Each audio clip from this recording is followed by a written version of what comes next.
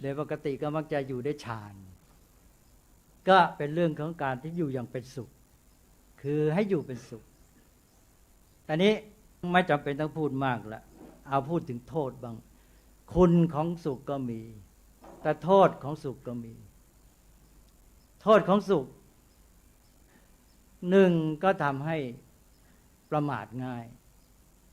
มัวเมาลุ่มหลงพอคนสุขโดยเฉพาะกามสุขเนี่ยมีความเป็นไปได้มากที่จะลุ่มหลงมัวเมาสยบติดแล้วก็ประมาทพอสุขแล้วทีนี้ก็ไม่อยากกระตือรือร้นทำอะไรแล้วก็เลยขี้เกียจแล้วก็เฉื่อยชาเลยกลายเป็นคนอ่อนแอเพราะฉะนั้นคนที่สุขเนี่ยแล้วถ้าไม่มีสติระวังตัวเนี่ยจะประมาทแล้วก็อ่อนแอเฉื่อยชาแม้สมาธิที่มีสุขเป็นบรรทัดฐานก็มีโทษในแง่นี้ด้วยสมาธิเอาว่าเป็นภาษาบาลีเนี่ย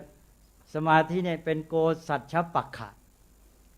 เป็นพวกเดียวกับความขี้เกียจท่านว่างั้นนะสมาธิเนี่ย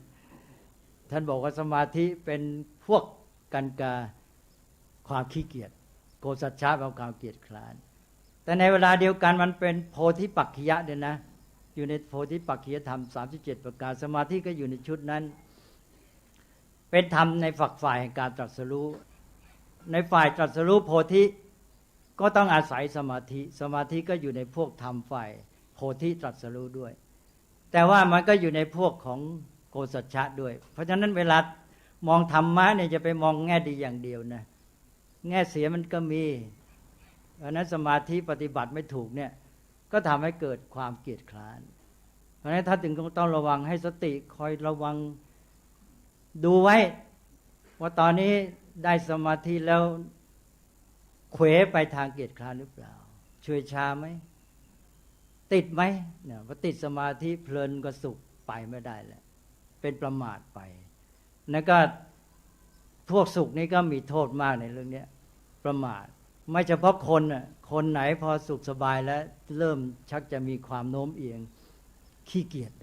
นะไม่ค่อยกระตือรือร้นแล้วก็เลยประมาทเพราะนั้นก็เลยต้องรู้จักใช้ให้เป็นแต่ว่าสุขนี่ก็มีหลายระดับที่ว่าก็ต้องแยกว่าเป็นคุณโทษของสุขระดับไหนความสุขที่ท่านเน้นเรื่องโทษมากก็คือเรื่องกามสุขกามสุขเรื่องสุขจากอามิสจากวัตถุที่แสวงหามาเสพเนี่ยที่ได้เอาเพื่อตัวเองเนี่ยมันมีโทษมากอย่างไร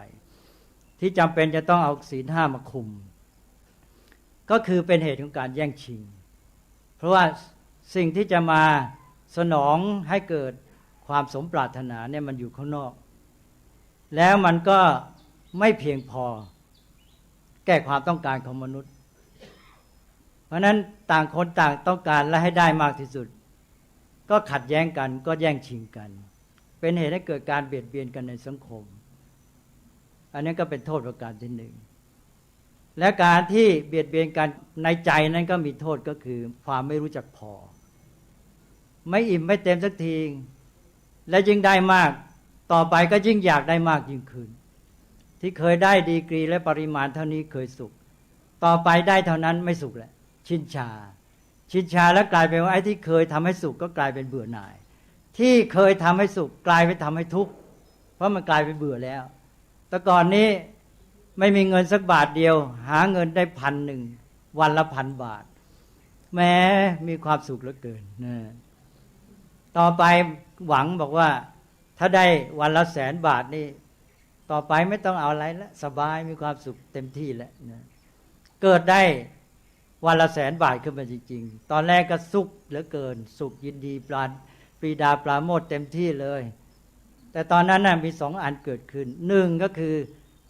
ถ้าวันไหนเกิดได้1,000 บาทไอ้ที่เคยได้แล้วมีความสุขก็ทุกข์เลยใช่ไหมไอ้ที่เคยได้แล้วเป็นสุขก็กลายเป็นทุกข์ไปแล้วทีนี้ต่อมาไอ้ที่ได้100,000ชินชาเบื่อแล้วอยากได้ล้านแหละทีนี้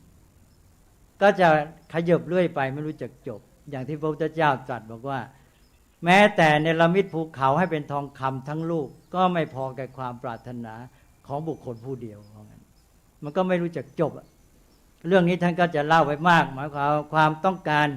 ของมนุษย์เนี่ยไม่รู้จักสิ้นสุดความอยากไม่มีที่จบสิ้นนี้มันก็กลับมาเป็นเหตุของการเบียดเบียนกันมากขึ้นแล้วตัวเองก็ยิ่งทุกข์ลำบากยิ่งขึ้นแล้วพร้อมกันนั้นความทุกข์จากความเบื่อหน่ายชินชาก็มาด้วยแล้วจากการที่ไม่รู้จักพอแล้วตามหาแสวงหาวิ่งไล่ตามหาความสุขอยู่เรื่อยเนี่ยต่อไปจะเกิดภาวะอันหนึ่งก็คือว่าการเป็นคนที่สุขได้ยากแต่ก่อนนี้ได้อะไรนิดหน่อยก็สุขแล้วเห็นอะไรนิดหน่อยก็สุขต่อไปชินชาเบื่อหน่ายหมดจะต้องได้อย่างที่ปรารถนาที่มากมายเหลือล้นจึงจะสุขได้ต่อไปก็สนองความต้องการไม่ได้สักทีก็วิ่งไล่ไม่ทันความสุขแล้วก็เป็นคนที่สุขได้ยากพอเป็นคนที่สุขได้ยากก็จะมีภาวะตรงข้ามก็ทุกข์ได้ง่ายแต่ก่อนนี้ทำอะไรต่ออะไรก็ไม่เคยทุกข์อ่ะต่อไปนี่ทำอะไรนิดเดียวหรือขาดอะไรนิดเดียวไม่ได้อะไรอย่างแจนิดเดียวทุกข์หมดเป็นคนที่ทุกข์ได้ง่ายสุขได้ยากมันขัดกับการพัฒนาตรงข้ามสวนทางการพัฒนามนุษย์ที่พัฒนาแล้วมันต้องสุขได้ง่ายขึ้นทุกข์ได้ยากขึ้นใช่ไหมฉันสุขได้ง่ายเจออะไรนิดหน่อยก็สุขแล้วจะทำให้ฉันทุกข์ในยากต้องบอกว่าใครจะมาทำให้ฉันทุกข์ยากนักแต่นี่มันกลายเป็นว่าสุขได้ยากเหลือเกินทุกข์ได้ง่ายแล้วเด็กสมัยเนี้ยมีลักษณะอย่างนี้มากเพราะว่าความเจริญของเทคโนโลยีเนี่ยมาสนองความต้องการแบบนี้ทำให้กลายเป็นคนที่ทุกข์ได้ง่ายสุขได้ยากนั้นจะต้องเตรียมใจยิ่งวัตถุมากความสะดวกสบายมากเนี่ยเราจะต้องเตรียมฝึกคนพัฒนาคนเพื่อจะให้เขามีความสามารถที่จะมีความสุขคือมนุษย์เนี่ยมีศักยภาพที่จะมีความสุขเราจึงพัฒนาเขาได้แต่เมื่อมนุษย์มัวแต่วิ่งแล่นหาความสุขจากการเสพภายนอกเขาก็ทำให้ตัวเขาเองสุขได้ยากขึ้นแล้วก็ไม่พัฒนาศักยภาพในการที่จะมีความสุขเมื่อไม่พัฒนาความสามารถที่จะมีความสุขกลับกลายเป็นสูญเสียความสามารถที่จะมีความสุขหมดความสามารถที่จะมีความสุขเพราะนั้นอย่าลืมพัฒนาความสามารถที่จะมีความสุขอันนี้มันเป็นหลักสำคัญเมื่อเราเติบโตขึ้นมีชีวิตพัฒนาขึ้นเราก็ต้องมีความสามารถที่จะมีความสุขได้ง่ายขึ้นมันจึงจะดีเมื่องั้นแล้วก็ไม่มีทางจบตัวเองก็ไม่จบทุกข์ก็ขยายสุขก็ยากขึ้นแล้วก็ต้องเบียดเบียนกันมากขึ้นเพราะฉะนั้นโลกนี้ก็ต้องเดือดร้อนอย่างเงี้ยก็พัฒนาความสุขให้ถูกซะมันก็แก้ปัญหาไปในตัวทุกอย่างมันก็มาด้วยกันธรรมะต่างๆมาด้วยกันมันเนื่องถึงกันหมดเป็นอันว่าเรื่อง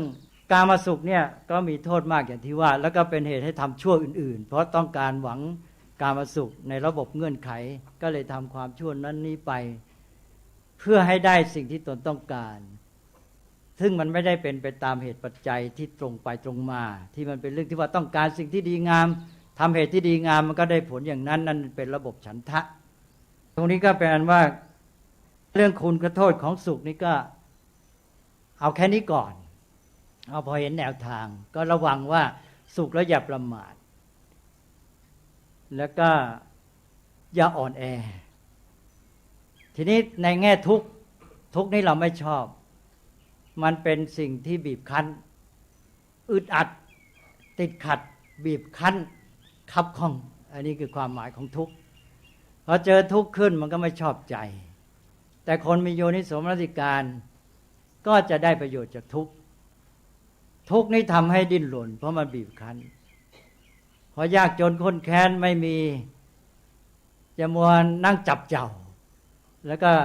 ทุกข์อยู่อย่างนั้นทับถมตัวเองพอทุกข์มันก็บีบคั้นให้ดิ้นรน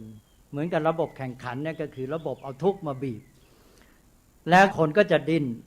เมื่อดิ้นรนมันก็เข้มแข็งมันก็ไม่ประมาทไปในตัวแต่เป็นไม่ประมาทเทียมไม่ประมาทที่ไม่ได้เกิดจากปัญญาแต่ก็ยังดีถ้ามนุษย์เต็มไปด้วยความประมาทเนี่ยบางที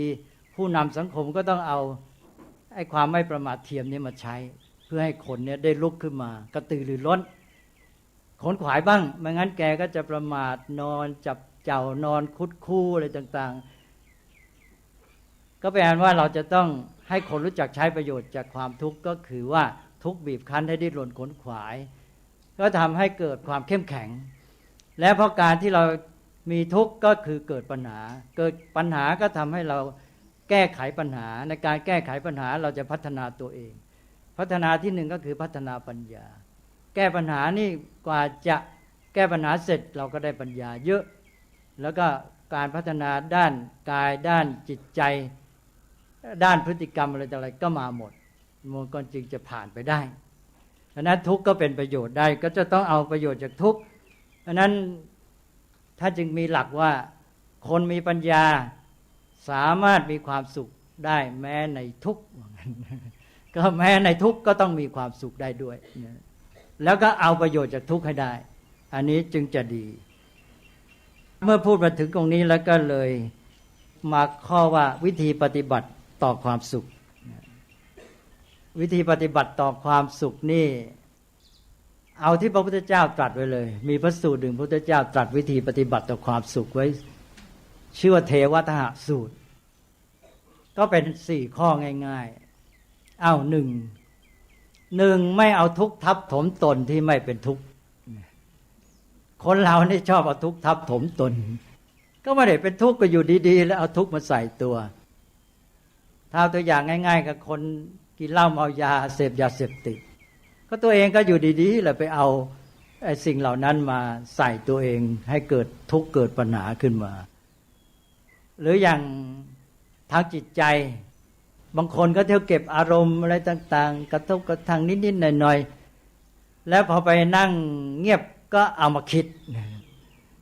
เอามาปรุงแต่งแล้วก็เป็นทุกข์ใจเศร้าหมองขุ่นมัวไม่สบายใจทางพระท่านก็บอกว่าถ้าปรุงแต่งไม่ว่าปรุงแต่งให้ดีอย่าเป็นปรุงแต่งไม่ดีปรุงแต่งไม่ดีท่านเรียกว่าอปุญญาภิสังขารก็กลายเป็นปรุงแต่งทุกข์คนเราเนี่ยก็เก็บอารมณ์ทางตาทางหูได้เห็นสิ่งนั้นสิ่งนี้ได้เห็นคนนั้นคนนี้ทำอันนั้นอันนี้ได้ยินเขาว่าอย่างนั้นอย่างนี้เสร็จแล้วก็เก็บเอาไปอย่างที่ว่าพอไปนั่งเงียบก็เอาขึ้นมาคิดมาปรุงแต่งก็ทุกข์ตัวเองอย่างนี้ก็เป็นการทับถมเอาทุกข์ทับถมตนอย่างหนึ่งนั้นท่านก็ให้เปลี่ยนให้มีสติกั้นมันซะแล้วก็ปรุงแต่งดีๆปรุงแต่งจิตใจให้มีปราโมทย์ปีติปัสสัทธิอยู่อย่างที่ว่านั่นแหละก็จะแก้ปัญหาไปหรืออย่างในสมัยพุทธกาลพระพุทธเจ้าตรัสถึงพวกนิครนที่บำเพ็ญตบะเอาทุกข์ทับถมตนจะโกนผมเขาก็ไม่โกนหรอกเขาใช้เอาครีมหรืออะไรแนบมาถอนผมทีละเส้นจนหมดศีรษะอันนี้ก็เรียกว่าบำเพ็ญตบะหรือเตียงเขามีดีๆก็ทรมานตัวเองซะเอาตะปูไปตอกแล้วก็นอนบนตะปูนอนบนหนามสมัยก่อนนี่นอนบนหนามหรืออดข้าวอดน้ำเวลาหนาวก็ไปยืนแช่น้ำในกลางแม่น้ำเวลาร้อนก็มายืนกลางแดดบำเพ็ญตบะอันนี้พระพุทธเจ้าตรัสว่าเป็นการเอาทุกข์ทับถมตนที่ไม่ได้เป็นทุกข์แต่นี้สำหรับตัวอย่างปัจจุบันเราก็นึกเอาเองตัวอย่างก็เอาตามหลักนี้ว่าไม่เอาทุกข์ทับถมตนที่ไม่ได้เป็นทุกข์สองไม่ละทิ้งสุขที่ชอบทำถ้าสุขนั้นเป็นสุขที่ชอบทำท่านก็ไม่ได้ให้ละทิ้งต่อไปข้อที่สามแม้ในสุขที่ชอบทำนั้นก็ไม่ให้สยบว่าเป็นขั้นๆสุขที่ชอบทำไม่ละทิ้งเราก็มีความสุขอย่างนั้นได้แต่ว่าอย่าสยบแม้ในสุขที่ชอบทำก็ไม่สยบไม่หลงติดไม่มัวเมาไม่หมกมุ่นอย่าเสียอิสรภาพต้องยังมีอิสรภาพอยู่แล้วมันจะได้เข้าต่อไปข้อต่อไปก็เพียรกำจัดเหตุแห่งทุกข์ให้หมดสิ้นหมายความอะไรที่จะเป็นเหตุแห่งทุกข์ก็กำจัดให้หมดซะถ้ามันอยู่ในตัวเราอย่างพวกกิเลสแก้มันซะมันจะได้ไม่ต้องมีทุกข์ต่อไปมันก็จะถึงขั้นจบสิ้นอันนี้ก็จะถึงสุขที่บริบูรณ์หรือจะพูดอีกสำนวนหนึ่งข้อ4ก็บอกว่าเพียรพัฒนาความสุขที่ยิ่งขึ้นไปเพียรปฏิบัติเพื่อเข้าถึงความสุขที่สูงขึ้นไปก็เป็น4ข้อเนี่ยก็ในเป็นวิธีปฏิบัติต่อความสุขที่ท่านตรัสไว้ให้แล้ว อันนี้ถ้าเราพูดง่ายๆก็คือทั่วไปก็คือว่าเรื่องการปฏิบัติแต่ความสุขเนี่ยที่ต้องระวังหนึ่งอย่าให้เกิดความประมาทความสุขนี่มันชวนให้เฉื่อยชาประมาทอย่างที่ว่ามัวเมาลุ่มหลงแล้วดูสิอารยธรรมสังคมที่ประสบความสำเร็จรุ่งเรืองขึ้นมาแทบทุกสังคมพอเจริญงอกงามถึงจุดหนึ่งแล้วก็จะลุ่มหลงมัวเมาแล้วก็จะเป็นจุดจบสลายจบสิ้นของอารยธรรมนั้นในประวัติศาสตร์ก็จะเป็นมาแบบนี้บางทีครอบครัวก็เหมือนกันเนี่ยครอบครัวพ่อแม่ก็ต้องไม่ประมาทถ้าลูกได้รับการบำรุงบำเรอมากเกินไปบางทีเดี๋ยวเลยต่อไปก็อ่อนแอลุ่มหลงประมาทแล้วครอบครัวนั้นก็เสื่อมคนก็เหมือนกันคนตอนแรกก็มีความเพียรพยายามสร้างเนื้อสร้างตัวอย่างดีแต่พอมีความสุขดีแล้วทีนี้หลงมัวเมาประมาทไปอีกนั้นจึงต้องระวังว่าในความสุขนั้นอย่าได้ประมาทหมายความว่าในความสุขเราก็ไม่ประมาทในทุกข์เราก็เอาประโยชน์ได้ก็ต้องไปคู่กันอย่างเนี้ยหนึ่งก็แปลไม่ประมาทสองก็ใช้เป็นโอกาสเมื่อกี้นี้เราทุกข์อึดอัดบีบคั้นคับข้องทำอะไรมันก็ยากไปหมดมันต้องใช้ความเพียรมากนั่นก็ดีไปอย่างมันยากมันติดขัดเราก็เพียรพยายามมากมันก็ดีไปแง่หนึ่งทีนี้สุขก็ดีไปแง่หนึ่งมันคล่องมันสะดวกจะทำอะไรก็รีบทำนั้นถ้าสุขมาแล้วรีบใช้เป็นโอกาสเพราะมันคล่องมันสะดวกมันง่ายจะทำอะไรก็ทำซะทีนี้ก็ยิ่งดีใหญ่ตกลงไม่ว่าสุขว่าทุกข์มาฉันได้ประโยชน์หมดนะแล้วก็ผู้ปฏิบัติธรรมก็ต้องอย่างเงี้ยก็คือหลักโยนิโสมนสิการไม่ว่าดีว่าร้ายฉันเอาประโยชน์ได้หมดนะสุขมาดีคราวนี้คล่องสบายง่ายสะดวกแล้วทำเต็มที่เลยทุกมาก็ดีตอนนี้ฉันสู้เต็มที่ฉันจะได้เพียรพยายามเข้มแข็งกันใหญ่ว่างั้นนะดีทางนั้นนะต่อไปทีนี้หนึ่งก็ไม่ประมาทสองก็ใช้เป็นโอกาสสามก็ไม่พึ่งพาไม่พึ่งพาไม่ขึ้นต่อมันหมายความว่าสุขเนี่ยเราต้องไม่ขึ้นต่อมันไม่สยบบางคนกลายเป็นติดแล้วต้องพึ่งพาความสุขนั้นเราต้องเป็นอิสระต้องรักษาอิสรภาพไว้แล้วเราจะได้ก้าวหน้าพัฒนาต่อไปได้ก็เพราะว่าไม่พึ่งพาแล้วก็ข้อต่อไปพัฒนาต่อไปก็พัฒนาสู่ความสุขที่สูงขึ้นไปนี่มันก็มีทางเดินหน้าสุขไปด้วยแล้วก็พัฒนาไปด้วยแล้วในพัฒนานั้นก็สุขไปอีกแล้วก็ไปถึงสุขที่สูงขึ้นไปอีกก็เป็นกระบวนการของความสุขทั้งหมดเลยทั้งในการพัฒนาความสุขก็มีแต่ความสุขตลอดเอาละเรื่องวิธีปฏิบัติต่อความสุขก็ขอผ่านไปก่อนวันนี้คิดว่าจะจบได้ไวกว่าที่คาดหมายเอาเป็นหัวข้อใหญ่ๆไว้เลยมันอันนี้ต่อไปก็พูดถึงลักษณะของความสุขอย่างสูงสุดเข้าไปบรรจบกับตอนแรกที่พูดไว้บอกว่าในพุทธศาสนาบอกว่านิพพานังปรมังสุขขังนิพพานเป็นสุขที่สูงสุดแหละในเมื่อเราพูดถึงสุขสูงสุดก็มาถึงตอนนี้เราก็จะพูดว่าเมื่อพัฒนาความสุขไปถึงความสุขสูงสุดเนี่ยความสุขสูงสุดนั้นจะมีลักษณะอย่างไรก็ลักษณะง่ายๆที่มองเห็นจะเรียกว่าข้างนอกก็ได้ข้อหนึ่งก็คือมีลักษณะที่ไม่ต้องหามีอยู่ภายในเป็นคุณสมบัติของตัวเองก็มีอยู่ในตัวแล้วเนี่ยเหมือนอย่างพระพุทธเจ้าเสด็จไปไหนจะไปนั่งนอนกลางดินกินกลางทรายอะไรก็มีความสุขเพราะเป็นความสุขเป็นคุณสมบัติของตัวเองไม่ต้องหาแล้วอันนี้สองก็เป็นสุขที่ไม่ต้องพึ่งพาไม่ต้องขึ้นต่อสิ่งอื่นเป็นสุขที่อยู่กับตัวเองเป็นอิสระเป็นไทยกับตัวเองเพราะการมาสุขนี้เป็นสุขที่พึ่งพาเต็มที่แล้วปัญหาก็เพราะมันเป็นสุขที่พึ่งพาเป็นสุขที่ขึ้นต่อสิ่งอื่นไม่เป็นอิสระกับตัวเองอย่างรูปรสกลิ่นเสียงเนี่ยเราต้องขึ้นต่อมันดังนั้นจะมีสุขได้ก็ต้องขึ้นต่อมันแล้วก็เลยเป็นเหตุของการเบียดเบียนกับผู้อื่นขัดแย้งกันแต่ทีนี้ถ้าพัฒนาไปความสุขที่เป็นอิสระก็มีขึ้นก็เป็นสุขที่ไม่ต้องพึ่งพา หนึ่งก็ไม่ต้องหามีในตัวสองไม่ต้องพึ่งพาเนี่ยเป็นอิสระแล้วก็สามก็มีลักษณะที่สมบูรณ์สมบูรณ์ก็คือไม่มีทุกข์แฝงไม่มีอะไรค้างคาระคายคนในโลกจำนวนมากเขาบอกมีความสุขแต่ลึกเข้าไปนั้นยังมีทุกข์หรือมีเหตุแห่งทุกข์แฝงค้างคาระคายอยู่ทำให้เสวยสุขเหล่านั้นไม่ได้เต็มที่นี้ถ้าสุขเต็มที่แล้วเนี่ยหมดเหตุแห่งทุกข์ในตัวแล้วก็แปลว่าเป็นสุขสมบูรณ์ไม่มีทุกข์แฝงเมื่อไม่มีทุกข์แฝงไม่มีอะไรระคายใจจะเสวยสุขอื่นอะไรก็ได้เป็นความสุขในตัวด้วยและทำให้พร้อมที่จะเสวยสุขอื่นด้วยเหมือนอย่างพระอรหันต์ก็มีสุขประเภทสมบูรณ์นี้ด้วยสุขอยู่ตลอดเวลาเป็นคุณสมบัติพร้อมกันนั้นท่านก็เสวยสุขอื่นได้อย่างเต็มที่เช่นท่านเสวยฌานสุข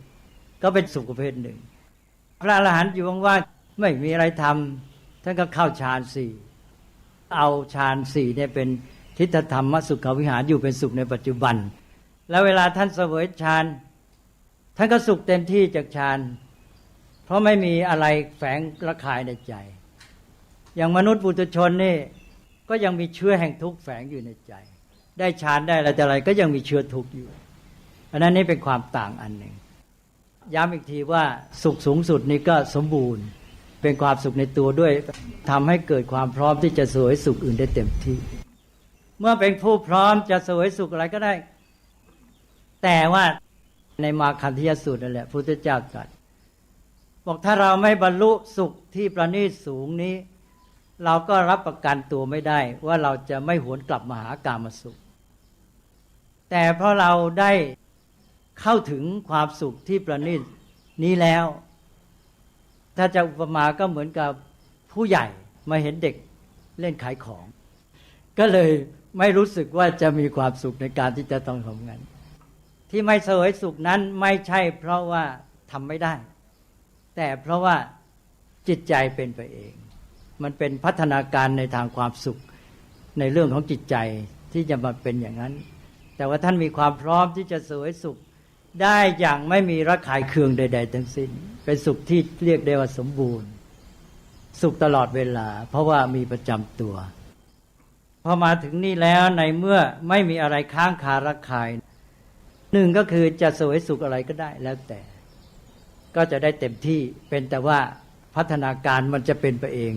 ที่จะไม่ไปเสวยสุขอย่างนั้นอย่างนี้แล้วอีกอย่างหนึ่งก็คือว่าเข้าถึงสัมผัสสิ่งที่จะทำให้ความสุขได้ทันทีเหมือนอย่างพระอรหันต์ท่านไปภูเขาท่านไปในป่าท่านสัมผัสธรรมชาติท่านก็มีความสุขทันทีไม่เหมือนคนที่ยังมีทุกข์มีเชื้อทุกข์อยู่เข้าไปในที่ที่น่าจะมีความสุขไอ้ตัวความกังวลใจความอะไรต่างๆความห่วงอะไรแต่อะไรมันก็ตามไปรังควานใจมันก็สุขไม่ได้เต็มที่นั้นพระอรหันต์ในสภาพแวดล้อมทั่วไปก็มีแต่สิ่งที่มาเสริมสุขจนกระทั่งถึงว่าแม้แต่สิ่งที่ไม่เอื้อก็เป็นที่รื่นรมได้หมดอย่างที่ยกเป็นคาถาว่าคาเมวายะทิวารัญเยนินเนวายะทิวาทะเลยัตถะอรหันโตวิหรันติตังภูมิรามณีกังที่บอกว่าไม่ว่าบ้านไม่ว่าป่าไม่ว่าที่ลุ่มไม่ว่าที่ดอนท่านผู้ไกลกิเลสอยู่ที่ไหนที่นั้นไซให้เป็นภูมิสถานอันรื่นรมหมดเลยพระอรหันต์ท่านไปอยู่ที่ไหนรื่นรมได้หมดท่านสามารถมองสิ่งปฏิกูลและใจสบายก็ได้มีอำนาจเหนือสัญญานี่ก็เป็นเรื่องของความสามารถเรื่องของความสุขที่ว่ามันเป็นไปเองในการพัฒนามนุษย์การปฏิบัติธรรมถ้าปฏิบัติถูกแล้วความสุขมันจะเลื่อนขั้นพัฒนาไปอย่างเงี้ยจนกระทั่งเมื่อไรสุขสมบูรณ์ธรรมะอื่นก็สมบูรณ์ด้วยเป็นไปเองแน่นอนไม่ต้องสงสัยเพราะนั้นเราจะพูดพุทธศาสนาคือระบบการพัฒนาความสุขก็ได้จะพูดว่ากระบวนการกำจัดทุกข์ก็ได้จะพูดว่าอะไรก็พูดได้มันก็เป็นแง่ความหมายที่มันมาโยงถึงกันเป็นอันหนึ่งอันเดียวกันคุณสมบัติอีกอย่างหนึ่งตอนนี้จะย้อนเวียนกลับมาคือพอพัฒนาตนสมบูรณ์มีความสุขที่สมบูรณ์แล้วเนี่ย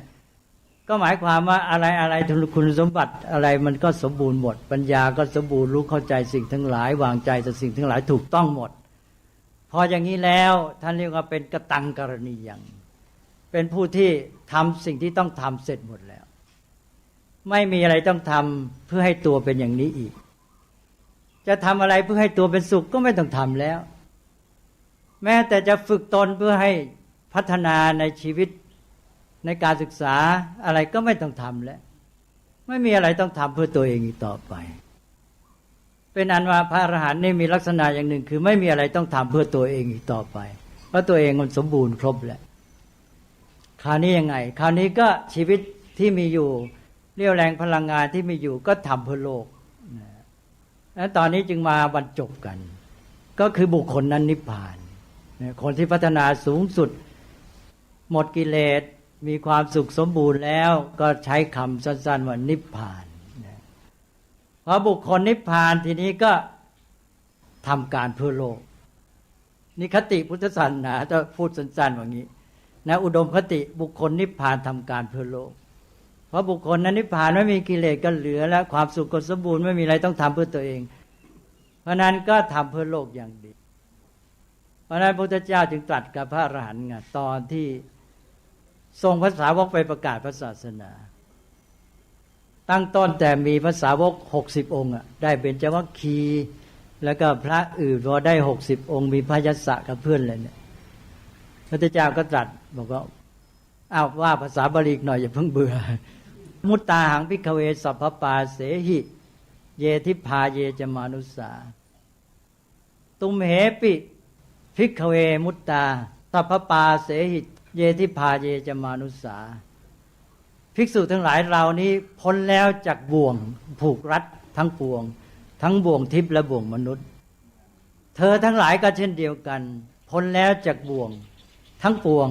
ทั้งที่เป็นของทิพย์ของมนุษย์ก็หมายความว่าจิตใจเป็นอิสระสมบูรณ์แล้วเป็นบุคคลอิสระเสรีที่แท้จริงถ้าเรียกคนอย่างเงี้ยท่านเรียกว่าเสรีที่แท้นะไม่ใช่เสรีทำตามชอบใจคือเสรีจากกิเลสนี่เป็นคนเสรีจริงๆและพระพุทธเจ้าก็บอกว่า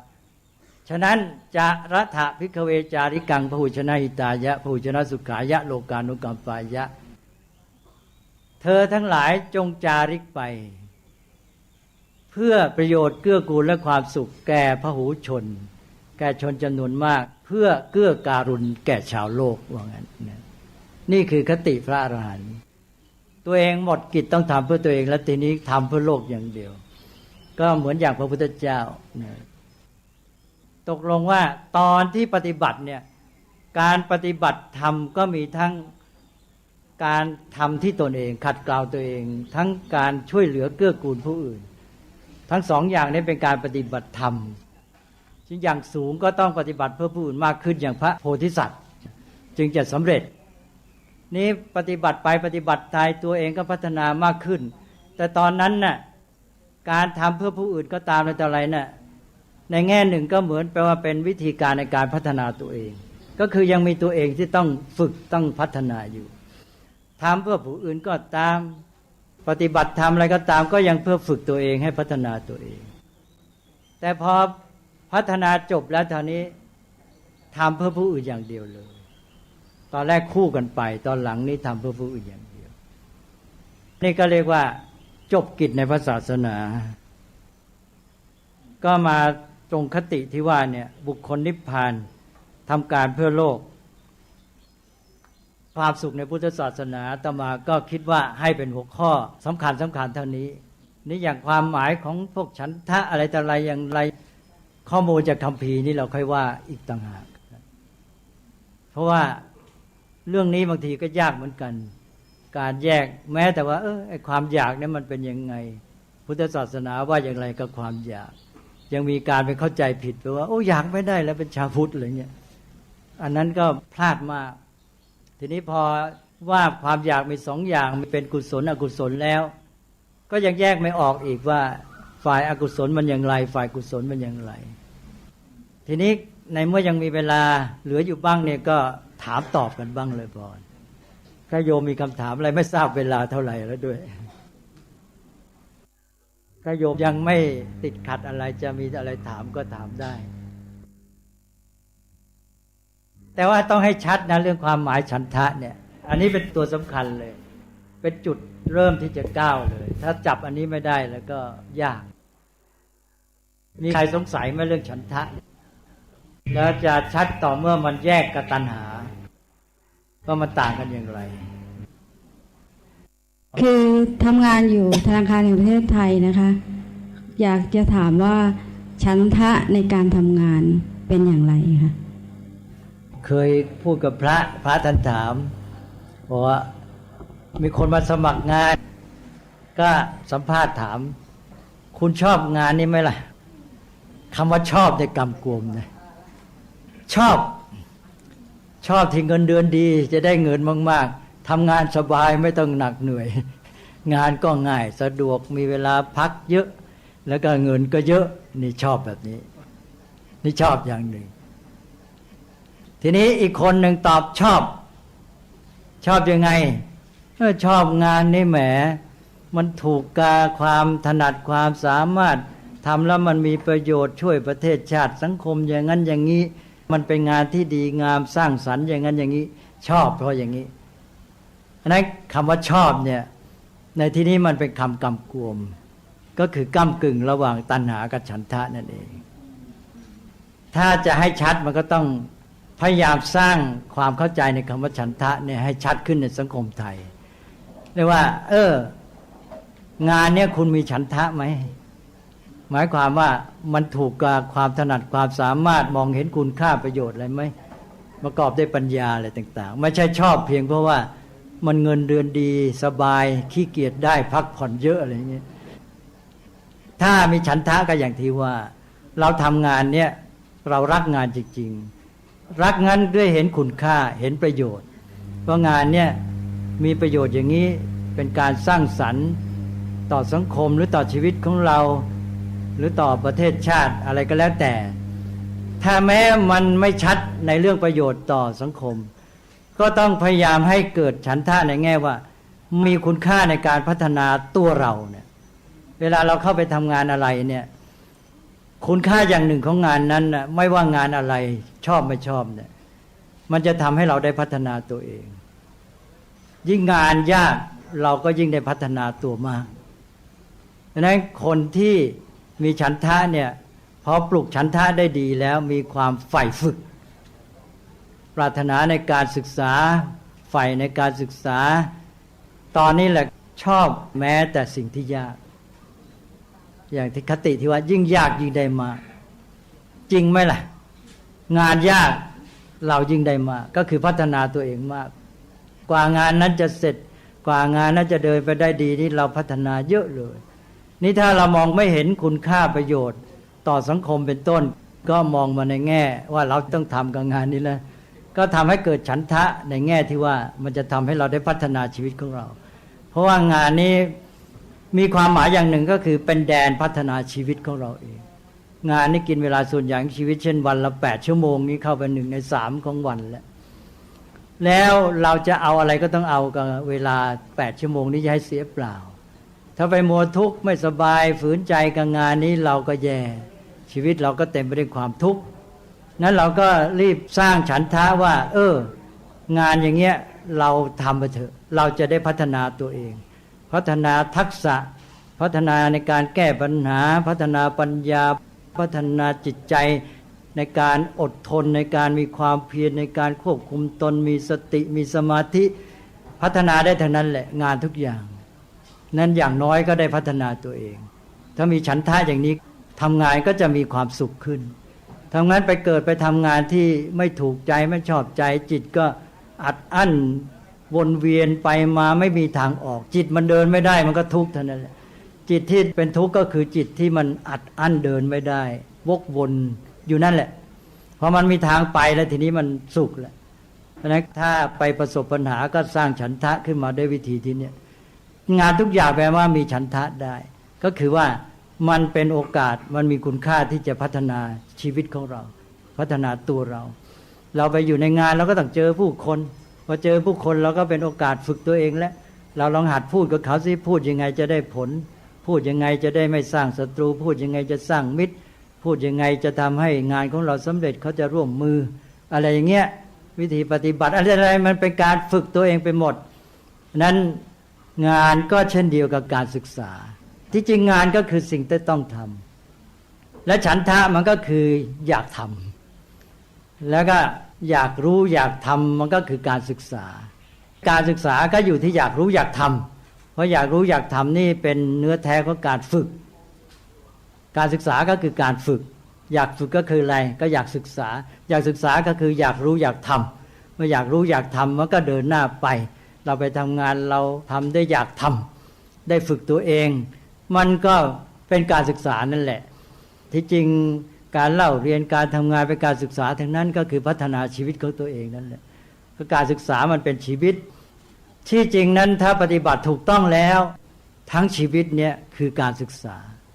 และชีวิตนี้ก็คือจริยธรรมด้านที่เป็นการฝึกการศึกษาพัฒนาให้ชีวิตดีขึ้นเราเรียกว่าเป็นด้านศึกษาฝึกแล้วก็ทำชีวิตให้เจริญงอกงามพัฒนาขึ้นไปเป็นศึกษาพอเราดำเนินชีวิตได้ดีตามที่ฝึกก็เป็นจริยธรรมจริยธรรมก็เป็นผลของการศึกษามันคู่กันอยู่คำว่าจริยะในพุทธศาสนาเนี่ยเป็นชื่อของมรรคก็คือวิถีชีวิตวิถีชีวิตในพุทธศาสนาก็คือมรรคมีองค์8อริโยอัตถังคิโกมรรคโคแล้วมีพุทธพจน์แห่งหนึ่งว่าอายะเมวะภิกขเวอริโยอัตถังคิโกมรรคโคพรหมจริยันติวุจติบอกว่ามรรคมีองค์8ประการอันประเสริฐนี้แหละเรียกว่าจริยะอันประเสริฐพรหมจริยะที่เราแปลว่าพรหมจรรย์ก็คือพรหมจริยะจริยะอันประเสริฐก็คือจริยธรรมอันประเสริฐเพราะนั้นจริยธรรมที่แท้ที่ประเสริฐก็คือมรรคมีองค์8มรรคมีองค์8ก็คือวิถีชีวิตมรรคมีองค์8เกิดได้ยังไงก็เกิดด้วยสิกขาการศึกษา3ประการศีลสมาธิปัญญาองค์ประกอบมันก็คือมรรคมีองค์8เมื่อฝึกด้วยใจสิกขาก็เกิดวิถีชีวิตแห่งมรรคเพราะฉะนั้นเรามีการศึกษาเราก็มีจริยธรรมที่เป็นไปตามการศึกษานั้นแล้วชีวิตนี้เป็นชีวิตของมนุษย์ที่เป็นสัตว์ที่ต้องฝึกต้องศึกษาเพราะนั้นชีวิตมันก็ต้องเป็นชีวิตแห่งการศึกษาแล้วเมื่อชีวิตนั้นดำเนินไปได้ดีมีการศึกษาถูกต้องมันก็เป็นจริยธรรมไปในตัวมันก็เป็นเรื่องเดียวกันหมดจะเรียกว่าบูรณาการหรืออะไรก็แล้วแต่ในแง่นี้ก็คือต้องบูรณาการการศึกษาบูรณาการจริยธรรมกับบูรณาการหลักธรรมทั้งหมดหรือการพัฒนาความสุขนี้ให้เป็นเรื่องเดียวกันซึ่งก็คือเรื่องเดียวกันอยู่แล้วเพราะฉะนั้นตอนนี้ก็ต้องไปแก้ปัญหาจริยธรรมด้วยว่าทำไงจะให้เป็นจริยธรรมแห่งความสุขตราบใดยังเป็นจริยธรรมแห่งความจำใจก็เป็นจริยธรรมแท้จริงไม่ได้แล้วมันก็ไม่มีทางสำเร็จก็เรียกว่าเป็นจริยธรรมที่ไม่ยั่งยืนไม่ทราบตอบตรงคำถามหรือเปล่าได้ไหมเลยบ่ใครมีอะไรถามมีคำถามต่อไปไหมครับเรียนเชิญแล้วก็กรุณาแนะนำตัวด้วยครับชื่ออารีนังสิริแสงทองนะครับอยากกลับเรียนถามท่านว่าแนวทางในการปฏิบัตินะฮะคือบางครั้งที่เราได้รับฟังธรรมได้รับความรู้ส่วนใหญ่ก็จะเป็นทางด้านสุตตมยปัญญากับจินตามยปัญญาและในแนวทางที่เราจะนำธรรมเหล่านี้ไปปฏิบัติเพื่อให้เกิดประโยชน์อันสูงสุดกับตัวเราโดยเฉพาะเราเป็นปุถุชนเนี่ยนะฮะจะต้องประกอบกิจการงานนะทีนี้แนวทางในการปฏิบัติคือมีความจำเป็นหรือไม่ว่าเราจะต้องปฏิบัติตามรูปแบบตามสำนักต่างๆหรือว่าเราจะมีแนวทางในการที่ปฏิบัติควบคู่ไปกับการทำงานของเราเพื่อให้เกิดความเข้าใจในฉันทะที่แท้จริงครับมันก็อยู่ในทุกอย่างปฏิบัติต่อสิ่งนั้นถูกต้องก็เป็นธรรมะปฏิบัติให้ถูกต้องอย่างน้อยก็ถูกต้องตามเหตุปัจจัยเราจะทำงานให้ได้สำเร็จผลแล้วก็ต้องตามเหตุปัจจัยของมันเราตามเหตุปัจจัยนั้นถูกต้องมันก็เกิดผลตามเหตุปัจจัยนั้นนั่นก็เป็นการปฏิบัติตามธรรมแหละแต่ทีนี้ว่าธรรมะในกรณีนั้นจะเป็นกุศลหรืออกุศลก็ว่าอีกเรื่องหนึ่งบางครั้งเรื่องเหตุปัจจัยในกรณีนั้นเป็นอกุศลก็มีเป็นการปฏิบัติธรรมะทั้งนั้นแหละแต่ว่าเราสงวนคำว่าปฏิบัติธรรม เอาคำว่าธรรมะในที่นี้หมายถึงกุศลธรรมเท่านั้นเองเรามุ่งที่เป็นด้านกุศลธรรมเพราะมันทำให้เกิดการพัฒนา ถ้าเราไปทำตามธรรมะเหมือนกันแต่เป็นฝ่ายอกุศลมันไม่พัฒนา ก็เลยมีการปฏิบัติธรรมให้เกิดการพัฒนาขึ้นมาอันนี้ข้อสำคัญก็คือเราจะต้องรู้จักใช้ธรรมะให้ถูกต้องในแต่ละกรณีเช่นอย่างว่าเราทำอะไรมีสติแค่นี้เราก็ปฏิบัติธรรมแล้วใช่ไหมสติสัพพัทธปัฏฐิยาบอกคุณสติเป็นสิ่งจำปรารถนาในทุกกรณีเงี้ยเราทำอะไรเราก็ต้องมีสติพอเราเดินมีสติเราก็ปฏิบัติธรรมแล้วไม่ต้องอะไรมากหรอกคุณเดินเนี่ยคุณก็ปฏิบัติธรรมแล้วหรือเรานั่งเนี่ยเราก็ปฏิบัติธรรมก็ต้องธรรมะทางนั้นแหละเราเกิดมีความเพียรเราฟังปาฐกถาบรรยายธรรมชักจะเพลียแล้วเกิดเพียรพยายามฟังมีความอดทนขึ้นมาเราก็ปฏิบัติธรรมแล้วใช่ไหมมีขันติมีวิริยะเราก็ต้องปฏิบัติให้มันได้ผลยิ่งขึ้นเอาแค่มีความเพียร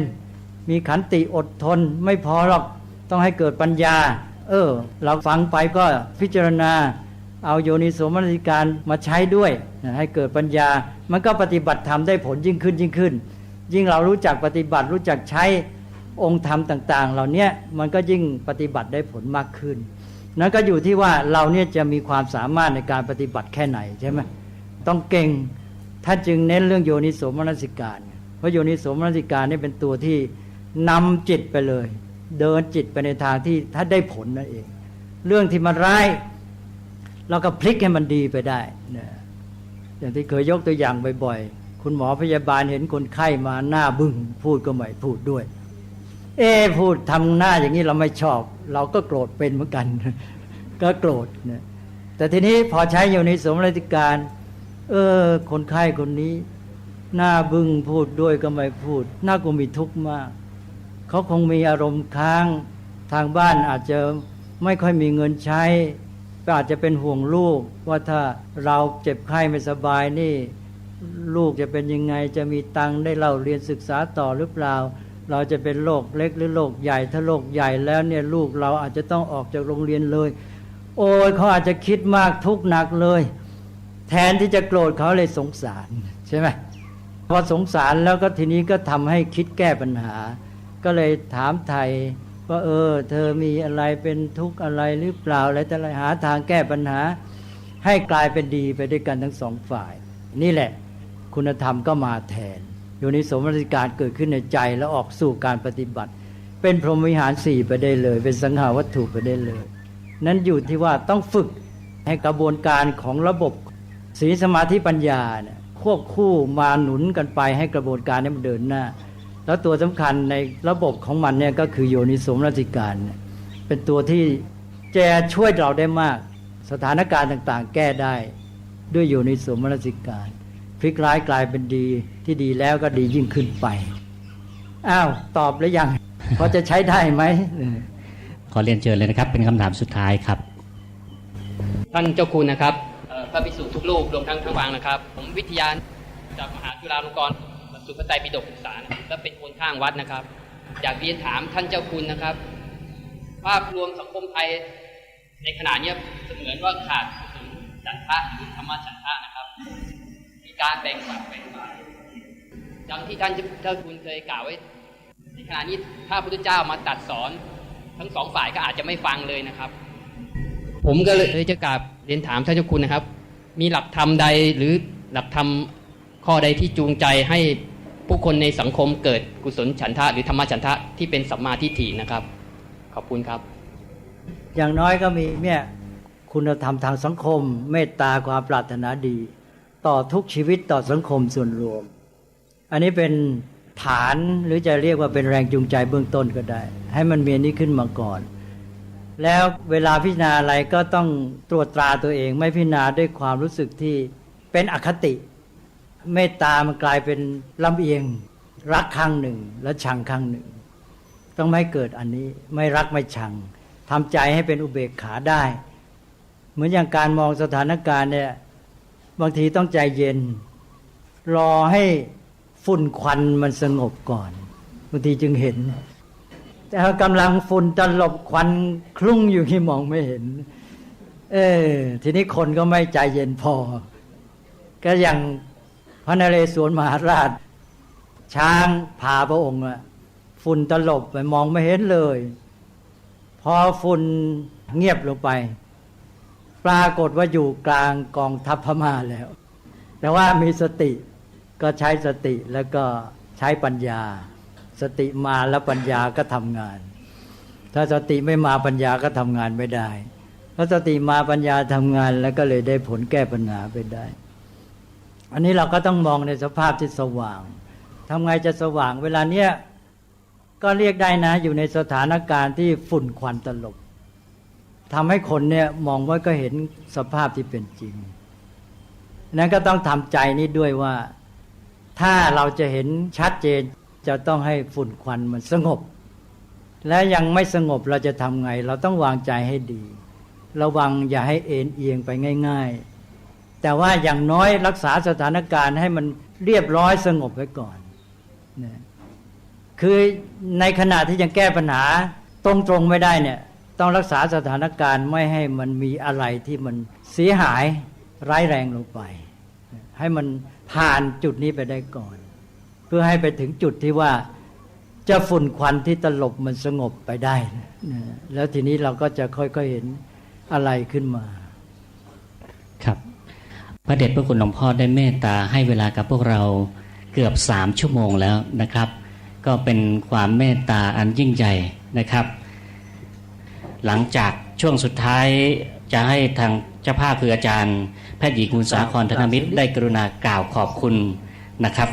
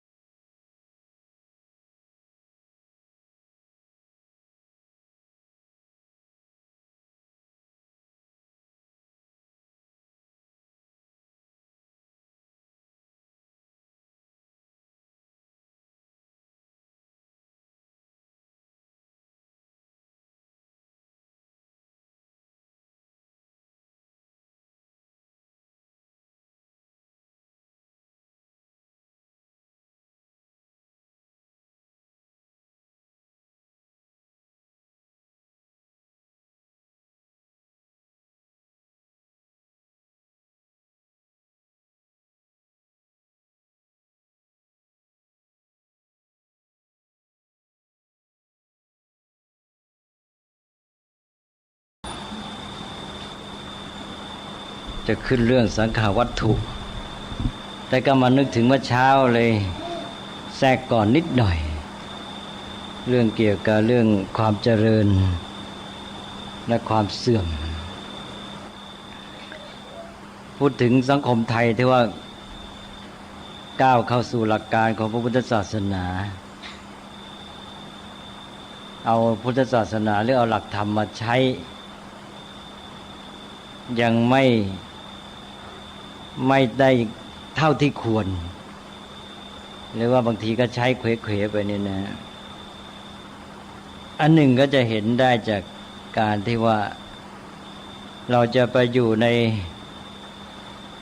ความเชื่อแล้วก็หลักคำสอนในขั้นพวกตำนานพวกชาดกอะไรต่ออะไรเนี่ยมากแล้วก็คัมภีร์ยุคหลังๆเช่นอย่างคัมภีร์ในสมัยสุโขทัยก็ไตรภูมิที่เรียกว่าไตรภูมิพระร่วงมีอิทธิพลมากเรียกว่าเมืองไทยในยุคที่ผ่านมาอดีตนี่คติเกี่ยวพุทธศาสนาที่เราเชื่อเราปฏิบัติเนี่ยไปในแนวนี้ในแนวของไตรภูมิเนี่ยแทบทั้งนั้นเลย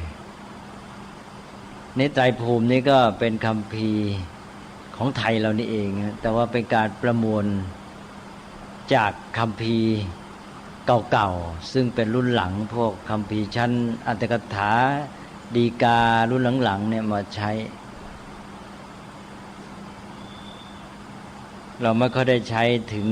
คัมภีร์ดั้งเดิมที่เป็นหลักแท้ๆพระไตรปิฎกค คือเป็นพระไตรปิฎกในลักษณะที่ผ่านมาจากคัมภีร์รุ่นอธิบายอีกทีก็ยกตัวอย่างง่ายๆอย่างที่เข้ามาวิจารณ์กันเรื่องความชอบธรรมของผู้ปกครองประเทศตามไตรภูมิเนี่ยก็จะพูดถึงบุญญาธิการว่าพระเจ้าแผ่นดินพระมหากษัตริย์นั้นเป็นผู้ที่ได้ทำบุญไว้ในปางก่อนก็จึงได้มาเกิดขึ้นมาอยู่ในฐานะอย่างนี้เป็นกษัตริย์หมายความว่าความชอบธรรมของพระองค์ก็อยู่ที่การที่ได้ทำบุญไว้ในชาติก่อน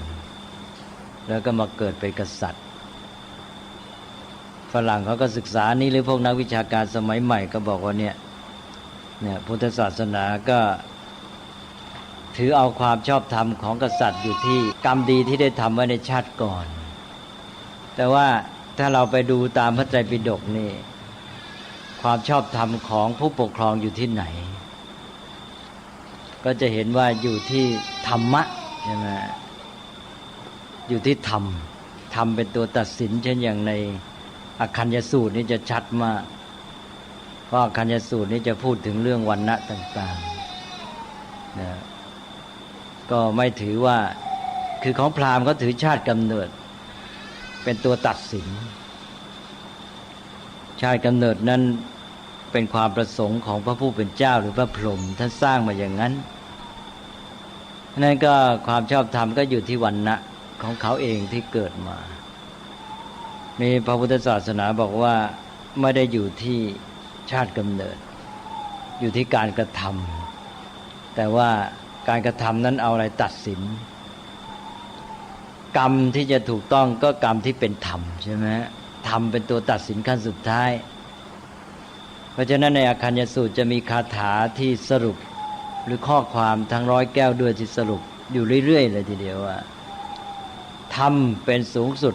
ทั้งในหมู่มนุษย์และเทวดาว่างั้นจะมีข้อความนี้อยู่เรื่อยเลยคือพุทธศาสนานี่ถือธรรมสูงสุดทีนี้ถ้าเราเอาตามไตรภูมิเนี่ยไตรภูมิจะไม่มีคำสอนถึงระดับนี้ไตรภูมิจะอยู่แค่เรื่องกรรมดีที่ได้ทำไว้ในปางก่อนนี่คติที่ถือแบบนี้ทำให้โน้มเอียงไปในทางที่ว่าไปเอียงด้านกรรมเก่าใช่ไหมจนกระทั่งคนไทยเนี่ยนับถือเรื่องกรรมเชื่อเรื่องกรรมในความหมายแบบกรรมเก่าซะมากจนบางทีกลายเป็นเชื่อแบบนิครนไปเลยก็คือกลายเป็นออกนอกพุทธศาสนาเพราะว่าลัทธิกรรมเก่าก็คือลัทธินิครนที่พระพุทธศาสนาติเตียนคือไม่ใช่ติเตียนก็คัดค้านเพราะนิครนก็ถือว่าอะไรจะเป็นยังไงคนจะได้สุขได้ทุกข์หรือไม่สุขไม่ทุกข์เป็นเพราะกรรมที่ทำไว้ในชาติปางก่อนลัทธินี้เรียกลัทธิปุเพกตะเหตุวาทพระพุทธเจ้าค้านไว้หลายแห่งก็มีลัทธิอยู่3ลัทธิที่ถือว่าเป็นลัทธิที่ไม่ถูกต้องตามหลักพุทธศาสนาไม่สนับสนุนการกระทำก็1ลัทธิกรรมเก่าที่ว่าเนี่ยซึ่งเป็นลัทธิของพวกนิครนแล้วก็2ลัทธิพระผู้เป็นเจ้าบันดาลว่าอะไรจะอะไรก็เป็นเพราะพระเทพเจ้าผู้ยิ่งใหญ่บันดาลแล้วก็3ลัทธิแล้วแต่โชคนี่เมืองไทยเรานี่เราไปเน้นเรื่องกรรมที่ทำไว้ในชาติก่อนแม้ว่าจะเน้นเรื่องการที่ให้พยายามทำกรรมดีกรรมชั่วเอามาโยงกับปัจจุบันให้คนที่นึกถึงผลกรรมที่ดีชั่วจากอดีตแล้วก็เตือนตัวเองให้ทำกรรมดีเว้นกรรมชั่วแต่ว่าไปมาจุดเน้นไปอยู่ที่กรรมในชาติก่อนแล้วก็อย่างที่เคยพูดไปแล้วว่าคนไทยเอาหลักธรรมมาใช้ในแง่ที่ว่าให้มาอยู่สุขสบายชีวิตจะสบายแล้วก็สังคมก็อยู่กันสันติสุขไม่เบียดเบียนกันในปัจจุบันก็ดีแล้วมันก็เลยกลายเป็นว่ามาใช้หลักธรรมในเชิงของการหยุดนิ่งมากกว่าที่จะเดินหน้านี่เรื่องกรรม ก็มาเน้นในแง่เรื่องบุญเรื่องบาปนะกรรมที่ดีเป็นกรรมที่เป็นบุญกรรมชั่วเป็นบาปให้เว้นบาปทำบุญก็อยู่ในระดับเนี้ยนะทีนี้ก็ถือว่าคนที่มาเกิดดีชาตินี้ก็เพราะกรรมดีเป็นบุญที่ทำไว้ในปางก่อนถือว่าเป็นคนมีบุญนะซึ่งมันเป็นเพียงด้านหนึ่งของพุทธศาสนาไม่ใช่ตัวตัดสินที่เด็ดขาดตัวเด็ดขาดที่ทำให้กรรมนั้นมันเป็นกรรมที่ดีก็คือธรรมใช่ไหมฉะนั้นในพระไตรปิฎกเนี่ยจะชัดมากอย่างอำนาจของผู้ปกครองก็จะไปอยู่ที่ธรรมเพราะธรรมเป็นตัวตัดสินธรรมก็ดูได้ในบัดนี้เลยในปัจจุบันงั้นนี่ก็เป็นตัวอย่างของการที่ว่าสังคมไทยนี้เรายังก้าวมาไม่ถึงหลักการที่แท้ของพุทธศาสนาเนี่ยมาได้ในระดับหนึ่งแล้วเสร็จแล้วพอมาได้ระดับหนึ่งแล้วเกิดไปยึดติดอันนั้นก็เลยไอ้ตัวการยึดติดนั้นกลับไปถ่วงตัวเองไว้ไม่ให้เดินหน้าต่อเพราะนั้นในสังคมไทยที่ผ่านมานี่ก็ไตรภูมิพระร่วงหรือเตภูมิกถาของพระเจ้าฤทัยก็มีอิทธิพลต่อสังคมไทยมาตลอดความเชื่อในทางศาสนาก็อยู่ในระดับของไตรภูมิซะมากอีกอย่างหนึ่งที่มีอิทธิพลมากก็ชาดกได้กับทศชาติทศชาติก็มายึดในเรื่องของชาติเป็นพระเวสสันดรที่เราเรียกว่ามหาชาติซึ่งเน้นเรื่องทานบารมีอันนี้เราจะมีวรรณคดีที่เกี่ยวกับเรื่องมหาชาตินี้ตั้งแต่ยุคอยุธยาเลยนะอย่างมหาชาติคำหลวงต่อมาก็มีกาบมหาชาติแล้วก็มีประเพณีเทศมหาชาติแผ่ไปทุกถิ่นเลยทั้งภาคกลางภาคใต้ภาคตอนออกเฉียงเหนือภาคเหนือมีไหม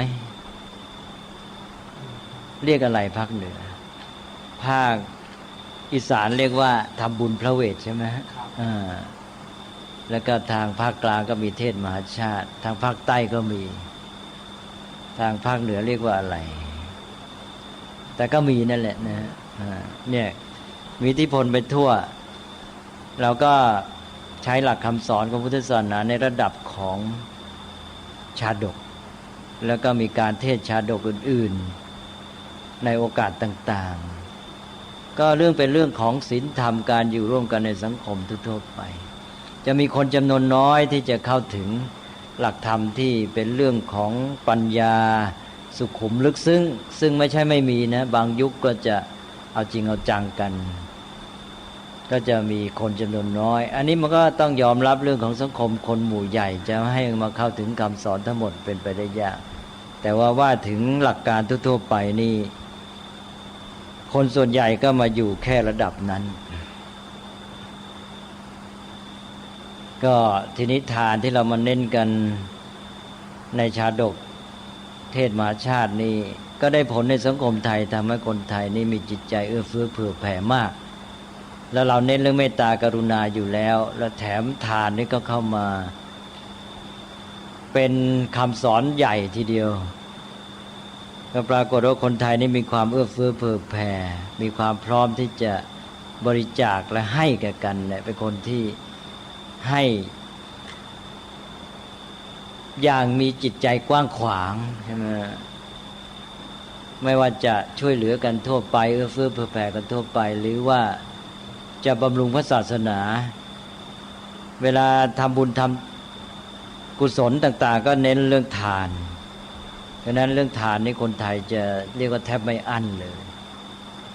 จนกระทั่งว่าเวลาเราพูดว่าทำบุญนี่ก็จะเน้นไปที่ตัวก็คือไปถวายทานไปเลี้ยงภัตตาหารพระนี่แหละก็คือเรื่องทานนี่แหละแล้วก็ลักษณะที่พร้อมที่จะบริจาคให้นี่ถ้าไปเทียบกันกับคนตะวันตกเราจะเห็นชัดเคยยกตัวอย่างเช่นอย่างวัดไทยไปตั้งในอเมริกาเนี่ยบางวัดก็มีตู้บริจาคที่ตู้บริจาคนี้คนไทยเราไปอยู่อเมริกาก็มี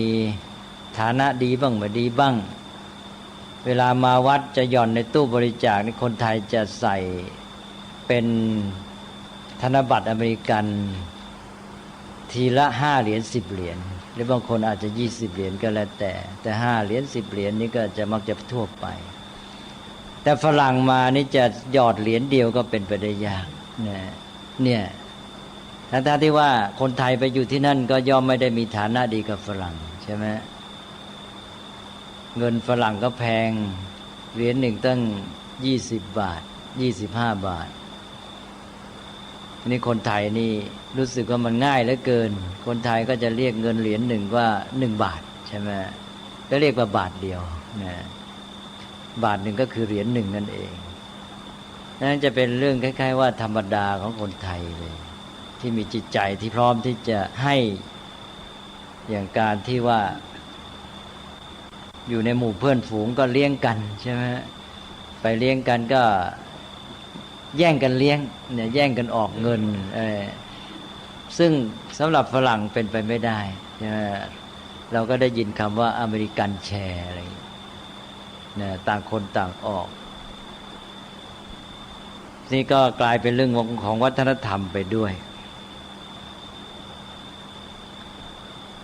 ที่ว่ามานี่ก็เป็นเรื่องของการจะพูดให้เห็นถึงว่าคนไทยเรานี่นำพระพุทธศาสนามาใช้หรือเอาหลักธรรมมาปฏิบัติเนี่ยเป็นเพียงการพยายามก้าวมาเข้าสู่พระพุทธศาสนาแต่ว่าต้องพิจารณาว่าก้าวไปได้แค่ไหนเพียงไรนะเรื่องไตรภูมิพระร่วงเรื่องเพศมหาชาติก็เป็นตัวอย่างในระดับสังคมทีนี้อีกอย่างหนึ่งก็คือว่าการที่คนไทยเอาธรรมะมาใช้ในลักษณะที่ว่าพอให้อยู่สบายในลักษณะเชิงหยุดสงบนิ่งอันนี้อาจจะเป็นด้วยอิทธิพลสภาพแวดล้อมทางด้านการเกษตรด้วยก็ได้ชีวิตที่มีธรรมชาติแวดล้อมอุดมสมบูรณ์ในน้ำมีปลาในนามีข้าวเนี่ยทำให้คนก็ไม่ดิ้นรนขนขวายอยู่แล้วเนี่ยอันนี้ว่าธรรมะนี่มาใช้ก็เพียงเพื่อว่าให้อยู่ร่วมกันสงบสุขไม่เบียดเบียนกันก็พอใจแล้วใช่ไหมนี่ธรรมะต่างๆเหล่านี้ว่ามาใช้อย่างสันโดษมาใช้ก็ให้สบายอยู่สบายก็พอแล้วจะสันโดษในแง่ที่ว่าจะได้เป็นพื้นฐานให้พร้อมที่จะก้าวไปนั้นเราก็ไม่มาใช้อันนี้อาจจะเป็นเพราะลักษณะชีวิตแบบชีวิตเกษตรที่อุดมสมบูรณ์เนี่ยจะมีแนวโน้มที่เป็นวงจรแบบว่าซ้ำเดิมอยู่เรื่อยๆถึงเวลาหน้าทำนาก็ทำมาหากินทำไร่ไถนาอะไรไปพอถึงฤดูแล้งก็เสวยผลใช่ไหมก็อยู่สบายพักผ่อนทีก็ตีไก่แล้วก็มาสนุกสนานจะหนักไปเรื่องของประเพณีเรื่องของความสนุกสนานบันเทิงจะมีพวกประเพณีเกี่ยวกับเรื่องของความสนุกสนานนี่มากแล้วสมัยปัจจุบันนี่พอเสื่อมลงหนักไปหน่อยก็คือว่าพอถึงหน้าแล้งก็ตั้งวงเหล้ากินเหล้าเมายาเนี่ยเป็นมากในชนบทก็ไม่กระตือรือร้นขนขวายอะไรสภาพชีวิตมันก็สบายพอสมควรพอถึงฤดูทำมาหากินทำนาก็ทำไปพอเสร็จงานทำนาก็พักผ่อนเนี่ยพอถึงหน้านาก็ทำกันใหม่เนี่ยเราก็ใช้ธรรมะแค่ว่า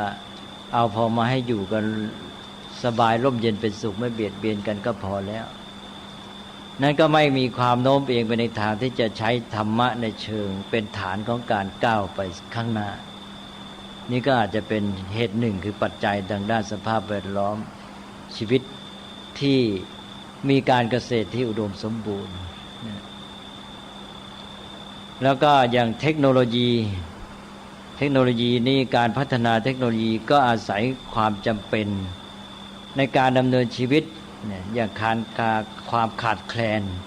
ในการที่จะต้องหาทางดิ้นรนเพื่อจะให้อยู่ได้รอดหรือดีขึ้นทำให้พวกนี้ต้องมาพยายามหาทางออกก็ทำให้เกิดการประดิษฐ์สร้างสรรค์เทคโนโลยีได้ก้าวหน้า นี่การที่เทคโนโลยีก้าวหน้าเนี่ยมันก็ค่อยๆก้าวไปทีละน้อยละน้อยมันไม่ใช่ว่าพรวดเดียวไปได้มากมายเมื่อก้าวไปทีละน้อยละน้อยเรามาดูในคนไทยที่มีชีวิตสบายๆหนึ่งความจำเป็นบีบคั้นที่จะทำให้มาสร้างสรรค์ทำเทคโนโลยีก็ไม่มีอยู่แล้วสองถ้าใครทำอะไรได้แปลกเป็นเทคโนโลยีแบบชาวบ้านขึ้นมาได้นิดหน่อยเนี่ยคนอื่นจะไม่ค่อยสนใจไม่ค่อยตื่นเต้นพอทำไปแล้วทำแล้วก็แล้วกันเห็นแล้วก็อย่างนั้นแต่ถ้าเป็นเมืองฝรั่งนี่ไอ้ความจำเป็นมันทำให้เกิดความต้องการถ้าทำอะไรได้ใหม่นี่มันรู้สึกตื่นเต้นเลยนะมันมีความสำคัญมากแต่ในสังคมไทยคนอื่นก็จะไม่ค่อยเอาใจใส่ด้วยนะทำได้ทำไปนะแล้วเสร็จแล้วถ้าหากว่าจะต้องทำมันต้องใช้ความเพียรพยายามอีกใช่ไหมก็เลยไม่อยากเอาใจใส่ดังนั้นการพัฒนาเทคโนโลยีก็เป็นไปได้ยากอันนี้ก็เป็นเรื่องที่เราควรนำมาพิจารณาเป็นเพียงเรื่องของตัวอย่างที่เห็นว่าปัจจัยด้านต่างๆเช่นสภาพแวดล้อมเป็นต้นก็มีอิทธิพลในเรื่องของการสร้างความเจริญแบบที่เราเรียกกันในปัจจุบันซึ่งเน้นความเจริญทางด้านวัตถุอันนี้ก็เป็นเรื่องแทรกหรือเสริมจากเรื่องที่พูดมาแล้วก็เห็นจะพอสมควรนะทีนี้ก็มาเข้าเรื่องสังหาวัตถุเรื่องสังหาวัตถุนี้ก็เป็นเรื่องต่อเนื่องจากเรื่องพรหมวิหาร4ประการที่พูดไปแล้วนี้พรหมวิหารธรรมประจำใจของพรหมซึ่งเป็นธรรมะที่เป็นคุณสมบัติของคนที่จะอยู่ร่วมสร้างสรรค์สังคมนี้หรือว่าสร้างโลกอภิบาลโลกเนี่ยก็มี4อย่างอย่างที่ว่าไปแล้วเมตตากรุณามุทิตาอุเบกขาแต่ว่าพรหมวิหาร4นี้ที่จริงเป็นธรรมะในระดับคุณสมบัติในใจเท่านั้นยังไม่ได้ออกมาในภาคปฏิบัติการจริงๆเวลาเราพูดกันอธิบายกันเนี่ยพูดเหมือนกับว่าออกมาสู่การปฏิบัติด้วยเพราะว่ามันเนื่องกันอยู่ในใจแล้วก็แสดงออกแต่ที่จริงมันเป็นเพียงขั้นคุณสมบัติในใจที่ว่าเป็นพื้นฐานของการแสดงออกอีกทีหนึ่งการแสดงออกนี้มันไม่ใช่ตัวพรหมวิหารแล้วถ้าเรามีแค่พรหมวิหารก็ได้แค่ท่าทีของจิตใจแล้วก็เป็นคุณธรรมภายใน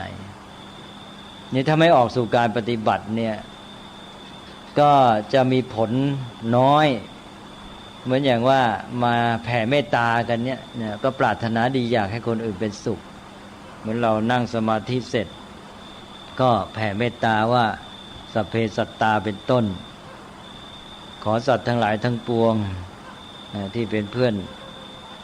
ร่วมทุกข์เกิดแก่เจ็บตายด้วยกันหมดทั้งสิ้นจงเป็นสุขเป็นสุขเถิดนี้ฝรั่งที่มาเรียนรู้พุทธศาสนาผิวเผินๆในแง่หลักธรรมแล้วก็มาเรียนจากพฤติกรรมของชาวพุทธบางส่วนก็ไปเขียนหนังสืออย่างในอันเบิร์ตชไวเซอร์ซึ่งเป็นนักปราชญ์ที่มีชื่อเสียงของตะวันตกก็ไปเขียนว่าดูคำจำกัดความคำว่าทำดีในพุทธศาสนาเนี่ยทำดีในพุทธศาสนาก็คือเว้นชั่วแล้วก็ให้มีเมตตากรุณาเมตตากรุณาก็ไม่เห็นออกมาเป็นการปฏิบัติดังนั้นการทำดีของชาวพุทธนี่มันไม่มีผลไม่มีการปฏิบัติในระดับสังคมเหมือนกับว่านอนแผ่เมตตาอยู่ในมุ้งก็เป็นการทำความดีแล้วนี่นะทัศนะของอันเบิร์ตชไวเซอร์ซึ่งโปรเฟสเซอร์แอนซัตตันโรเบิร์ตแอนซัตตันที่มาร่วมในการก่อตั้งคณะรัฐประศาสนศาสตร์ที่มหาวิทยาลัยธรรมศาสตร์ซึ่งต่อมาได้พัฒนาได้เอามาตั้งเป็นสถาบันบัณฑิตพัฒนาบริหารศาสตร์ปัจจุบันหรือนิด้าเนี่ยโปรเฟสเซอร์โรเบิร์ตแอนซัตตันเนี่ยก็ได้เขียนหนังสือขึ้นมาเล่มหนึ่งชื่อว่า Public Administration in Thailand แกก็ไปอ้างเอาคำของอันเบิร์ตชไวเซอร์นี่มาให้เห็นว่าพุทธศาสนานี่ ไม่ได้ช่วยให้พัฒนาสังคมเลย การทำดีในพุทธศาสนาก็แค่ไม่ทำชั่วแล้วมีเมตตากรุณาก็แค่นอนแผ่เมตตาอยู่ในมุ้งอย่างที่ว่านะครับแกไม่ได้พูดใช้คำนี้แหละแต่ผมพูดเอาสาระสำคัญสรุปได้ว่าแกพูดทำนองนี้เนี่ยเพราะฉะนั้นเมื่อเอาแค่มีเมตตาอยู่ในใจแค่นอนแผ่เมตตาอยู่ในมุ้งก็เป็นธรรมดีแล้วก็เลยชาวพุทธก็ไม่ต้องไปทำอะไรที่เป็นปฏิบัติการในสังคมใช่ไหมเนี่ยเพราะฉะนั้นแล้วจะทำให้สังคมเจริญพัฒนาได้อย่างไรนะเขาก็บอกว่าพุทธศาสนาก็เป็นเหตุปัจจัยหนึ่งที่ทำให้ขัดขวางการพัฒนาประเทศนี่เป็นทัศนะของโรเบิร์ตแอนซัตตันนะที่มาเป็นโปรเฟสเซอร์สอนที่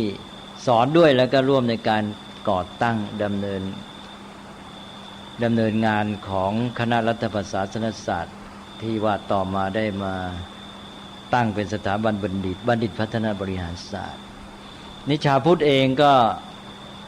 ต้องมาตรวจสอบตัวเองด้วยการที่เขาเขียนอย่างนั้นมันก็เป็นโอกาสให้เราได้มาสำรวจตัวเองเหมือนกันทีนี้ชาวพุทธเราตอนนั้นก็มีไปโกรธแต่ซัตตันนี่ด่าทอซัตตันกันเยอะเหมือนกันถ้าเราไปมัวด่าทออยู่ก็ไม่ได้ประโยชน์เท่าไหร่ถ้าเขาพูดผิดมาก็ชี้แจงเป็นไปด้วยเหตุผลด้วยปัญญา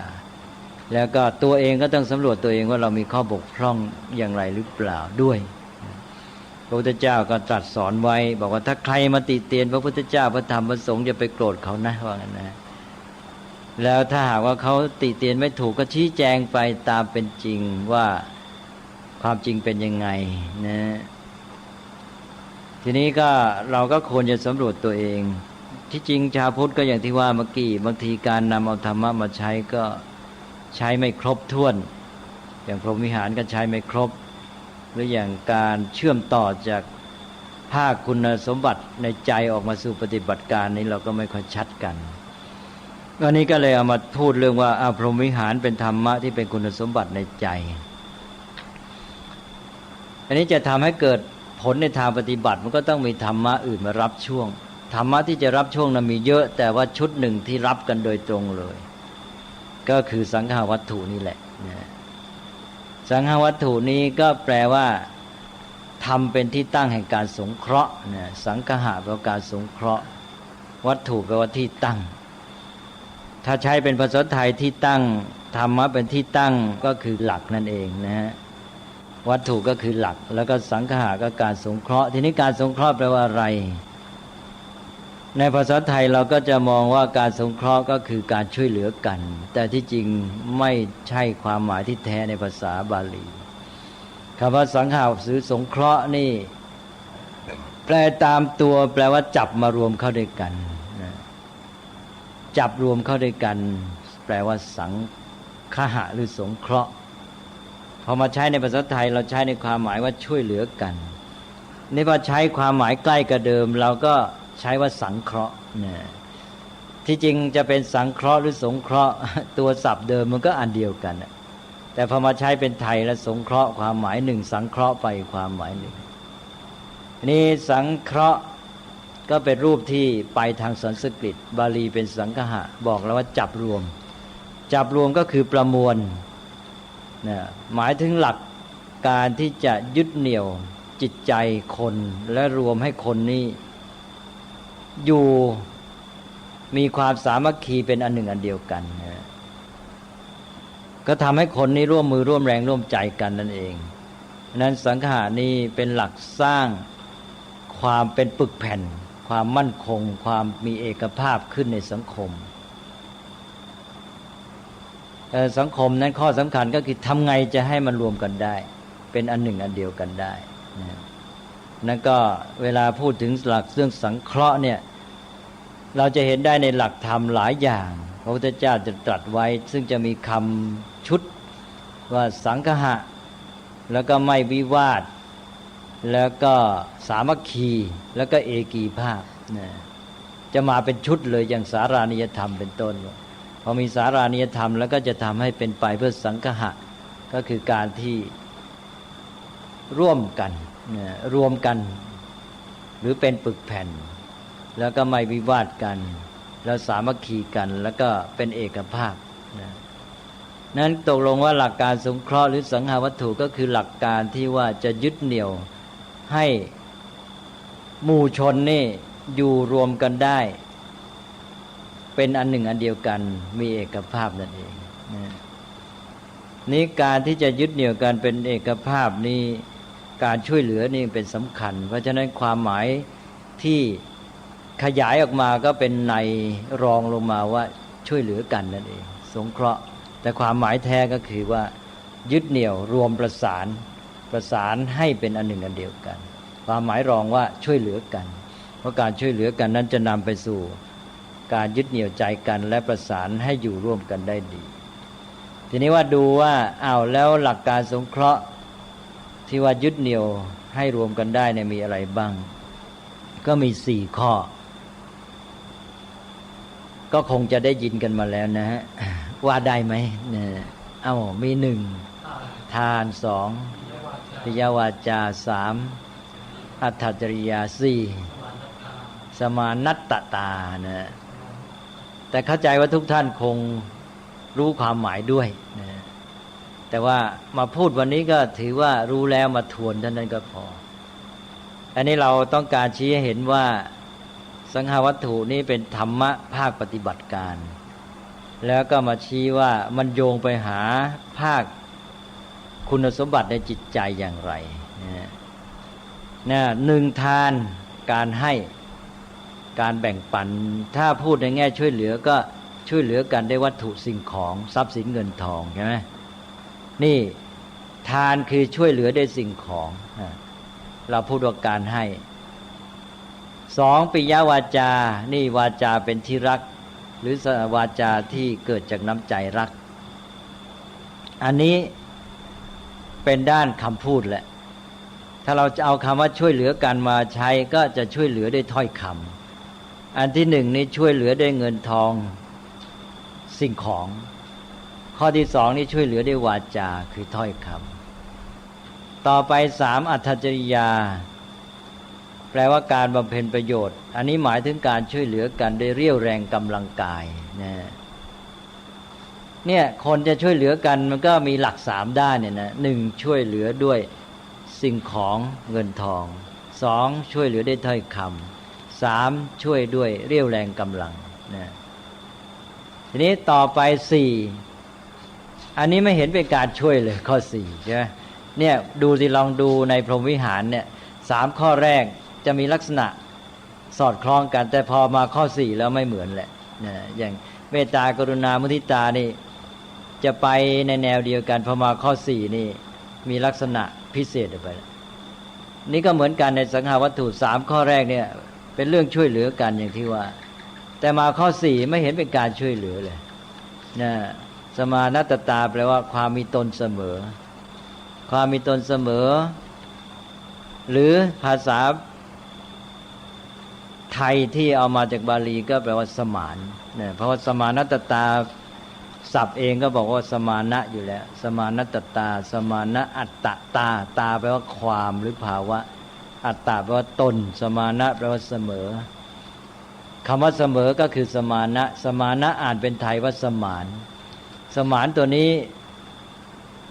คิดว่าคงไม่ผิดหรอกต้องมาจากบาลีตัวนี้สมานในภาษาไทยที่ปัจจุบันนี้เรามา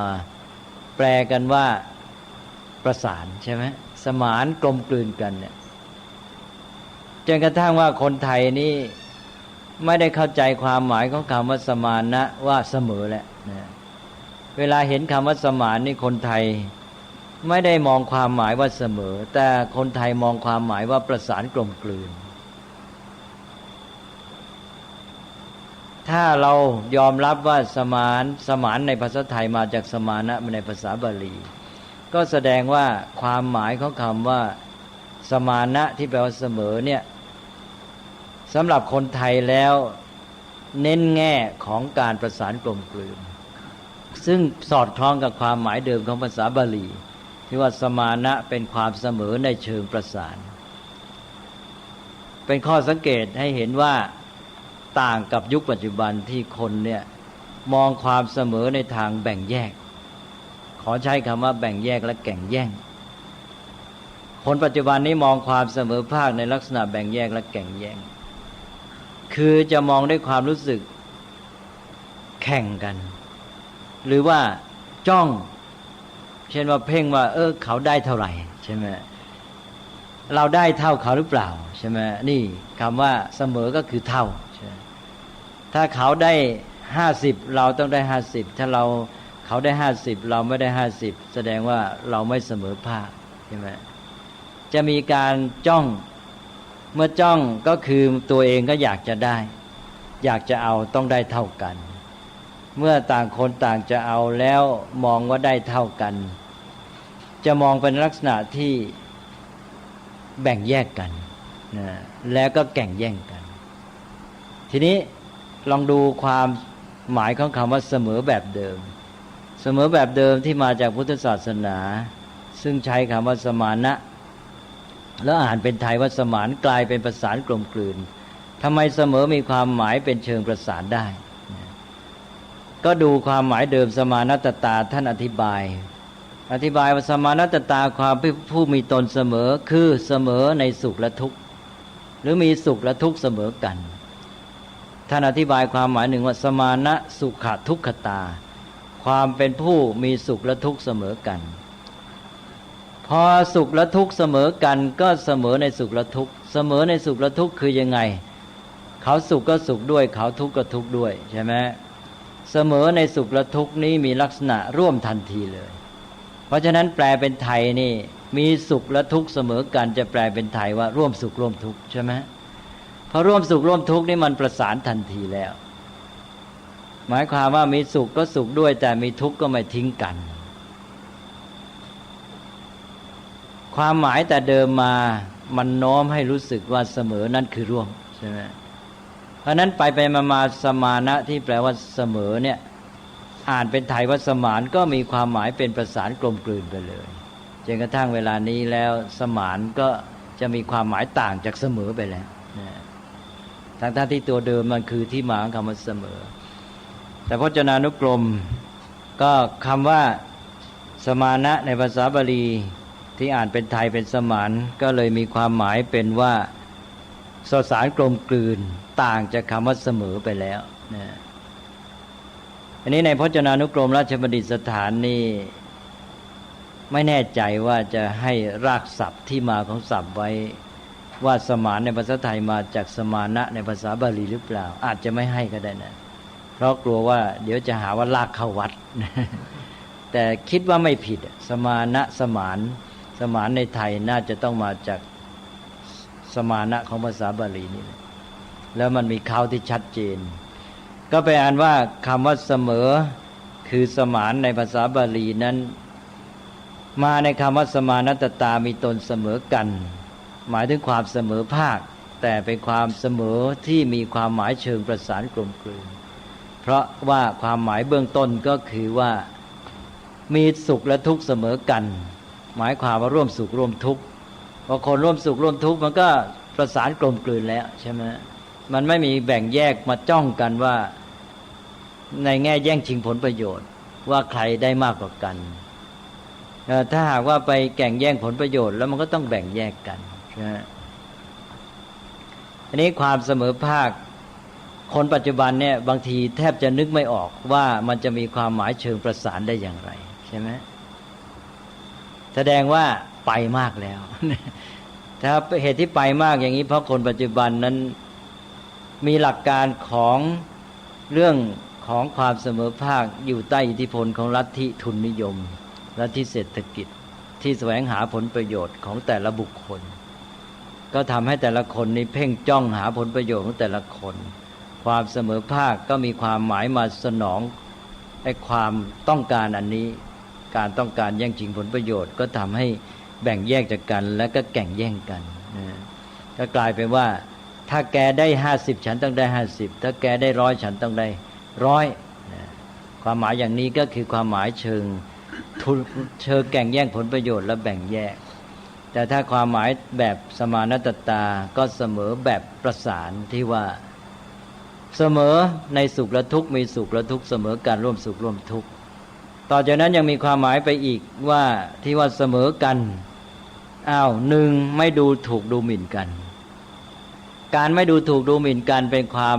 เสมอชนิดหนึ่งทำให้ประสานได้ใช่ไหมพอไม่ดูถูกดูหมิ่นกันมันก็ทำให้เกิดความเสมอภาคเชิงสมานเชิงประสานต่อไปไม่เลือกที่รักผลักที่ชังไม่เลือกที่รักผลักที่ชังนี่ก็ช่วยให้คนประสานกันได้ก็เป็นความเสมอภาคเชิงประสานอีกเลยต่อไปไม่เอารัดเอาเปรียบกันก็เป็นความหมายเชิงประสานคนเราแม้จะช่วยกันได้ดีมีการให้การพูดดีแต่ลองไม่มีความเสมอภาคในข้อสุดท้ายเนี่ยก็รักษาสังคมไว้ไม่อยู่ใช่ไหมแตกแยกหมดลองเลือกที่รักผลักที่ชังสิทั้งที่ทานก็ให้วาจาก็พูดดีแต่ลงเลือกที่รักผลักที่ชังก็จบไม่สามารถรักษาความสามัคคีไว้ได้แตกแยกอีกเพราะฉะนั้นข้อสุดท้ายคุมหมดเลยแล้วมันก็คือการรักษาความเป็นธรรมนั่นเองถูกต้องตามหลักการใช่ไหมเพราะฉะนั้นสมานัตตานี่จะสอดคล้องกับหลักเรื่องอุเบกขาเพราะรักษาธรรมะรักษาความถูกต้องรักษาความควรจะเป็นรักษาความเป็นเหตุเป็นผลรักษาตัวความยุติธรรมตัวธรรมะความชอบธรรมทั้งหมดไว้ก็เลยพูดได้ว่าหลักสังหาวัตถุ4ประการเนี่ยสืบเนื่องสอดคล้องกันกับหลักพรหมวิหาร4พรหมวิหาร4ก็อยู่ในใจออกมาเป็นภาคปฏิบัติก็สังหาวัตถุทีนี้เราก็มาดูความสอดคล้องกันเริ่มตั้งแต่ข้อ1ทานการให้ช่วยเหลือกันในวัตถุสิ่งของและเงินทองเราก็ช่วยด้วยเมตตาหนึ่งให้ด้วยเมตตาให้ด้วยความรักในยามเขาเป็นปกติเราก็เอื้อเฟื้อเผื่อแผ่กันเขาไม่ได้มีทุกข์มีเดือดร้อนอะไรยกตัวอย่างบ่อยๆเช่นว่าสมัยก่อนเนี่ยคนไทยเราเวลาทำกับข้าวอร่อยๆเป็นพิเศษเราจะมีการแบ่งไปให้เพื่อนบ้านวันนี้บ้านนี้แกงนี้ก็จะเอาแบ่งไปให้บ้านโน้นพอวันพรุ่งนี้บ้านโน้นทำกับข้าวนี้อร่อยพิเศษก็มาแบ่งให้บ้านนี้อย่างนี้เรียกว่าให้ด้วยเมตตาด้วยไมตรีเขาก็ไม่ได้เดือดร้อนอะไรนี่ไปให้เขาหรืออย่างเราอยู่กันธรรมดาเนี่ยบางทีเราก็แบ่งปันให้กันทั้งที่เขาก็ไม่ได้เดือดร้อนการให้กันอย่างนี้เรียกว่าให้ด้วยเมตตาหรือไมตรีทีนี้2เขาตกทุกข์ได้ยากเดือดร้อนคนน้ำท่วมไฟไหม้เราก็บริจาคเงินทองสิ่งของไปช่วยอย่างนี้เรียกว่าให้ด้วยกรุณาใช่ไหมนี่การให้ก็ต่างไปตามคุณธรรมในใจก็คือพรหมวิหารให้ด้วยกรุณา3เขาทำความดีเขาขาดเงินขาดทองเราก็ไปให้เงินบริจาคเพื่อช่วยสนับสนุนการกระทำความดีนั้นอันนี้เรียกว่าให้ด้วยมุทิตาใช่ไหมแต่ว่าในสังคมของเรานี่เราจะเห็นว่าการให้ด้วยมุทิตานี่อาจจะน้อยการให้ด้วยเมตตากรุณานี่มากการให้เพื่อส่งเสริมการกระทำความดีนี่อาจจะเบาเป็นหน่อยแต่เดิมเราให้โดยที่ว่าเป็นประเพณีจนเป็นวัฒนธรรมและกลายเป็นเรื่องทำบุญทำกุศลเนี่ยที่ทำบุญส่วนมากเนี่ยเป็นการให้ด้วยมุทิตานะก็วัดนี้เป็นแหล่งของการศึกษาเป็นต้นเป็นแหล่งของการทำความดีและสร้างสรรค์กิจกรรมในวัดการศึกษาการให้การอบรมแก่พระสงฆ์นะกิจกรรมสร้างสรรค์นี่มาอยู่ที่วัดมากเพราะว่าวัดเป็นศูนย์กลางการศึกษาและศูนย์กลางของสังคมนั้นเราจะต้องการส่งเสริมการกระทำความดีงามหรือการสร้างสรรค์ในสังคมเราก็เลยนิยมไปบริจาคให้วัดเช่นว่าไปสร้างกุฏิก็คือที่อยู่ของกุลบุตรกุลธิดาในชนบทในชุมชนในหมู่บ้านนั้นทั้งหมดซึ่งทุกคนมีสิทธิ์จะมาอยู่เท่านั้นหมุนเวียนกันมาอยู่ทำไมสร้างวัดเป็นกุฏิสวยงามตอนหลังคนไม่เข้าใจนึกว่าทำไมวัดนี่สร้างพระที่อยู่ดีกับชาวบ้านรอบวัดยากจนที่อยู่แย่นะวัดนี่สร้างกุฏิสบายซึ่งปัจจุบันก็อาจจะเลยเถิดไปนะเพราะว่ามันกลายเป็นส่วนตัวไปพระอยู่อย่างสบายอย่างนี้ไม่ใช่แต่ของเดิมไม่ใช่อย่างนั้นของเดิมก็คือกุฏิเนี่ยก็เป็นสมบัติส่วนรวมของชุมชนนั้นเพราะวัดทั้งวัดเป็นสมบัติของชุมชนอยู่แล้ว แล้วไม่เป็นของผูกขาดพระที่อยู่ในวัดก็ไม่ได้เป็นเจ้าของวัดไม่ใช่เป็นของกุฏิเวลาสร้างขึ้นมาแล้วชุมชนเป็นเจ้าของร่วมกันแล้วคนในหมู่บ้านนั้นก็หมุนเวียนกันไปบวชมาตั้งแต่ปู่แต่ทวดมาพ่อก็ไปบวชที่วัดนั้นมาลูกก็ไปบวชแล้วลูกไปบวชก็ไปเรียนหนังสือไปอยู่ที่กุฏิใช่ไหมก็ใช้กุฏินั้นก็เป็นสมบัติร่วมกันของหมู่บ้านนั่นเป็นสมบัติส่วนรวมเพราะนั้นชาวบ้านเขาก็เห็นความสำคัญของสมบัติส่วนรวมนี้ไอ้สมบัติของส่วนตัวมันก็ช่างมันเถอะแต่ว่าส่วนรวมที่เราใช้ประโยชน์ร่วมกันและใช้เพื่อความดีงามเนี่ยก็ต้องเอาใจใส่นั้นการ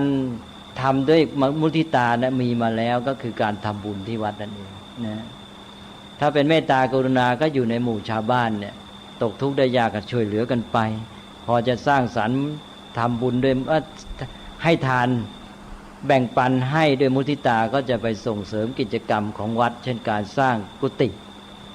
ที่อยู่ศาลาเป็นที่ประชุมของชุมชนใช่ไหมศาลาการประเรียนเป็นที่ชาวบ้านจะมาทำกิจกรรมของชุมชนร่วมกันจะมาฟังธรรมมารักษาศีลมาอยู่ค้างคืนรักษาอุโบสถมาเป็นที่ประชุมของชาวบ้านทั้งหมู่บ้านแถมเวลาสงครามก็มาประชุมกันที่ลานวัดอีกใช้ศาลาวัดอีกใช่ไหมสมัยก่อนเนี่ยลองดูสิตอนที่มีสงครามเนี่ยในหลวงจะยกทัพออกไปก็ต้องหาวัดใหญ่ๆเนี่ยไปประชุมกันที่ลานวัดนั่นวัดนี่เป็นศูนย์กลางกิจกรรมของชุมชนต่อมาเราไม่สามารถเข้าใจความหมายเดิมนี้มันเพี้ยนไปหมดแม้แต่ว่าพระเราก็ไม่รู้ว่าตัวเองนี่มีวัดเพื่อสนองความต้องการของชุมชนเป็นประโยชน์กับสังคมก็กลายเป็นของตัวเองเอาใจใส่แต่การที่จิตตัวเองจะอยู่ให้สบายกุฏิกลายเป็นเรื่องส่วนตัวไปเลยนั่นก็ไปมีส่วนมีเหตุผลให้ชาวบ้านเขาไปติเตียนเหมือนกันว่าพระนี่อยู่สบายสร้างกุฏิอยู่หรูหราดีกับชาวบ้านแต่ที่จริงนั้นความหมายเดิมไม่ใช่อย่างนั้นความหมายเดิมนั้นคนไทยจะต้องเข้าใจให้ถูกต้องว่าอันนั้นก็คือสมบัติร่วมกันของชุมชนหรือสังคมเนี่ยแล้วก็เป็นทางที่จะทำให้สังคมนั้นมีความเจริญก้าวหน้าเป็นแหล่งของการสร้างสรรค์ทำความดีเราจึงเรียกว่าไปทำบุญไปบริจาคให้วัดก็นี่แหละเข้าหลักที่เรียกว่าให้ด้วยมุทิตานะเอาละครับทีนี้ก็เป็นอันว่าข้อทานให้ก็มาจากพรหมวิหารได้ทั้งเมตตากรุณามุทิตาต่อไปปิยวาจาพูดหรือช่วยเหลือกันด้วยถ้อยคำก็เช่นเดียวกันยามปกติเขาไม่ได้เดือดร้อนเป็นทุกข์เราก็พูดจาไพเราะอ่อนหวานเจอกันก็ทักทายปราศัยพูดดีต่อกันเป็นมิตรไมตรีนี่แสดงว่าปิยวาจาพูดดีด้วยเมตตาต่อมาเขาประสบทุกข์เดือดร้อนตกต่ำมีปัญหาเราก็ไปช่วยด้วยวาจาคือไปพูดปลอบโยนให้กำลังใจให้ต่อสู้อย่าไปท้อถอยหรือว่าเรามีสติปัญญาเราก็ใช้คำพูดแนะนำว่าควรจะแก้ปัญหาอย่างนี้บอกวิธีแก้ปัญหาให้ความรู้ในการที่จะแก้ปัญหาปิยวาจาในกรณีนี้ก็เป็นการปิยวาจาพูดดีช่วยด้วยวาจาซึ่งเกิดจากกรุณาใช่ไหมนี่แปลว่าพูดดีด้วยกรุณาแหละต่อไปเขาทำความดีนะเราก็ไปพูดส่งเสริมให้กำลังใจให้เขาทำความดียิ่งขึ้นนะเขาประสบความสำเร็จในสิ่งที่ดีงามเราก็ไปพูดจา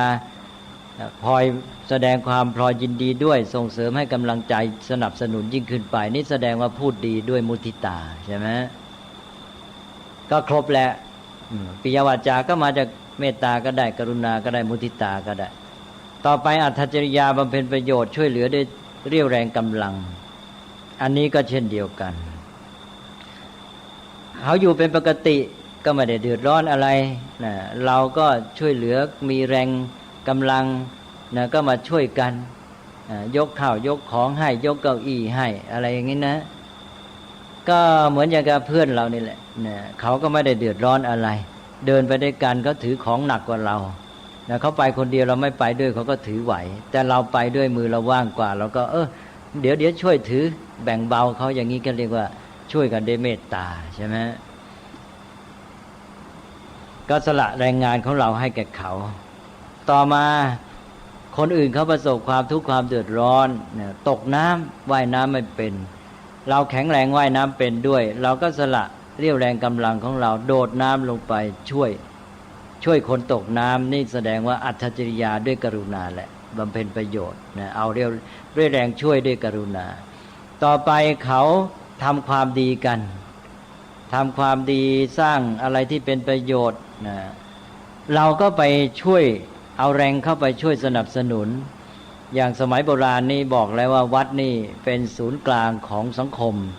นะเป็นแหล่งที่ทุกคนได้ใช้ประโยชน์ร่วมกันเวลาสร้างกุฏิก็คือสร้างที่อยู่อาศัยของผู้คนที่จะได้ไปบวชไปเรียนนะไปเรียนคนละ3 เดือนได้ใช้กุฏินั้นกันมาอย่างนี้เป็นต้นนะอันนี้พอเขาสร้างกุฏิกันนี่ชาวบ้านจะไปสละแรงไปช่วยกันในกรณีนี้การที่ไปสละแรงงานเอาแรงงานไปช่วยก็เป็นการสนับสนุนการทำความดีในกรณีนี้เรียกว่าช่วยด้วยมุทิตาใช่ไหมไปช่วยสร้างกุฏิไปช่วยขุดบ่อน้ำหรืออย่างประเพณีประจำปีก็คือขนสายเข้าวัดการที่ชาวบ้านไปสละแรงงานช่วยขนสายเข้าวัดก็เป็นการช่วยอัตถจริยาด้วยมุทิตานี่เป็นตัวอย่างตกลงครบแล้วนะฮะสังฆาวัตถุเป็นภาคปฏิบัติการในสังคมชัดเลยแล้วก็เอาไปคูณกับพรหมวิหารในใจ3 ข้อแรกทานให้ปิยวาจาพูดดีแล้วก็3 อัตถจริยาการช่วยด้วยเรี่ยวแรงกำลังบำเพ็ญประโยชน์แล้วเอาไปคูณกับพรหมวิหารเมตตากรุณามุทิตาแสดงออกอย่างละ3เป็น9 สถานการณ์นะ9 สถานการณ์ออกมาแล้วนะเป็นอันว่าทานให้ด้วยเมตตาก็ได้ให้ด้วยกรุณาก็ได้ให้ด้วยมุทิตาก็ได้ปิยวาจาพูดดีด้วยเมตตาก็ได้พูดด้วยกรุณาก็ได้ด้วยพูดด้วยมุทิตาก็ได้อัตถจริยาเอาแรงกายเข้าช่วยบำเพ็ญประโยชน์ทำด้วยเมตตาก็ได้ด้วยกรุณาก็ได้ด้วยมุทิตาก็ได้ใช่ไหมก็แปลว่า9 สถานการณ์แหละสอดคล้องกันหมดนี้ต่อไปข้อ4สมานัตตาแปลว่าความมีตนเสมอนี่บอกแล้วต้องอาศัยอุเบกขาเป็นสำคัญ3 ข้อแรกนี่เป็นการปฏิบัติต่อกันให้ก็ให้แก่กันปิยวาจาก็พูดต่อกันแล้วอัตถจริยาก็เอาแรงกายมาช่วยต่อกันอีกแต่พอข้อ4สมานัตตานี่เอาตัวเข้าคลุกเลยนะเอาตัวเข้าร่วมเลยข้อ4จึงมีลักษณะต่างไปไม่ใช่ต่อกันซะแล้วเข้าร่วมเลยพอข้อ4นี้เข้าร่วมแต่ว่ามีลักษณะก็คือความเท่าเทียมกันความเสมอภาคนะแต่เป็นแบบประสานอาศัยอุเบกขามาช่วยที่จริงมันข้อ1 2 3เมตตากรุณามุทิตามาเสริมสมานัตตาได้หมดแต่ตัวที่เป็นหลักสำคัญเป็นฐานก็คืออุเบกขาเพราะมันเป็นตัวรักษาธรรมะเป็นตัวรักษาความเป็นธรรมความเสมอภาคนี้ต้องอาศัยความเป็นธรรมใช่ไหมอย่างที่บอกแล้วว่าอ้าวก็มีทุกข์มีสุขก็สุขด้วยกันแล้วเวลาทุกข์ไปทิ้งกันนี่มันก็ไม่เป็นธรรมเลยใช่ไหมเนี่ยทีนี้พอเขาทุกข์ก็ทุกข์ด้วยสุขก็สุขด้วยร่วมสุขร่วมทุกข์ก็มีความเป็นธรรมก็เสมอภาคก็ประสานกันแล้วก็ไม่ดูถูกดูหมิ่นกันไม่เลือกที่รักผลักที่ชังนะไม่ใช่ว่าคนโน้นแล้วก็ให้พิเศษแต่คนนี้ไม่ให้อะไรอย่างนี้นะหรือเวลาตัดสินวินิจฉัยอะไรก็เข้าข้างคนโน้นคนนี้เลือกที่รักผลักที่ชังนั้นก็เสียความเสมอภาคเสียสมานัตตาแล้วก็ไม่เอารัดเอาเปรียบกันเนี่ยพอว่ามีความเสมอภาคแบบนี้แล้วมันก็เข้ากันได้หมดนั้นสมานัตตาความมีตนเสมอก็ทำให้เข้ากันได้กลมกลืนเลยความเสมอภาคจึงเป็นเรื่องของความประสานกลมกลืนอย่างที่ว่ามานี้นะก็สอดคล้องกันหมดแล้วนะฮะเป็นอันว่านี่คือหลักสังฆาวัตถุหลักการสงเคราะห์4ประการซึ่งเป็นภาคปฏิบัติการไปสืบเนื่องรับกันกับคุณธรรมในใจ4ประการที่เรียกว่าพรหมวิหาร4นะนั้นถ้าไม่มีสังฆาวัตถุ4พรหมวิหารก็อยู่แค่ในใจก็ไม่ออกผลต่อสังคมเท่าที่ควรแต่ถ้าไม่มีเมตตากรุณามุทิตาอุเบกขาเป็นพรหมวิหารอยู่ในใจสังฆาวัตถุ4ประการที่เป็นภาคปฏิบัตินี้ก็จะ1เกิดขึ้นได้ยากฉ ช่ไหมมันไม่ค่อยเกิดขึ้นทีนี้จะทำให้เกิดขึ้นทำยังไงก็ต้องมีแรงจูงใจอื่นเช่นว่าทานนี่การให้ไม่เกิดจากเมตตาไม่มีเมตตาความรักหรือกรุณาความสงสารอยากช่วยเหลือมาเป็นแรงจูงใจแล้วทำไงจะให้ก็ต้องกลายเป็นแรงจูงใจอย่างอื่นเช่นอยากจะได้หน้าได้ตาเอาละสิใช่ไหมนี่ต้องมีแรงจูงใจอย่างอื่นแล้วกลายเป็นว่าให้เพราะว่าอยากได้หน้าได้ตาหรือมีผลประโยชน์ตอบแทนหวังผลประโยชน์จากเขาระยะยาวนะเสียน้อยจ่ายน้อยเพื่อให้ได้มากหรือว่าหวังได้ผลตอบแทนเป็นยศเป็นเงินตราเป็นเหรียญตราอะไรงี้เป็นต้นใช่ไหมเป็นอันว่าถ้าไม่มาจากพรหมวิหารเป็นคุณสมบัติเป็นฐานอยู่ในใจแล้วภาคปฏิบัติการในสังคมหนึ่ง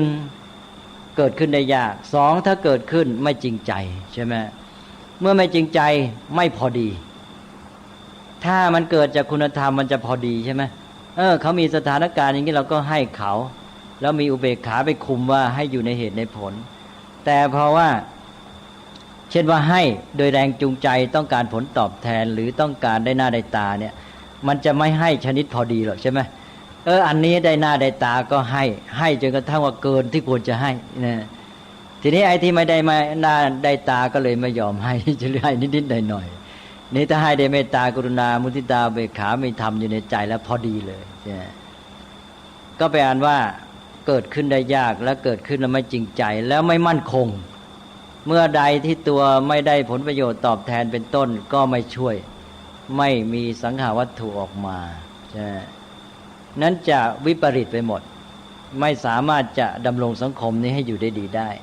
นั้นจึงเป็นความจำเป็นจะต้องประสานกันระหว่างคุณธรรมในใจกับปฏิบัติการในสังคมถ้ามีแต่คุณธรรมในใจไม่ปฏิบัติการทางสังคมมันก็ไม่เพียงพอที่จะให้สังคมนี้อยู่ดีแต่ถ้าปฏิบัติการในสังคมไม่มีคุณธรรมอยู่ในใจก็อย่างที่ว่าแล้วมันจะไม่จริงใจไม่มั่นคงยั่งยืนไม่พอดีและก็แถมเกิดขึ้นได้ยากด้วยนั่นก็นี่ก็เป็นเรื่องของความประสานสอดคล้องของคุณธรรมนะที่ว่าต้องมีทั้งภาคที่อยู่ในใจเป็นคุณสมบัติแล้วก็แสดงออกเป็นภาคปฏิบัติการนี่ก็เป็นตัวอย่างที่รับกันของธรรมะสองชุดซึ่งมีจำนวนเท่ากันเลยก็เห็นจะพอสมควรนะเรื่องสังขาวัตถุมีอะไรสงสัยไหมฮะยังไม่กระจ่างเกี่ยวกับอุเบกขาไปเข้าได้ก็อุเบกขาเป็นตัวรักษาความเป็นธรรมไงใช่ไหมเป็นตัวรักษาดุลอยู่แล้วให้พอดีถ้าไม่มีอุเบกขาตัวรักษาความเป็นธรรมไอ้ความเสมอภาคไม่มีแล้วใช่ไหมรักคนนี้มากให้คนนี้มากช่วยคนนี้มากคนนี้ไม่ค่อยชอบก็เลยเนี่ยกลายเป็นว่าคนนี้ถูกละเลยไม่ค่อยเอาใจใส่เท่าที่ควรพระคุณอาจารย์ครับผมเสนอว่าถ้าอุเบกขามองไปในแง่ของตัวทานปิยวาจาหรือในสามข้อแรกเนี่ยมันก็เป็นตัวสร้างสมดุลด้วยเพราะมันเป็นไม่ใช่เราเป็นขอบเขตว่าไม่ให้มันมากหรือไม่ให้มันน้อยเกินไปใช่แน่นอนแหละทุกด้วยคุมหมด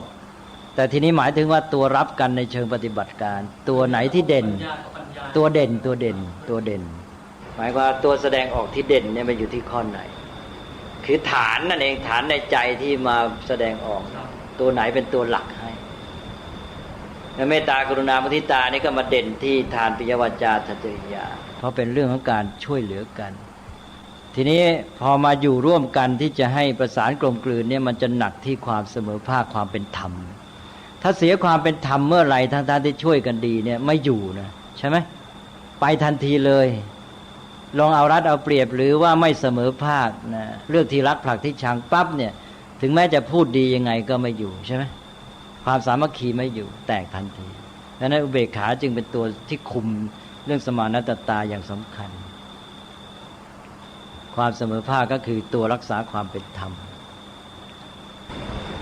คือในบางครั้งเนี่ยผมว่าผมลองมองพิจารณาเปรียบเทียบเพราะว่าเคยเป็นสังคมตะวันตกมาผมมีความรู้สึกว่าถึงแม้เราจะเรียกเขาว่าชาวคริสต์นะครับ แต่จริงๆแล้วก็มีความเป็นพุทธะมากกว่าคนไทยในบางข้อยกตัวอย่างคำว่ามุทิตาฝรั่งที่เข้าใจคำว่ามุทิตาเนี่ยได้ค่อนข้างจะชัดเจนและในภาคปฏิบัติเนี่ยเขาก็ทำได้จริงนะยกตัวอย่างนักกีฬาของเขาในการตอบแทนนักกีฬาเขาเนี่ยก็จะได้ผลประโยชน์ในเรื่องของความเป็นอยู่ที่ดีได้ชื่อเสียงที่เขาก็จะยุติในตรงแค่ระดับตรงนั้นแต่กลุ่มสังคมไทยเนี่ยเราไม่ใช่เรารู้สึกพอเราจะมุทิตาเลยสักอย่างหนึ่งนะเราก็โหมให้จนกระทั่งแบบละเลยขอบเขตไปแล้วก็นานเดียวกันสำหรับอันที่เราหมั่นไส้หรือเราอิจฉาเนี่ยเราก็ผ่านที่จะไม่ใช้มุทิตาเลยก็เลยไม่ทราบจริงๆแล้วเนี่ยสังคมไทยเนี่ยเราควรจะต้องหันกลับมาเน้นเรื่องการใช้มุทิตาเนี่ยให้เหมาะสมก็เคยพูดบ่อยอยู่แล้วบอกว่าคนไทยปัจจุบันเนี่ยก็เน้นเรื่องเมตตากรุณาใช่ไหมจนกระทั่งคำว่าเมตตากรุณามาเป็นคำสามัญในภาษาไทยก็หมายความว่าในหลักพรหมวิหาร4นี่เราใช้2ข้อแรกมากแต่มุทิตานี่เราแทบไม่พูดถึงเพิ่งจะมาใช้ในการแสดงออกก็กลายเป็นพิธีกรรมเป็นรูปแบบไปเป็นเพียงแสดงออกเท่านั้นเองใช่ไหมเป็นแสดงออกในเชิงสังคมนะได้หน้าในตาบ้างอะไรบ้างบางทีไปแสดงมุทิตาให้เงินนี่ไม่ใช่ว่าโดยใจจริงหรอกนะไปแสดงเอาหน้าเอาตาใช่ไหมนะไม่ใช่มุทิตาที่เป็นธรรมะในใจมันกลายเป็นเอามุทิตามากลายเป็นการปฏิบัติการทางสังคมไปแล้วผิดด้วยศัพท์เนี่ยไม่ถูกไหมพิธีมุทิตาจิตเนี่ยเอาของไปให้มุทิตามันเป็นคุณธรรมในใจไม่ใช่ไอ้ที่ไปให้นะมันเป็นการทานเลยใช่ไหมใช่เอาเงินให้เอาของไปให้เนี่ยเป็นทานถูกไหมแต่ทานนั้นเกิดจากมุทิตาแต่ว่าเกิดจากมุทิตาจริงหรือเปล่าต้องไปดูในใจแล้วเกิดจากใจยินดีส่งเสริมหรือเปล่าถูกไหมนั้นที่ไปให้นั้นที่บอกว่ามุทิตานั้นไม่ได้แน่เป็นเพียงพิธีกรรมนะมุทิตามันอยู่ที่คุณสมบัติในใจทีนี้ว่ามันอาจจะเป็นการขาดตอนอย่างหนึ่งในสังคมไทยหรือเปล่าคือเมื่อกี้ได้ยกตัวอย่างแล้วว่ามุทิตาสมัยก่อนเนี่ยเพราะสังคมไทยเรามีศูนย์กลางอยู่ที่วัดเป็นศูนย์กลางของชุมชนและการทำความดีสร้างสรรค์เพื่อความเจริญก้าวหน้าของสังคมก็ไปเด่นอยู่ที่วัดใช่ไหมอย่างที่ว่าจะสร้างที่เล่าเรียนศึกษากุฏิให้ผู้เล่าเรียนก็คือพระใหม่ไปอยู่เลยเนี่ยมันก็อยู่ที่วัดทั้งนั้นฉะนั้นคนก็เลยไปให้เงินบริจาคกันที่วัดเพื่อไปสร้างสรรค์ทำอะไรต่างๆสนับสนุนการสร้างสรรค์ความเจริญก้าวหน้าของชุมชนไปทำที่วัดเราเรียกกันว่าการทำบุญอย่างว่าเวลาต่อมาคำว่าทำบุญนี่ก็มีความหมายเหลืออยู่แค่ว่าได้ผลตอบแทนของตัวเองคือทำบุญแล้วตัวเองก็หวังว่าจะได้ไปเกิดดีไปสวรรค์อะไรต่างๆไอ้ความหมายในเชิงที่เป็นประโยชน์ปัจจุบันว่าที่จริงก็คือการไปสนับสนุนส่วนรวมของเราที่วัดเนี่ยให้ได้มีสิ่งดีงามเกิดขึ้นเนี่ยมันหายไปถูกไหมดังนั้นตอนนี้กิจกรรมเดิมแนวทางการสร้างสรรค์ที่เป็นเรื่องของการแสดงออกของมุทิตาเนี่ยมันก็เลยค่อยๆเลือนหายทั้งความหมายทั้งกิจกรรมด้วยถูกไหมเพราะคนปัจจุบันก็ไม่รู้แล้วว่าที่วัดเนี่ยที่เราไปบริจาคนั่นก็คือการไปร่วมกันสร้างสรรค์ทำความดีอย่างไรถูกไหมนะมันเลือนหายไปหมดแล้วดังนั้นทีนี้มันก็เท่ากับเริ่มมาตั้งต้นใหม่เพราะสังคมมันย้ายออกมาจากวัดแล้วนี่พอมาสังคมส่วนข้างนอกมันขาดตอนเลยไม่รู้จะแสดงมุทิตากันยังไงแหละคนไทยก็เคว้งคว้างเลยไอ้คำว่ามุทิตาเดิมมันไปอยู่ในรูปของการคำว่าทำบุญใช่ไหมเนี่ยส่วนปัจจุบันนี้มันหายไปทำบุญก็ความหมายก็กลายไปแล้วส่วนมุทิตาก็คำนี้มันก็ไม่ได้ใช้มาตั้งนานแล้วพอมาใช้ก็ใช้สักแต่ว่าเป็นพิธีไปเลยก็ทีนี้ก็ในเมื่อเอามาใช้แล้วก็ทำไงเราจะให้พิธีมุทิตาที่เป็นเรื่องเชิงสังคมเนี่ยกลับมาเป็นตัวกระตุ้นเราให้เกิดมุทิตาที่แท้ในจิตใจขึ้นได้ถ้าทำได้อย่างนี้ก็ใช้ได้ก็เป็นอันว่าจะต้องมาหนุนกระตุ้นให้คนไทยนี้มีพรหมวิหารให้ครบ4ข้อไม่ใช่มันหนักอยู่แค่เมตตากรุณามุทิตาก็ต้องเสริมขึ้นมาแล้วก็อย่าลืมอุเบกขานะเพราะถึงแม้มีมุทิตาแล้วแต่อุเบกขายังไม่มีก็ไปไม่รอดเหมือนกันใช่ไหมแล้วก็นอกจากนั้นก็เอาพรหมวิหารนี้มาเชื่อมต่อโยงเข้าหาสังฆวัตถุให้เป็นปฏิบัติการในสังคมด้วยนะฮะพระเดชพระคุณอาจารย์ก็ผมตั้งข้อสังเกตจากคุณธรรม3 หมวดที่พระเดชพระคุณอาจารย์ได้เมตตาแสดงมา3 วันนะครับ ตั้งแต่เรื่องอิทธิบาทสี่พรหมวิหารสี่แล้วก็สังขารวัตถุสี่ผมสังเกตว่าข้อ4เนี่ยนะฮะในข้อเป็นข้อสุดท้ายในหมวดธรรมแต่ละหมวดเนี่ยจะเป็นข้อที่เน้นเรื่องปัญญาอยู่เสมอเลยใช่ไหม ปัญญาเป็นตัวคุมเนี่ยพุทธศาสนาจะเน้นปัญญาข้อสุดท้ายธรรมะหมวดไหนมีศรัทธามาศรัทธาจะมาเป็นตัวต้นแล้วจะต้องมีปัญญามาควบปิดท้ายทุกทีใช่ไหมก็ดูเลยว่าศรัทธามาที่ไหนปัญญาจะมาที่นั่นแล้วก็ปัญญาจะเป็นตัวสุดท้ายแล้วลักษณะเช่นนี้ก็อย่างที่พระเดชพระคุณอาจารย์พยายามจะเน้นอยู่ตลอดก็คือต้องใช้ธรรมะให้ครบชุดก็ใช่สิเพราะคนไทยเราธรรมะมากระจัดกระจายหมดก็เป็นข้อเสียเป็นการผิดพลาดแล้วพอจัดหลักสูตรกระทรวงศึกษาก็มายิ่งแยกหนักเข้าไปอีกมาเอาธรรมะเป็นตัวเลยแล้วมาเลือกเอาแต่ละตัวจะเอาตัวไหนเอาเมตตาไปเนี่ยแล้วก็ข้ออื่นก็อาจจะไม่เอาเลยหรือเอากรุณาไปด้วยแต่ไม่พูดถึงข้ออื่นนะธรรมะก็แตกกระจัดกระจายหมดเสียระบบแล้วมาถึงยุคนี้ก็บอกว่าที่ผ่านมานี่วิชาการแนวความคิดอะไรต่างๆเนี่ยมันเป็นความคิดแยกซอยแบ่งส่วนไปหมดแยกส่วนแบ่งซอยต้องเป็นระบบบูรณาการมีดุลยภาพเป็นองค์รวมอะไรต่างๆพูดกันเยอะแต่ไม่ได้มาดูว่าที่จริงตัวเองก็ยัง ชอบแบ่งแยกส่วนอยู่นั่นแหละใช่ไหมกษัตริย์แปลว่าเป็นความนิยมของยุคสมัยที่จะบูรณาการจะเป็นองค์รวมดุลยภาพแต่ว่าในทางปฏิบัติก็ไม่รู้จุดว่าอะไรบ้างที่จะต้องเป็นองค์รวมแม้แต่การพิจารณาเรื่องชีวิตคนเรื่องการพัฒนาเรื่องการศึกษาอะไรก็ยังมองกันไม่ค่อยออกว่าองค์รวมนั้นอยู่ที่ไหนบูรณาการอะไรหลักธรรมของพระพุทธเจ้าตรัสไว้นี่มันเป็นหลักธรรมที่ออกมาจากพื้นฐานคือการมองความจริงของชีวิตนะแล้วก็มาดูว่าทำไงชีวิตจะดำเนินไปได้ดีสอดคล้องกับความเป็นจริงใช่ไหมก็มาวางเป็นระบบมันก็เป็นระบบที่สอดคล้องกับชีวิตซึ่งเป็นระบบชีวิตของคนมันเป็นระบบอยู่แล้วการดำเนินชีวิตก็ตามตัวชีวิตก็ตามเป็นระบบทั้งนั้นนั้นธรรมะที่เข้ามาเกี่ยวข้องจะใช้ในชีวิตมันก็เป็นระบบของมันเป็นตั้งแต่ระบบใหญ่คลุมทั้งหมดเรามองที่ธรรมะไหนก็เป็นระบบหมดใช่ว่าอริยสัจสี่ก็ระบบใช่ไหมมาซอยมาเป็นภาคปฏิบัติเฉพาะในข้อ4ของมรรคก็เป็นระบบไตรสิกขาอีกใช่ไหมในไตรสิกขาแยกย่อยไปแต่ละอย่างก็เป็นระบบอย่างพรหมวิหาร4ก็เป็นระบบย่อยระบบซอยไปก็มีระบบย่อยๆไปเอามั้งนะฮะ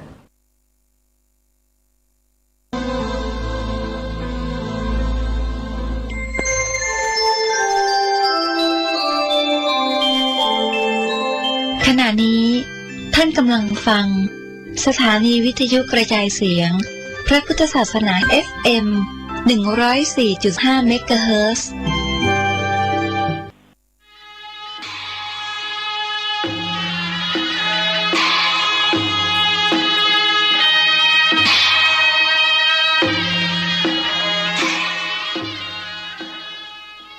ขอความเจริญในธรรมและความผาสุกทางใจจงได้มาบังเกิดมีแก่ท่านสาธุชนคนดีผู้เจริญในศีลในธรรมทุกท่านพร้อมกันนี้ขอยกมือ10 นิ้วกราบอาราธนาเอาคุณพระพุทธเจ้าคุณพระธรรมพระสงฆ์คุณพ่อคุณแม่คุณครูบาอาจารย์ผู้ประสิทธิ์ประสาทวิชาความรู้บุญศีลบุญทานสิ่งศักดิ์สิทธิ์ทั้งหลาย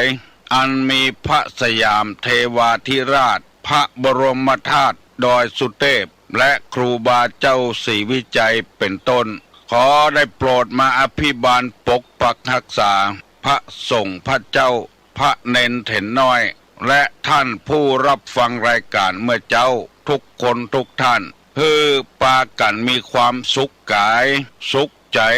เหมือนกันทุกตนทุกองค์ทุกผู้ทุกคนตลอดกาลนานมาแถมแล้วเนอเสียงก้องเสียงกองเสียงมองต่ำเข้า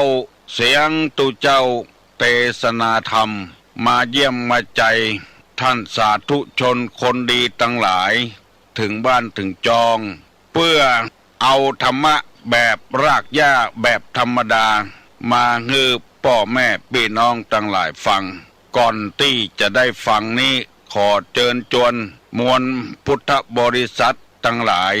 ไหว้พระเหมือนกับนักมวยไหว้ครูระลึกถึงครูบาอาจารย์ก่อนผู้ที่ไปแสวงหาสัจธรรม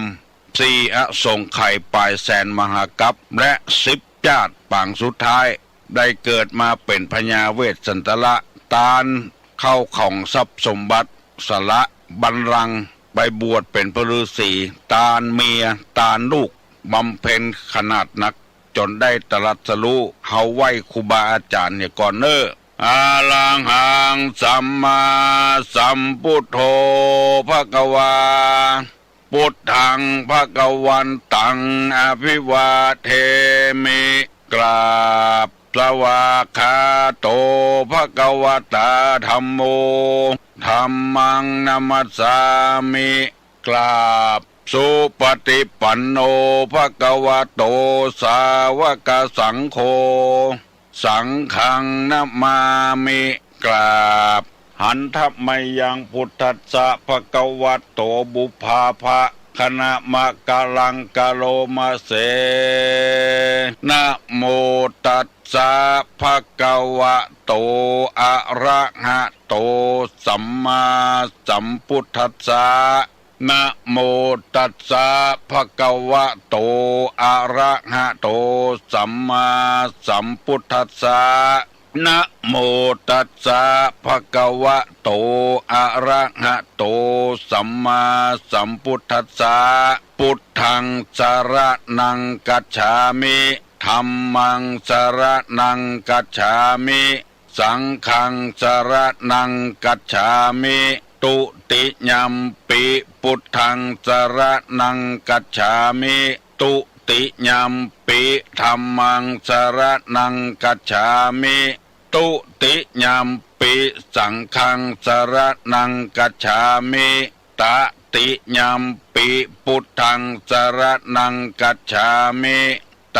ติยัมปิธัมมังสรณังกัจฉามิตติยัมปิสังฆังสรณังกัจฉามิอิติปิโสภะคะวาอะระหังสัมมาสัมพุทโธวิชชาจรณะสัมปันโนสุขโตโลกาวิทูอนุตตโลปุริสาธัมมสารถิสัทธาเทวมนุสสานังพุทโธภควาติสวากขาโตภควตาธัมโมสันติติโกอากาลิโกเอหิปัสสิโกโอปนะยิโกปัจจัตตังเวทิตโพวินยูหิติสุปฏิปันโนภควโตสาวกสังโฆอุจุปฏิปันโนภควโตสาวกสังโฆญาญะปฏิปันโนภควโตสาวกสังโฆสามิเจปฏิปันโนภควโตสาวกสังโฆญาติตังจัตตาลิปุริสายุคานิอัฏฐปุริสาปุคลาเอสาภะคะวะโตสาวกสังโฆอาหุไนโยปาหุไนโยทักขิไนโยอัญจลิกาละนิโยอนุตตะลังปุญญเขตังโลกัสสาติกราบหนึ่งกราบสองกราบสามกาโลนะธรรมัสวนังตัมมังกะละมุตตะมังมาแล้วเนอมาแถมแล้วที่ว่ามานั่นก็คือส่วนกองส่วนของ ส่วงมังต่ำเข้าเสียงตุเจ้าเตศนาธรรมเป็นเสียงที่เป็นสิริมงคลสำหรับผู้ที่ชอบฟังธรรมะอาจจะบ่เป็นมงคลสำหรับคนที่บ่ชอบฟังธรรมะมาถึงบ้านมาถึงเรือนมาถึงในเรือนมาถึงที่นอนมาถึงในสุดในมุ้งมาถึงหม้อข้าวเตาไฟมาถึงในห้องน้ำมาถึงในรถมาถึงจาดมาถึงกุฏิกุฏังที่ปอดกวนพ่อมาพ่อตาพวกเจ้าพวกเปิงพวกมุนเปิดวิทยุฟังเวลานี้มาเพื่อเป็นอาหารทางจิตทางใจสำหรับท่านผู้ฟังผู้ปรารถนาดีต่อบ้านต่อเมืองต่อตัวเองพยายามตั้งใจฟังดีๆเวลานี้ได้มีสถานีวิทยุทั้งชุมชนและวิทยุต่างๆได้ถ่ายทอดเอาเสียงนี้ออกกระจายเสียงหลายจังหวัดหลายอำเภอเช่นจังหวัดแพร่จังหวัดน่านจังหวัดเชียงรายจังหวัดลำพูนอำเภอฝางอำเภอเป้าวิทยุชุมชนได้เปิดรับรายการนี้ให้บ้านได้ฟังเพื่อเป็นคติสอนอกสอนใจชีวิตประจำวันให้คนเอานี้มีจิตใจเข้มแข็งขึ้น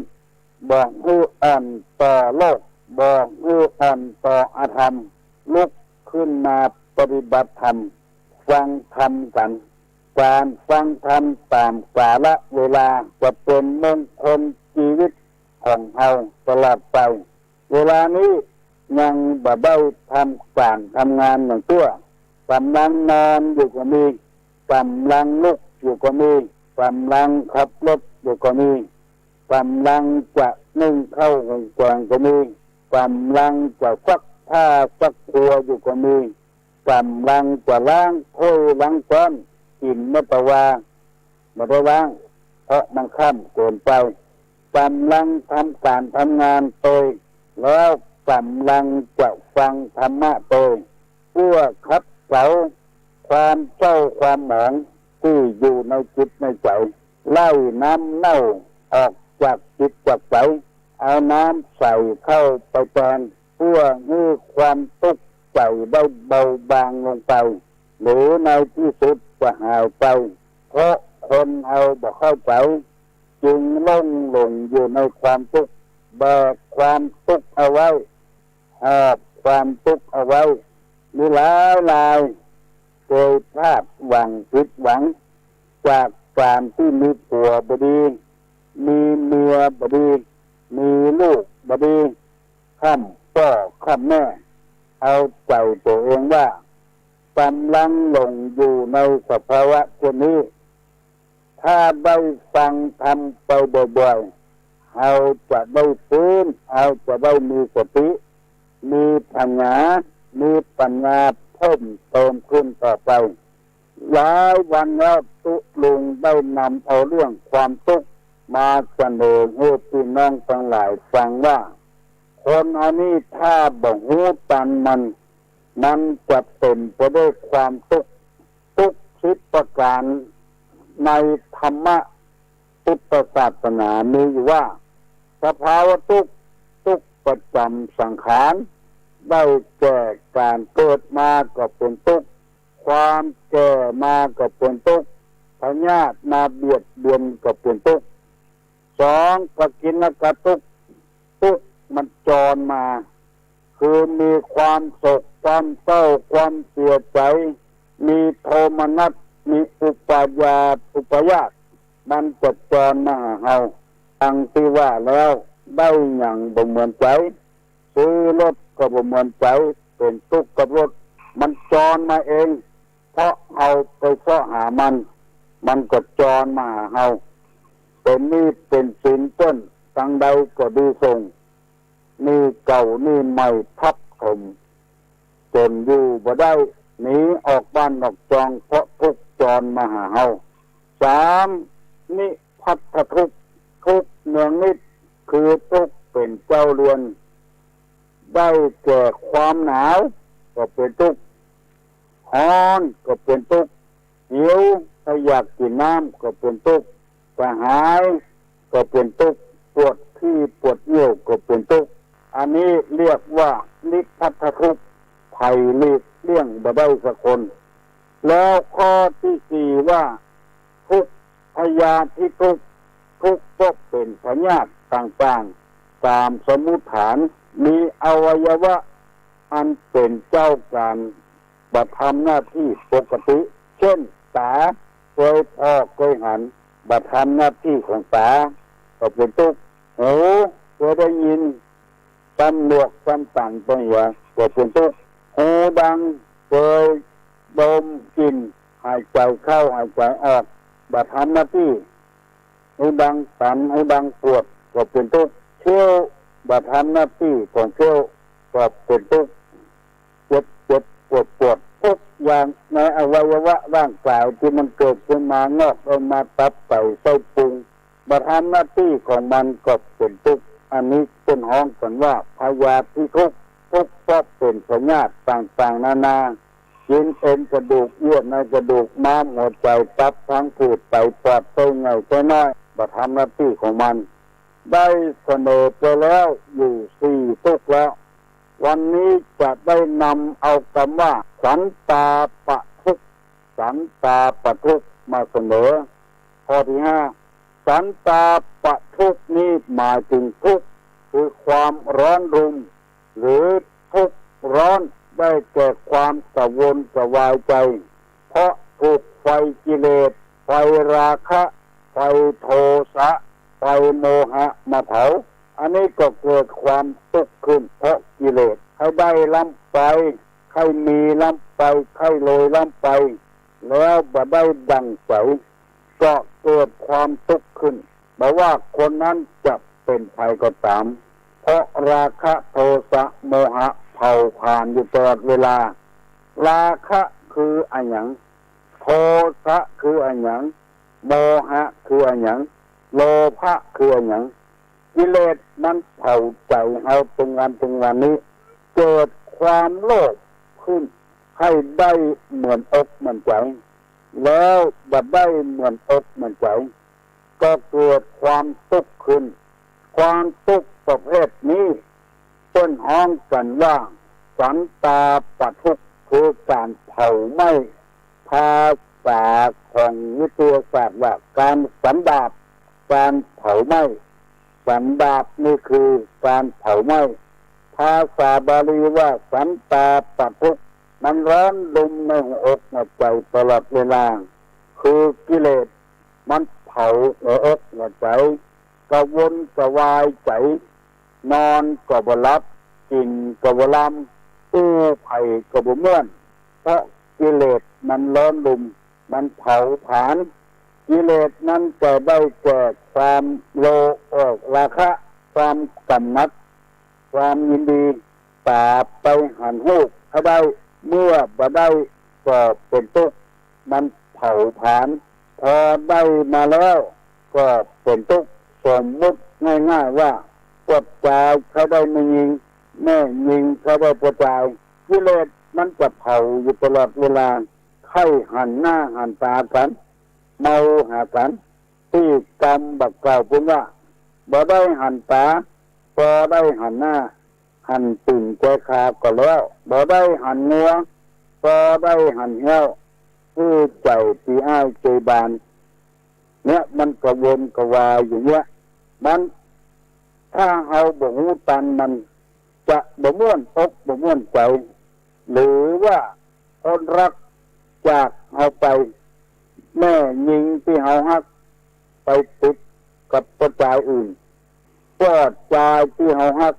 ไปติดกับแม่ยิงอื่นอันนี้สังกระวนกระวายใหญ่เลยเสียอกเสียใจความโกรธความเครียดความแค้นสารพัดอย่างมันมีในใจทั้งหมดเผาอยู่ตลอดเวลาพระพุทธเจ้าเป็นที่เคารพสักการะบูชาของเราต้นหันว่าสิ่งเหล่านี้มันแบบเจ้ามีบุญมีคุณอย่าง มันเป็นโทษเผาพลังใจสันดาปเผาไหม้ทำให้กึดนักเครียดเข้าบางคนจนพอฆ่าตัวตายโดยวิธีการต่างๆความราคะความกำนัดตาไปหันหูไปได้ยินเสียงหูดังไปทราบกลิ่นลิ้นไปสัมผัสกับรสต่างๆกายไปสัมผัสได้กอดได้ฟันกันได้ต่ำกันใจไปสัมผัสปฏิพัทธ์ต่อกันได้ยิ้มแย้มแจ่มใสกันเป็นทุกข์ทั้งนั้นท่านญาติโยมผู้ฟังทั้งหลายเขานึกว่าเป็นของดีแต่ว่าในพระพุทธศาสนาว่ามันเป็นไฟมันเป็นความทุกข์เผาผลาญความคิดของเราที่ได้เสียเวลาหลงอันนี้เพิ่นฮ้องว่าสันตาปทุกข์ได้แก่ความกระวนกระวายใจเพราะกิเลสมันเผาความโลภให้ได้อันนั้นอันนี้มีแล้วมีแถมเอาแล้วเอาแถมประพฤติไปเกิดพลาดหวังผิดหวังมาบ่ได้เหมือนใจไม่เผาจิตใจให้กระวนกระวายโลภนักลำไปบันดาลโทสะคือความโกรธนิ่งโกรธอันเดียวกันทำให้คนเอานี่เสียผู้เสียคนบางทีก็แสดงออกทางร่างกายบางทีก็แสดงออกทางกำปากถ้ามันโกรธขึ้นมาแล้วมันไหม้ขึ้นมาความโกรธนี้ไม่เผาผลาญสันดาปจิตใจคนเอาคือมันร้อนรนอยู่ตลอดเวลาหาความสุขบานหวั่นใจไม่ได้ต้านผู้ฟังทั้งหลายวิธีฆ่าความโกรธนี้คือมีเมตตาธรรมบางทีมันบันดาลขึ้นมาเอาหูมาทีหลังว่ามันเป็นตัวนั้นเป็นตัวนี้เขาก็เลยกินแมงแทงใจด้วยโกรธเพราะความบ่งงูของเขาทำให้เอาบันดาลความโกรธขึ้นมาทำไปเลยเอาใจตัวเองว่าโมนี้เป็นกิเลสทั้งนั้นคือลูกตกมาลุนมาก็เศร้าหมองคนเอาบุกกันตีกันอาฆาตแค้นกันเพราะความโกรธทั้งนั้นแม้แต่คนบริหารประเทศชาติบ้านเมืองนำความเจริญมาสู่ไพร่ฟ้าประชากรราษฎรหาหนทางทุกวิถีทางที่จะให้ชาวบ้านชาวเมืองได้อยู่เย็นเป็นสุขแต่แล้วมีคนใดคนหนึ่งเกิดบันดาลโทสะขึ้นมาความโกรธขึ้นมาจะมีวิธีเดียวตอนนั้นคือทำลายจะเอาระเบิดขว้างจะยิงจะฆ่ากันก็เพราะกิเลสร้อนลุ่มหมู่ที่ไล่ฟันต้นต่ำถนนหนทางหมู่นี้บ่มีความโกรธความเครียดหนังบ่มีความโกรธความเครียดทำไมจึงไล่ฆ่ากันไล่ฟันต้นต่ำถนนหนทางอันนี้ก็เกิดขึ้นจากโมหะคือความหลงว่าการได้เยอะให้คนได้ทำให้คนมันเนื่อนจะทำให้คนได้เก่งได้กลัวมีชื่อมีเสียงหลงไปตรงนั้นแต่ว่าอันนี้คือตัวกิเลสทั้งโกรธทั้งหลงทั้งโลภมันลุมเล้าอยู่ในจิตในใจโลภะโทสะโมหะเข้าเผาผ่านจิตใจสันดาปอันนี้พวกน้องว่าสันตาปทุกข์วิธีแก้สิ่งเหล่านี้ถ้าเอาพอผลมันแก้ยากถ้าเอาจะแก้อย่างเดียวนั่นก็คือคนเอานั้นมีชะตาชีวิตบ่เหมือนกันบางช่องก็เกิดในตระกูลสูงตระกูลที่ร่ำรวยบางช่องก็เกิดในตระกูลต่ำทุกข์ยากลำบากชีวิตคนอันนี้บ่เหมือนกันคือพอเอาธรรมชาติถ้าเอาพอเอาธรรมชาติแล้วเอาจะได้สบายใจ โลภะโทสะโมหะมันจะหายไปธรรมชาติที่ว่านี้เช่นไรเช่นมะม่วงหรือมันหน่อยใหญ่มันกันหมดมันเป็นไปบ่ได้เชื้อไผ่เชื้อมันลำไยจะให้มันเหมือนกันหมดก็เป็นไปบ่ได้เชื้อไผ่เชื้อมันมะม่วงบางเชื้อก็หวานบางเชื้อก็ส้มสุกแล้วก็ยังส้มอยู่บางเชื้อก็หวานหน่อยใหม่ๆก็ยังหวานอยู่มันเป็นธรรมชาติถ้าเอางูเรื่องธรรมชาติแล้วเขาจะได้สบายใจคนเอานี้มันเป็นวันนี้มันหลงอยู่ในวัตถุนักเกินไปมีรถอยู่กันแล้วยังแบบพอใจตัวไปซื้อทำกันถ้าเศรษฐกิจมันล้มเหลวขึ้นมารถที่เขาซื้อมาจะได้ฮับคนโดยสารบ่ได้ฮับจ้างใส่ของอยู่บ่ได้เขาก็เดือดร้อนทำแล้วเพราะบ่มีรายได้ส่งให้เพิ่นเพราะความโลภของเขามันเผาผ่านอยู่ตลอดเวลาเกิดความทุกข์ใจขึ้น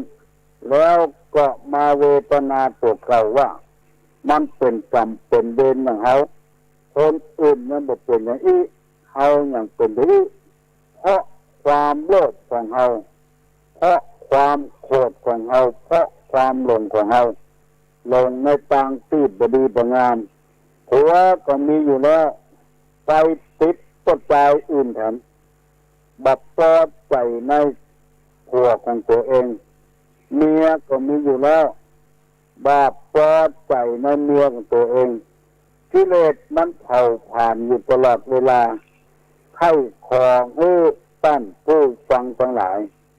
จะเป็นผู้เจ้าพระนายเป็นต้นปลายไม่มีข้าราชการบ้านเมืองพวกค้าพาณิชย์คนทำให้ทำสวนตั้งอยู่ในสภาวะที่มัชฌิมาปฏิปทาที่พระตถาคตของเราได้ปฏิบัติมาอย่าไปเข่งน้ำไปอย่าไปงานน้ำไปนอกก็หายพอดีอย่าไปให้รวยเกินไปอย่าไปขี้ค้านเกินไปนอกก็หายพอดีถ้าโคตรมาแล้วก็เอาใจตัวว่าใครว่าบ่ฟังเพราะความโกรธเมื่อลุนมาก็เลยกินแหนงแข็งใส่ไปเนี่ยคนก็เลยรู้กันว่าเมื่อโกรธนี่มันเป็นที่บุกลูกบุกเมียตีลูกตีเมียบุกเข้าของทรัพย์สมบัติเมื่อมันบันดาลโกรธขึ้นมาอันนี้มันเผาอยู่ตลอดเวลามันสันดาบเรียกว่าสันตาปะทุกเผาตลอดเวลาใครได้ยศถาบรรดาศักดิ์ลาบลาหาวิธีการต่างๆที่จะให้เปิ้นห้องว่าเป็นพ่อหลวงเป็นพ่อกำนันเป็นอบตก็เป็นพระครูก็เป็นเจ้าคุณก็ยอมไปเสียเงินเสียทองแม้กระทั่งคือเจ้าเพราะความโลภมันเกิดขึ้นเมื่อปีที่แล้วหนังสือพิมพ์ลงที่เจ้าต่างภาคอีสานได้เป็นพระครูสัญญาบัตรมายังแบบได้จนเอกตัวได้จนโทแล้วมีหนังสือมาหาบอกว่าพระคุณเจ้าทำความดีมามากมายกายกองท่านจะได้เป็นเจ้าคุณเพราะว่าต่างเจ้าต่างนายต่างบนเขาพิจารณาแล้วว่าท่านเหมาะสมเพราะว่ากิเลสมันเผาผลาญมันสันดาบโมนิเป็นต้นแม้กระทั่งตัวเจ้าเพิ่นจะเอาพระป่ามาทอดเอาไปเอามาตัวสองตัวที่สามขอเงินไปใจเนี่ยก่อนสักหมื่นเพื่อจะได้ประสานงานเอาพระป่ามาทอดเอาเงินเพิ่นไปเสียบ่ได้สักกรรมถ้าอย่างใดก็เหี่ยวเพราะความโลภเกิดขึ้นในจิตในใจเผาผลาญแม้กระทั่งตัวเจ้าพระนายอยู่ในวัดในวาก็เดินไหวพระพุทธรูปถึงวันอรหังสัมมาสัมพุทโธภควาก็ยังเอาพระพุทธรูปไปขายกินอยู่ทั้งที่นุ่งเหลืองห่มเหลืองเพราะกิเลสทั้งนั้นแล้วเกิดความทุกข์ขึ้นมา เปิ้นยับได้เปิ้นจับได้ความร้อนดุมของกิเลสบางทีนึกภาพได้ว่าจะเป็นเช่นนั้นเช่นนี้มันเป็นไปไม่ได้ก็เลยเกิดความทุกข์ไปหันทีวีมันลงหมายมั่นตั้นมือนักลงไปมีลูกสาวเอาไปส่งเรียนพยาบาลก็หาทำงานได้ปีเดียวกำลังเป็นเงินเป็นทองเลิกไปเจอลูกสาวเลยมาร้องให้ร้องห่มอยู่ในทีวีเรียกร้องความเสียหายที่ลูกคนเสียแข้งเสียขาเอาละน้องมาเดี๋ยวนี้มันจะไปเบียดเวลาของเพื่อนขอขอบคุณทุกองค์ทุกท่านที่ฟังรายการวันนี้จะปั่นฟอนเนอร์ยกมือไหวเนอร์อายุวัฒโกธนะวัฒโกสิริวัฒโกนัสสะวัฒโกปะละวัฒโกวันนะวัฒโกสุขะวัฒโกงนตุสัพพตาทุกขโลกาปัญญาเวลาโสกาจันตุทุปัตตวาอะโนกาอันตะรัญญาภิวินาสันตุสัพพุสัสสะสัพพิติโยวัตสันตุสัพพะโลกโกวินัสสันตุมัตโตภวัตสันตะลาโยสุขีติคานุโกภวะอภิวาตนะสีริสนิจังวุธาปัจจายโนปัตตาโลธัมมาวัฏันติอายุวันโนสุขังพลัง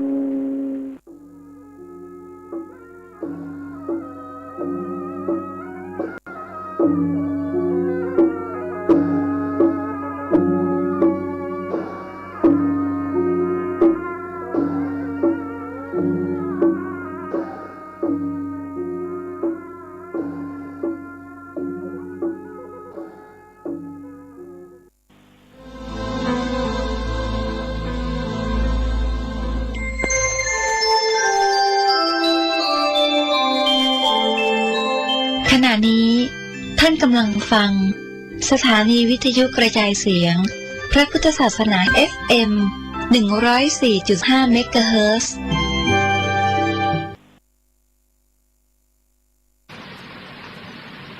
เอาละเอียดอ่อนเรื่องของกรรมเนี่ยเป็นเรื่องละเอียดอ่อนมาก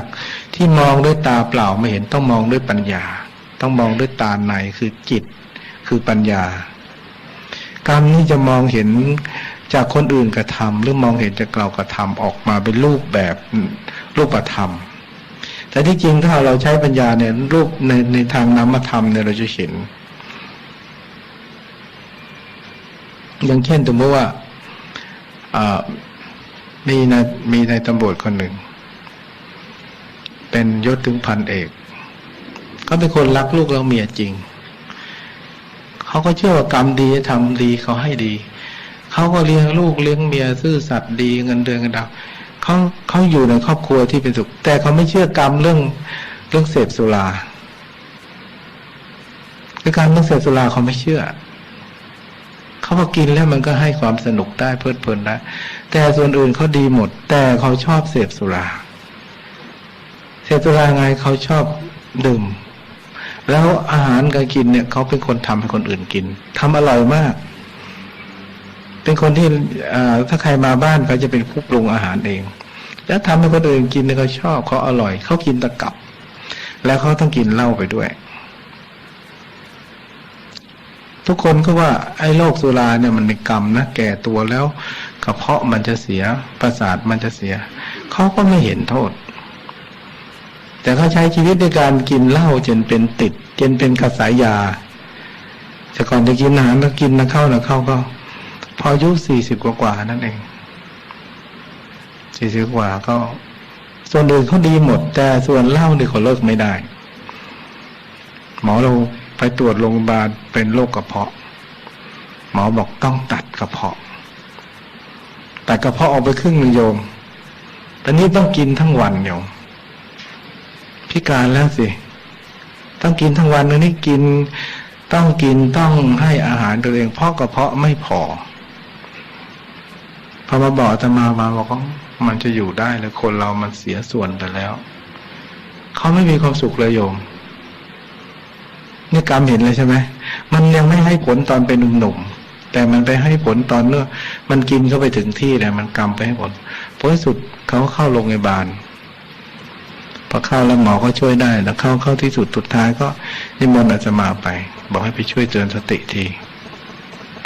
เขาก็เอาพรีวรไปถวายสังฆทานกำลังให้ออกซิเจนอยู่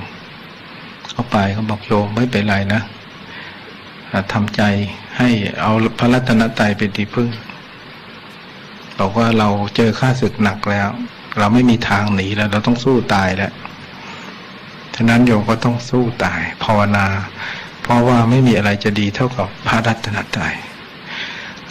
คำพูดของเราเนี่ยมันไม่มีมากหรอกแต่รู้สึกเขารับหมดเลยแต่เขาโต้ตอบไม่ได้เลยสายตานั้นบอกว่าเขายอมรับแต่สิ่งที่เขาห่วงมากที่สุดคือลูกเมียเขาห่วงมากไอ้ภาระอะไรมันก็หมดแล้วเงินไอ้บำนาญก็อาจจะเลี้ยงครอบครัวได้แต่ลูกเมียยังเล็กๆอยู่แล้วเขาจะต้องมาตายอายุสั้นๆยังไม่ได้เห็นอนาคตของลูกตัวเองเลยว่าจะไปเป็นอะไรจะเรียนจบหรือไม่และจะไปเป็นอะไรลูกสาวลูกชายก็ยังเล็กอยู่เนี่ยเขาต้องมาจบชีวิตด้วยการดื่มสุราฆ่าตัวเองเนี่ยแล้วเขาก็พอรุ่งตอนอาตมากลับมาตอนเที่ยงคืนเขาก็บอกสิ้นไปแล้วแต่รู้สึกว่าเขามายอมรับเสียเมื่อตอนมันไม่มีทางหนีแล้วอ่ะนี่เป็นถ้าพูดกันแล้วจะว่าไปกฎของกรรมได้ไหมโยมใช่ไหมมันก็เป็นกฎของกรรมได้เหมือนกันนะกรรมในชาตินี้เหมือนกันนะกินตุลามันก็ทำให้เกิดกรรมอันหนึ่งที่เราต้องพลัดพรากจากลูกเมียต้องเจ็บกายต้องหมดอายุสั้นลงเนี่ย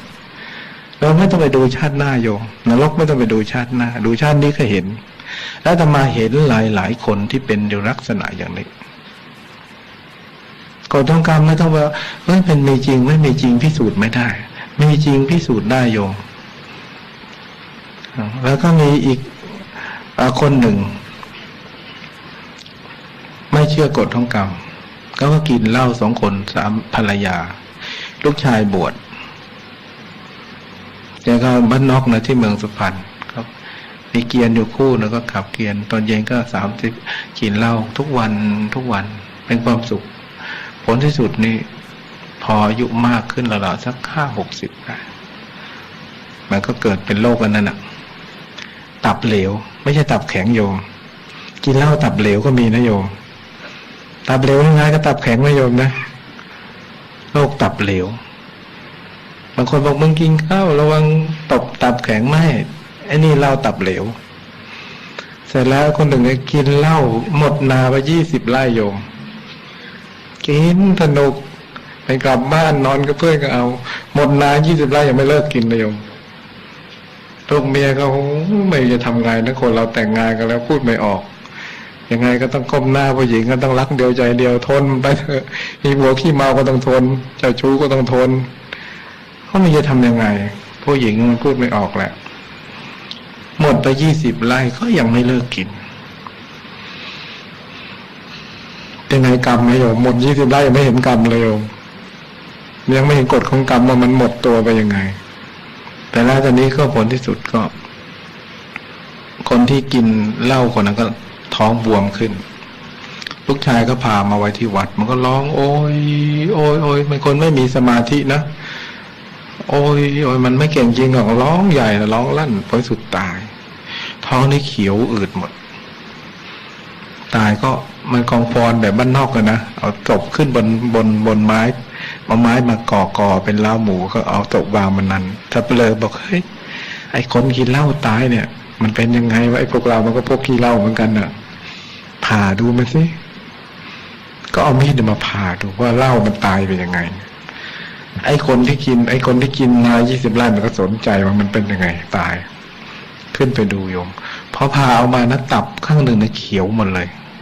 อีกข้างหนึ่งหายไปแล้วตับข้างหนึ่งหายไม่มีอีกข้างหนึ่งนี่เขียวก็เอามีดกรีดตับ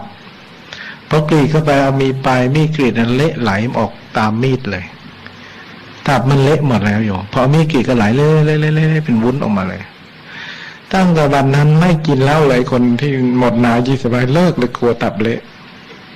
เชื่อกฎของกรรม ไม่งั้นเดี๋ยวไม่ได้อยู่กับลูกกับเมียเดียวเมียเป็นของคนอื่นบางคนเนี่ยนะไปอยู่โรงพยาบาลแล้วที่อาตมาไปเยี่ยมต้องกินเหล้าทุกวันดูตายขอให้ได้กินเถอะตายขอให้กินไอ้คนหนึ่งบอกไม่ได้หมอเขาไม่กินไอ้ญาติกันเป็นน้าบอกไม่ได้สิเดี๋ยวมันอดเหล้าตายทำไงล่ะเนี่ยคนเราแล้วทรมานที่สุดโรคพวกนี้หายใจก็ไม่ออกทรมานที่สุดในการมีความทุกข์อย่างนี้ความจริงเราก็เห็นเรื่องการกระทำกรรมทุกอย่างจะเป็นกรรมข้อใดก็เห็นผลทุกข้อปานาอธินากาเมมุสาสุรากรรมนี่ให้ผลในชาตินี้โยมลงไปดูว่ากรรมอันใดที่ทำแล้วไม่เลิกมันจะให้ผลกรรมใดที่พยายามทำเป็นนิจศีลนั่นคือกรรมที่ให้ผลในชาตินี้ไม่ต้องไปรอชาติหน้าแต่กรรมทำแล้วเลิกทำแล้วทำบางครั้งบางคราวกรรมพวกนั้นอาจไปให้ผลชาติหน้าชาตินี้อาจไม่ให้ผลแต่ถ้าร้ายแรงอาจจะให้ชาตินี้แต่กรรมอันใดที่ทำแบบนิจศีลนะจะให้ผลชาตินี้ทำแล้วไม่เลิกทำแล้วกับจิตกับใจกลัวบาปกลัวกรรมแล้วเลิกทำกรรมนั้นไม่ให้ผลเป็นอโหสิกรรมตามไม่ทันเมื่อเราทำบาปแล้วเรารีบมาทำบุญเข้าวัดเข้าวามานั่งสมาธิมันบางทีมันก็ความรู้สึกอันนั้นมันก็หายไปมันก็ไม่มาทำให้จิตใจเราเศร้าหมองบางทีทำยังไงได้อย่างนั้นคนหนึ่งไปเลี้ยงวัวปีหนึ่งเขาไล่วัวขึ้นป่าแล้วปีหนึ่งก็พอเลิกนาก็ไล่กลับไอ้เด็กเลี้ยงวัวเนี่ยไปขึ้นป่าปีหนึ่งจะขึ้นสักทีนะพอนาเกี่ยวเสร็จแล้วก็กลับเขาก็จับเต่าได้ก็จะเอาไว้กินก็เลยกำลังไล่วัวก็เลยเอาเต่าตัวนี้ไปไว้บนขาไม้ขาคบเนี่ยเอาไปเด็บไว้ก่อนไม่ให้มันดิ้นไม่มีที่แกก็เอาเต่าไปใส่ง่ามไม้กดไว้แรงๆให้มันอยู่แล้วก็เกิดไล่งัวมันก็เตลิดเปิดโปงก็เลยลืมเต่าตัวนั้นว่าจะเอามากินตอนเย็นไม่ได้กินก็กลับบ้านทุ่งพอลงขึ้นอีกปีไล่งัวขึ้นไปเจอตรงที่เลี้ยงก็อ้าวไอ้เต่าตัวนี้ยังอยู่เลยไม้เนี่ยมันโตมันบีบจนหลังแอนเลยนะมันไม่ตายนะเต่าเนี่ยอยู่ได้เป็นปีนะมันทนกินอากาศอยู่ได้ไงไม่ตายเขาเต่าอายุยืนหลังมันนี่แอนโอ้ตายเลยน่าสงสารกลับสงสารโยมช่วยกันดึงง่ามไม้เอาเต่าปล่อยไปแต่หลังมันแอนแต่แล้วมันจะรอดหรือเปล่าก็ไม่รู้ผลที่สุดพอรุ่งขึ้นอีกปีหนึ่งกลับพอเลิกงัวเสร็จแล้วก็ไล่ควายกลับมาบ้านก็เป็นไข้เลยเป็นไข้เวลาจะตายโยมทุรนทุรายหลังแอนแล้วตีนมือตะกุยพื้นเหมือนกระเต่าตัวนั้นเลยจับตีนจับมือมัดก็มาอยู่กับตะกุยมือไม้นี้มือนี้เลือดหมดแล้วก็ทำหลังแอนเขาบอกมันเป็นไข้อะไรวะทำไมมันทำหลังแอนอย่างนี้งั้นทำหัวใจหลังแอนเขาก็ถามเพื่อนว่ามันเป็นไงบอก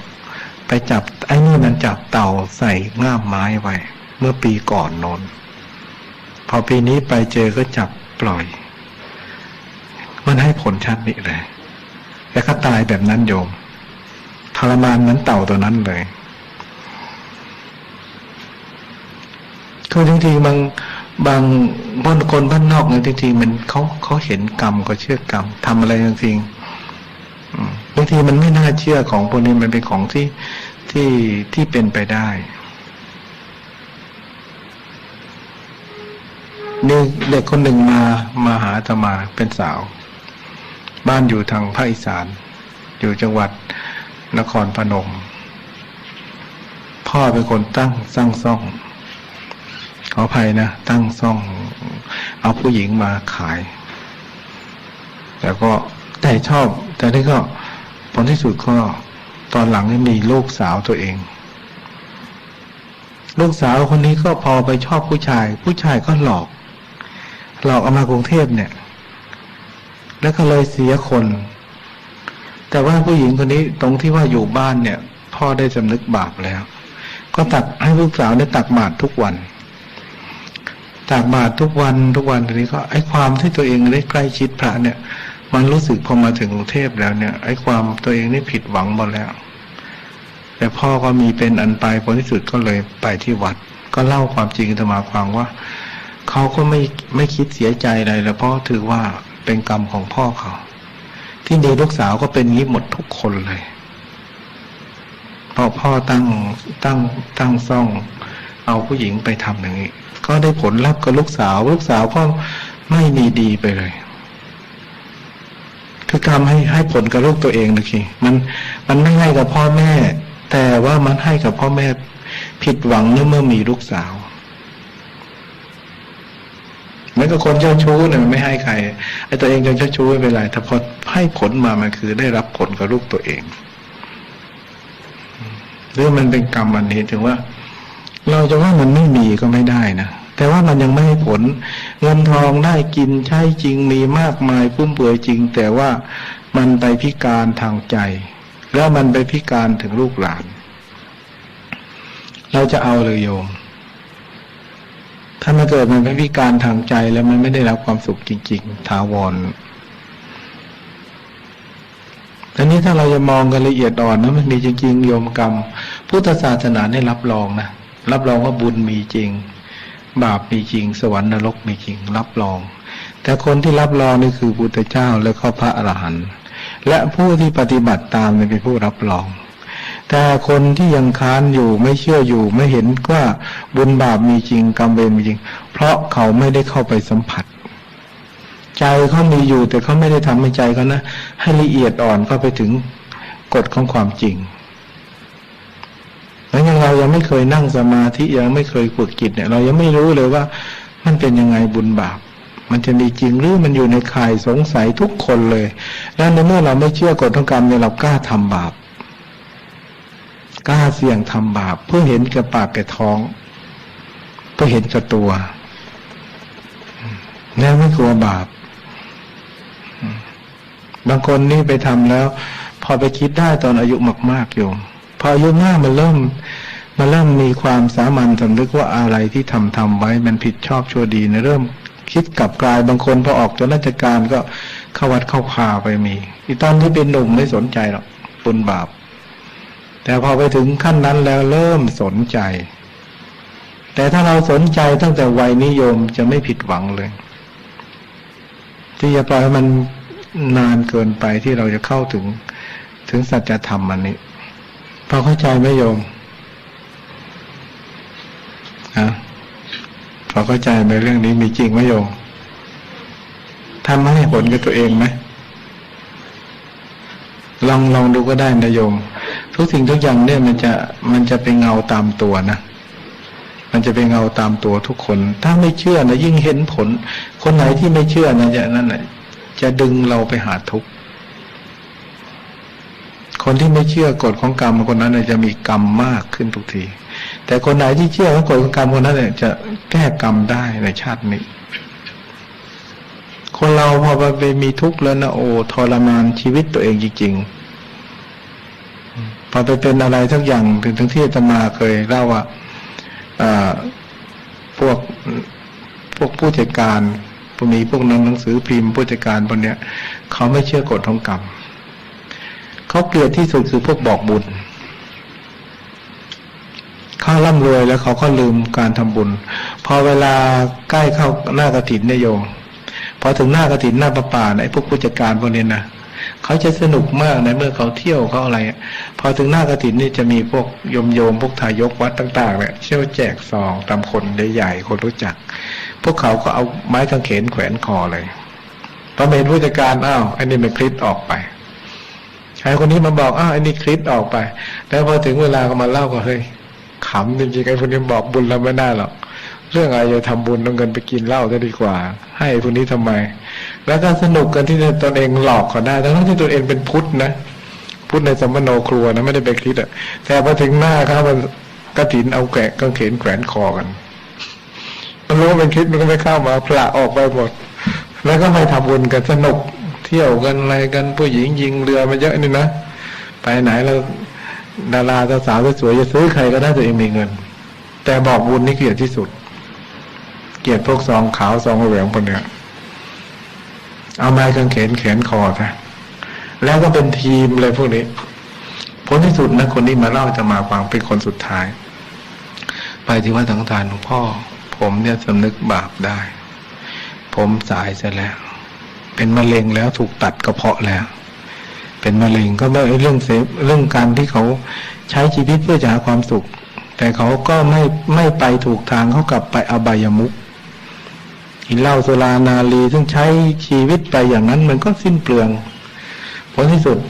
เขาบอกเพื่อนๆผมนะทำกันอย่างนี้ทุกคนน่ะตายหมดแล้วพวกนั้นน่ะเดี๋ยวผมคนสุดท้ายเลย มันอายุสั้นเลยหลวงพ่อมันหลอกศาสนาตัวเองมันไม่เอาเงินทำบุญไปปนเปื้อนคนอื่นหมดมันอายุสั้นหมดตายโหงก็มีรถคว่ำก็มีถูกยิงตายก็มีแบบประเภทพวกอิทธิพลน่ะแต่ผมนี่เนี่ยคนสุดท้ายพอดีมีเพื่อนผู้หญิงเนี่ยสงสารผมชวนผมมาเข้าวัดผมก็เลยมาคิดว่าเพื่อนๆมันก็ตายไม่ดีกันทั้งนั้นเลยเราก็เหลือเราอีกคนเดียวคงไม่รอดแน่เงี้ยแต่ก็มาเป็นมะเร็งแต่ก็มาวัดบอกผมไม่เชื่อเลยนะเรื่องศาสนาเนี่ยผมคบกับเพื่อนผู้ชายด้วยกันเนี่ยไม่มีโอกาสเข้าวัดเนี่ยมาคบกับพวกผู้หญิงก็พาพวกมาวัดถามผู้หญิงว่าเป็นไงพาบอกสงสารน่ะคนไม่มีทางไปแล้วน่ะสงสารเพราะว่าบ้านปลายชีวิตจะไม่ได้ไปดีเขาก็เชื่อว่าเขาสายเสียแล้วบอกถ้ารู้อย่างนั้นเขาเนี่ยเขาเข้าหาธรรมะเขาเอาเงินส่วนนั้นทำบุญไปยังมีสุขมากกว่าอีกคนแบบนี้ก็มีนะโยมนะไม่เชื่อคนต้องกรรม ไม่เอาพระแขวนคอเอากางเขนแขวนคอแต่ท่านที่ตัวเองก็ไม่นับถือศาสนาทิศแล้วก็ตายไปหมดแล้วพวกนี้อายุสั้นหมดเพราะไม่เอาศีลธรรมก็มองเห็นโยมเรื่องในชาตินี้ไม่ต้องไปรอชาติหน้าหรอกไอ้บุญบาปสวรรค์นรกในตกกันในชาตินี้ดีชั่วเห็นกันในชาตินี้สุขทุกข์มันอยู่ที่ใจเราโยมถ้าเราแก้ใจเราไม่ได้เลยไม่มีความสุขเลยอาตมาที่สนใจเรื่องสมาธิเนี่ยอาตมาไม่ใช่ถูกบีบคั้นอะไรอาตมาคิดว่าดวงใจดวงนี้ไม่เคยมีความสุขหรือจะได้เงินได้ทองเที่ยวไปไหนแต่ว่าดวงใจดวงนี้ถ้าไม่หยุดคิดไม่มีความสุขอาตมาอยากให้ดวงใจดวงนี้มีความสุขคิดศึกษาสมาธิเพื่ออยากให้ใจดวงนี้มันหยุดคิดพอคิดมันไม่สุขเลยอ่ะคิดไปโน่นคิดไปนี่นอนตรงนี้ใจมันไปตรงอื่นอาตมาพยายามจะนอนให้มีความสุขนะตรงนี้สุขแล้วล่ะนอนใจมันร้อนมันอยากไปนอนที่อื่นนี่อ๋อถ้างั้นชีวิตนี้เราไม่พบความสุขแน่เลยเพราะใจมันไม่หยุดคิดใจเราเหมือนลิงไม่มีหยุดเลยฟุ้งซ่านตลอดวันตลอดคืนเลยว่าถ้าหยุดใจคิดไม่ได้คงไม่พบความสุขแน่อาตมาเลยสนใจเรื่องสมาธิและอาตมาอยากจะรู้เรื่องบุญบาปสวรรค์นรกด้วยแต่แท้ที่จริงยังมากที่สุดอาตมาอยากได้รับความสุขจากใจตัวเองใจตัวเองไม่มีความสุขในโยมจะเอาที่ไหนมาล่ะใครก็ให้เราไม่ได้นะถ้าเรายังไม่หยุดคิดเนี่ยโยมจะกินเหล้าเมายาเต้นรำไปใช้เงินทองคบให้ผู้หญิงสวยรวยไงก็ไม่พบความสุขเพราะใจมันไม่หยุดคิดมันไม่พอทุกทีมาพบความสุขจริงๆตรงที่เราหยุดคิดได้นั่นเองตรงที่เราพอเราไม่ต้องการอะไรต้องการอิสระคือทำใจให้ว่างทำใจสงบโอ้นี่หรือสุขยิ่งกว่าเงินทอง100 ล้านพันล้านดิสุขเพราะหยุดคิดได้ในสุขจริงๆแต่คนเราถ้าหยุดคิดไม่ได้หยุดปรุงแต่งไม่ได้ไม่พบความสุขในชาตินี้ไอ้ที่สุขนี่สุขจอมปลอมเราโยมไม่มีใครพบเป็นอมตะ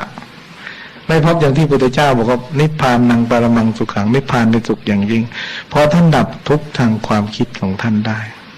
ไอ้เรานี่เอาเศษเสี้ยวส่วนหนึ่งท่านพอแล้วโยมแค่วันหนึ่งใน5 นาที10 นาทีให้ใจของเราได้ปล่อยวางไม่คิดอะไรมากๆตัวหน่อยก็สบายแหละพอเข้าใจไหมโยมใช่ไหมคิดเป็นทุกข์ไหมโยมคิดมากเป็นทุกข์ใช่ไหมคิดมากเป็นทุกข์ถ้าโกรธมากยิ่งทุกข์ใหญ่เลยอยากจะทำร้ายเขาอยากจะด่าอยากจะว่านั่นเป็นเพราะเราห้ามอารมณ์เราไม่ได้เราหยุดความคิดไม่ได้ความโกรธจึงทรมานใจความหลงลืมตัวเกิดขึ้นทันทีเพราะเราควบคุมอารมณ์เราไม่ได้ อันนี้สำคัญมากเลยนะทุกข์อันนี้จะย่ำยีจิตใจทุกคน ในเมื่อบุคคลนั้นหยุดความรู้สึกความคิดนึกมีสติห้ามใจไม่ได้ทุกคนนี่เราจะรู้เลยพอเราศึกษาเรื่องใจโอ้คนเรายังไม่แสวงหาความสุขตรงนี้กันเลยไม่มีใครได้เลยเพราะเขายังหยุดคิดนึกไม่ได้เขายังดิ้นรนอยู่มากมายใจเขายังสับสนเล่าย้อนอยู่ตลอดเวลาเพราะความพอดีไม่มีเพราะจากการฝึกจิตของเขาไม่มีถ้าตราบใดมนุษย์ทั้งหลายยังฝึกจิตให้มีสมาธิไม่ได้มีสติไม่ได้ควบคุมอารมณ์ให้หยุดคิดไม่ได้หรือไม่พบความสุขใจเนี่ยมันจะพาไปให้เดือดร้อนอยู่เรื่อยในวันนี้เรามาหยุดคิดกันสักพักถ้าตราบใดมนุษย์ทั้งหลายยังฝึกจิตให้มีสมาธิไม่ได้มีสติไม่ได้ควบคุมอารมณ์ให้หยุดคิดไม่ได้หรือไม่พบความสุขใจเนี่ยมันจะพาไปให้เดือดร้อนอยู่เรื่อยในวันนี้เรามาหยุดคิดกันสักพักได้ไหมได้ไหมโยมจะได้พบความสุขนะไม่เสียเงินหรอกโยมนะไปหยุดแบบนั้นเสียเงินโยมแล้วหยุดไม่อยู่ด้วยนะไปหยุดด้วยแก้วเหล้าเงี้ยหยุดไม่อยู่หรอกพอเข้าไปร้อนใหญ่จะไปแล้วครูแล้วความสุขอย่างนั้นไม่ใช่ความสุขสมาธินี่เป็นยากินนะโยมนะถ้าพูดกันแล้วเป็นยาก็เป็นยากินเลยโยมเจ็บท้องกินยาเจ็บท้องเลยปวดหัวกินยาเจ็บปวดหัวเลยสวดมนต์เป็นยาทาภาวนาเป็นยากินทำใจสงบแล้วเอาความสุขที่ใจตัวเองพอถ้าใครทำได้คนนั้นจะเห็นเองโยมบุญเห็นเองบาปเห็นเองสวรรค์นรกเห็นเองเห็นที่ใจของเรามีสมาธิเนี่ยพิสูจน์ได้นะหลักธรรมอันนี้เราต้องฝึกนะทำได้ทุกคนโยมและเป็นการแก้กรรมเป็นการแก้บาปเป็นการแก้ปัญหาหัวใจได้โดยตรงภรรยาเราเนี่ยเราจะแก้ยังไงดีเราไม่เข้าใจกันนะโยมสามีเราแก้ไม่ได้เราจะเข้าใจไงดีโยมแล้วต่อคนหนึ่งมีโรงงานทะเลาะกับสามีตลอดมีเงินเป็นล้านโยมแต่ไม่มีความสุขร้องไห้มาบอกว่าไปจอดรถที่ท่าน้ำเมืองนนท์โยมขับรถเบนซ์ไปจอดท่าน้ำคิดจะโดดน้ำตายข้ามไปวัดสังฆทานไม่ได้เขาบอกให้ไปวัดสังฆทานให้โดดน้ำตายดีมั้งไปไม่ถึงวัดมันมีทุกข์มากพอต้องยังไม่ตายก็เลยวันหลังกลับไปใหม่ขับไปจนถึงวัดไปก็ร้องไห้อาตมาก็บอกว่าความสุขไม่ได้อยู่ที่เรื่องมีเงินทองโยมทำใจได้โยมก็สงบเขาก็ทำใจยากเพราะสามีนี่เป็นคนชอบแย่อารมณ์คนให้เกิดให้โกรธ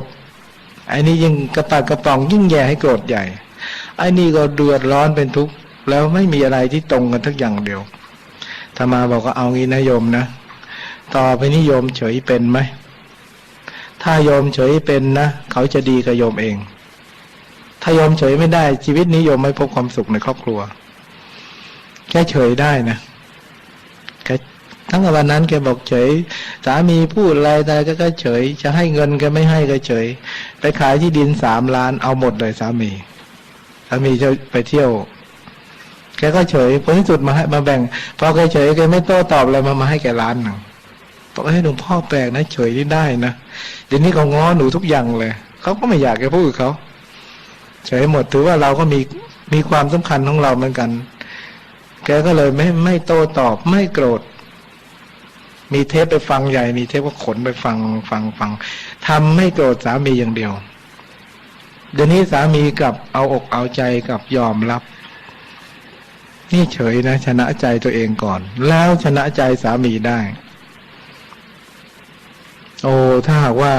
อย่างนั้นนะขั้นแตกหักโยมคิดทิ้งกันเลยอ่ะคิดไม่อยู่แล้วไม่มีดีแล้ว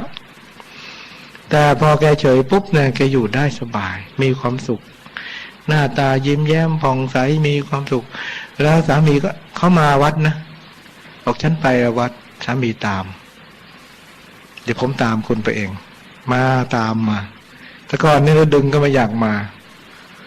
พอทางนี้เอาจริงๆเข้าเอาพระธรรมยึดเหนี่ยวเขาตามเรา คนเรามันก็มีการรับผิดชอบชั่วดีรู้อะไรผิดอะไรถูกเหมือนกันแต่มันทำไปโดยอารมณ์นั่นเองแต่ถ้าเราก็เหมือนกับไฟลุกมาแต่ถ้าเจอน้ำมันก็ดับเหมือนกันถ้าผู้หญิงก็ดีผู้ชายก็ดีเป็นน้ำได้เนี่ยสามารถจะดับอารมณ์คนได้ถ้าต้องดับตัวเองก่อนถ้าเราอยู่ในครอบครัวเราถ้าเราเฉยได้เนี่ยปัญหาก็จบเหมือนกันนะแต่ถ้าเราเฉยไม่ได้เนี่ยปัญหาไม่จบหรอกโยมทะเลาะกันยันตายไม่สิ้นสุดแล้วเราก็เลยต้องหาทางออกนอกบ้านอยู่เรื่อยผู้หญิงก็เบื่อบ้านผู้ชายก็เบื่อบ้านเบื่อกันอยู่นี่เองเพราะอะไรเพราะไม่มีความสงบเพราะตัวเองยังเข้าใจตัวเองไม่ได้เลยยังห้ามใจไม่ได้จะไปห้ามใครตัวเองยังทำตัวเองให้เป็นสุขไม่ได้จะไปให้ใครเป็นสุขตัวเองยังสงบไม่ได้จะทำให้ใครสงบเพราะตัวเองทำตัวเองไม่ได้ฉะนั้นจึงแก้คนอื่นไม่ได้ถ้าจะทำให้คนอื่นได้ต้องแก้ตัวเองก่อนแล้วจะแก้คนอื่นได้ส่วนมากคนเรานะคิดไปแก้คนโน้นคนนี้นะไม่เคยแก้ใจตัวเองเลยสักนิดเดียวคิดว่าคนโน้นไม่ดีคนนี้ไม่ดีอยู่เรื่อยแต่ตัวเองไม่เคยว่าไม่ดีเลยไม่ค่อยชอบด่าตัวเองชอบด่าคนอื่นไม่นินทาตัวเองแต่ชอบนินทาคนอื่นไม่สรรเสริญคนอื่นแต่ชอบสรรเสริญตัวเองหรือคนเราชอบเข้าข้างตัวเองมากกว่าคนอื่นฉะนั้นนั่นจึงมองตัวเองไม่ออกเขาจึงหากระจกมาส่องให้เราดูใช่ไหมเพราะมันมองไม่ออกต้องใช้กระจกส่องแต่คนอื่นเรามองออกไม่ต้องใช้กระจกแต่ตัวเองก็ต้องเล่นกระจกถ้าไม่มีกระจกมองตัวเองไม่ออกว่าดียังไงชั่วยังไงสวยยังไงไม่สวยยังไงฉะนั้นการมองใจตัวเองเหมือนมองกระจกถ้ามองตัวเองออกเหมือนเราเอากระจกมามองแล้วนั่นแหละคือการแก้ไขจิตใจของตัวเองได้ปัญหาครอบครัวก็สงบสุขปัญหาการงานก็สงบสุขไม่ต้องไปเพ่งโทษไม่ต้องไปมองคนอื่นร้ายดียังไงมองตัวเองอย่างเดียวขอให้ลองหัดมองตัวเองกันดูบ้างสิว่าอะไรเป็นข้อบกพร่องที่เราเป็นอยู่เราว่าเขาเลวแล้วเราเลวไหม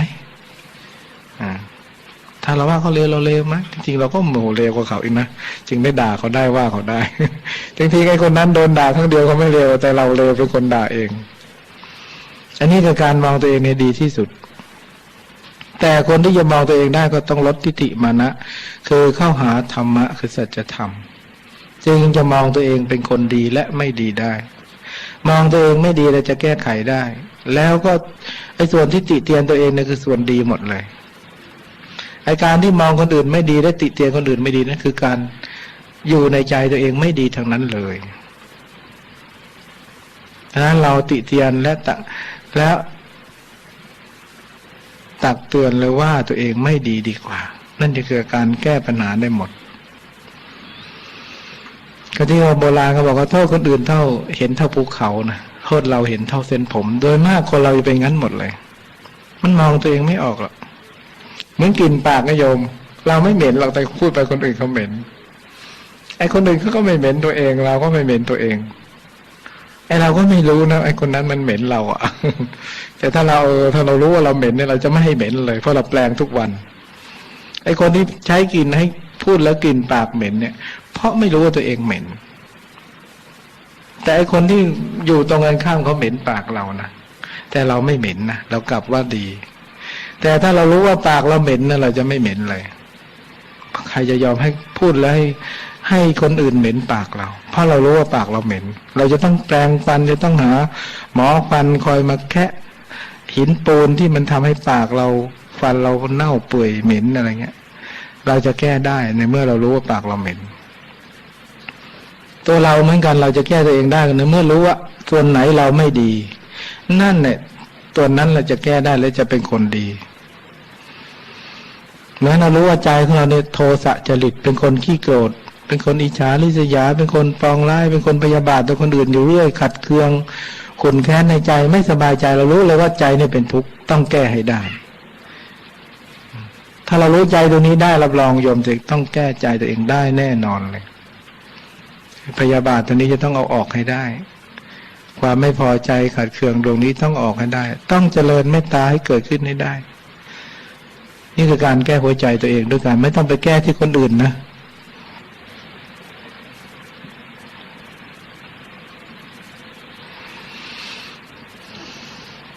เดี๋ยวคงมีเวลาทำสมาธิสัก15 นาทีพอไหมอย่าเอาถึงครึ่งชั่วโมงกลัวโยมจะทนไม่ไหวมั้งให้ทำนานๆไปทำที่วัดนะนี่ธรรมาก็เสนอโยมว่าถ้าวันไหนว่างๆนะชวนให้ไปวัดที่วัดอาตมาไปที่ร่มรื่นที่สงบแล้วก็ไปอยู่ภาวนาสักคืนหนึ่งก็ได้แล้วก็ทำใจสบายแล้วก็กลับมา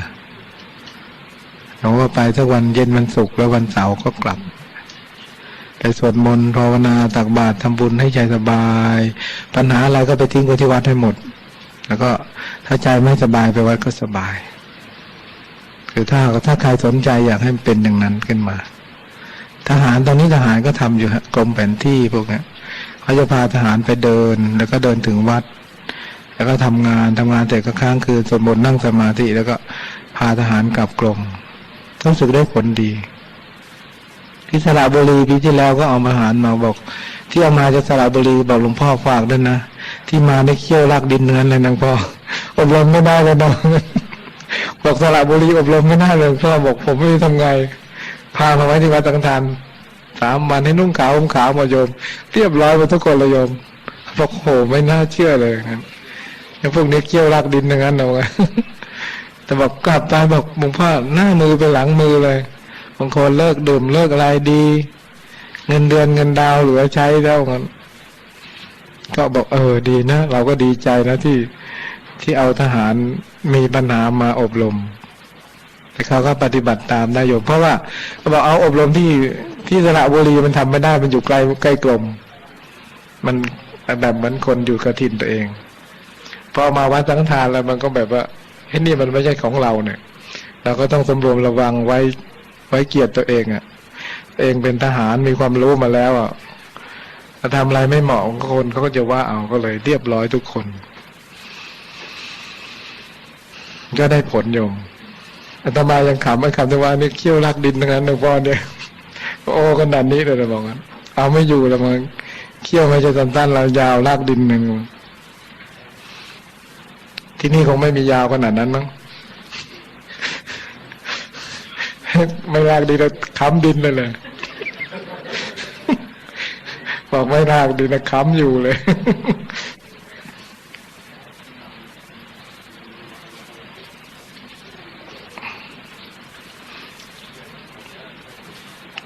เดี๋ยวเกี้ยวหลุดหมดแล้ว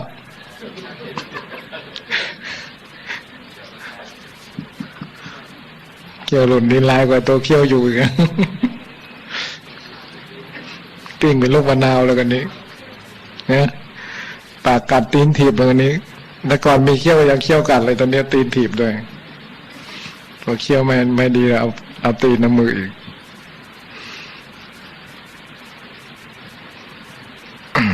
เดี๋ยวสงบใจสัก15 นาทีเพื่อเป็นบุญกุศล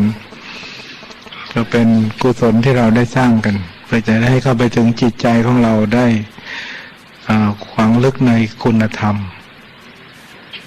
เอามือขวาวางกับมือซ้ายสำรวมกัน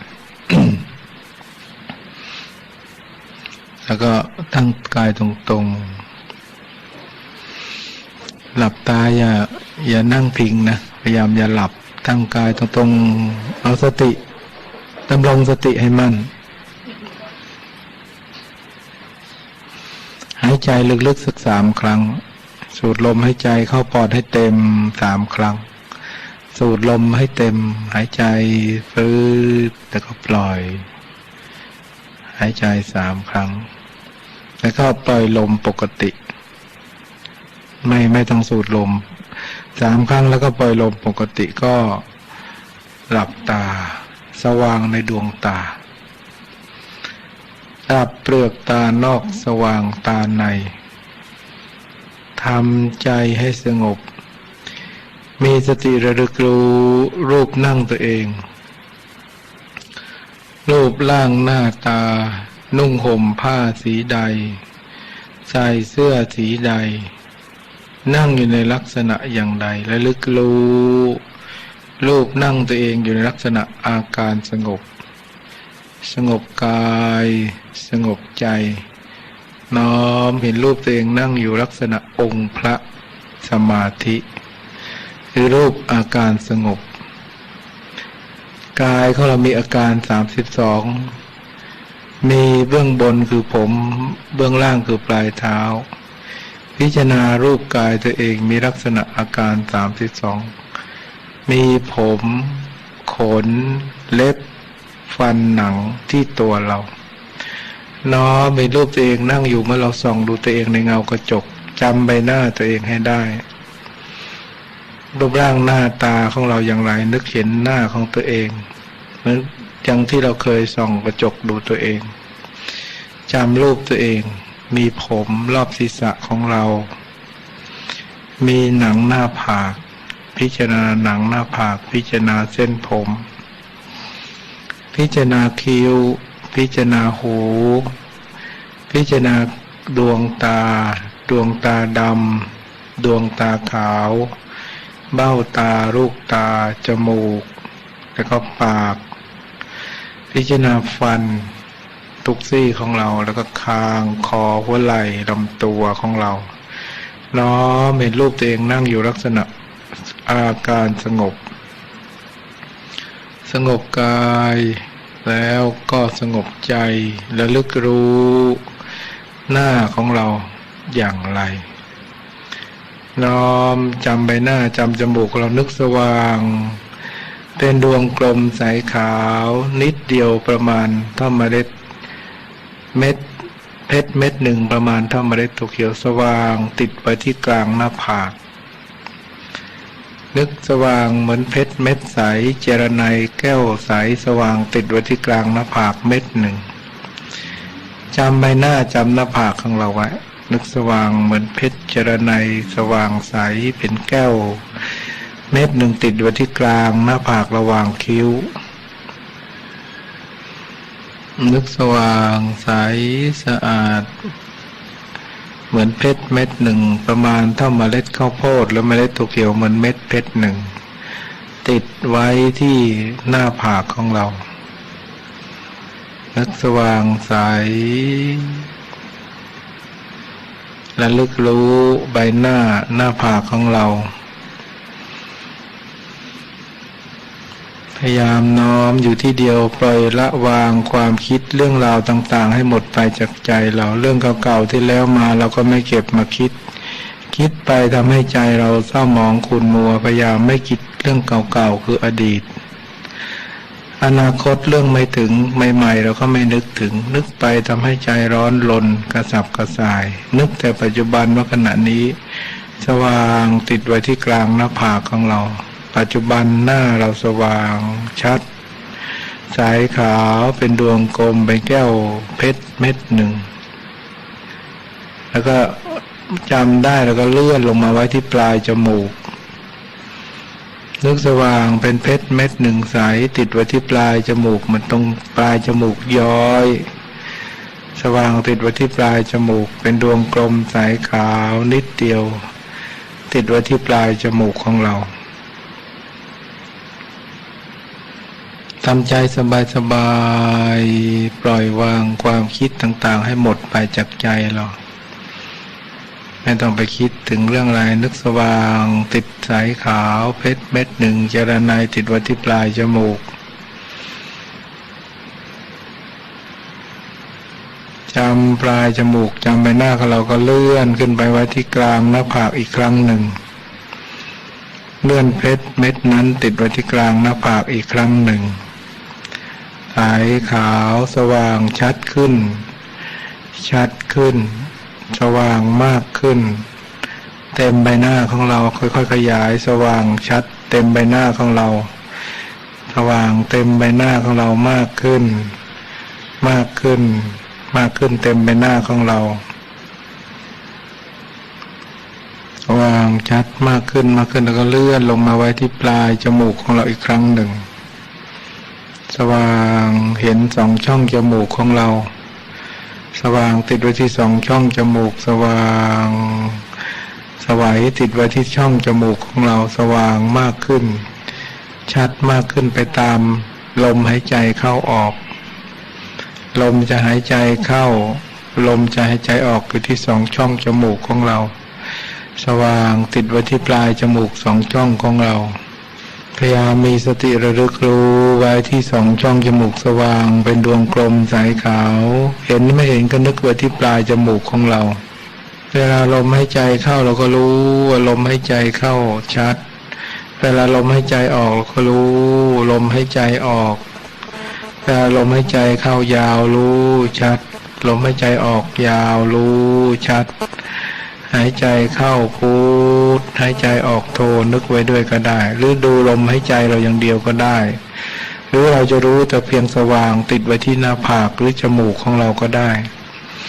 พยายามรู้ลมเข้าพุทลมออกโทด้วยก็ได้หายใจเข้ายาวหายใจเข้าสั้นสังเกตลมเข้าพุท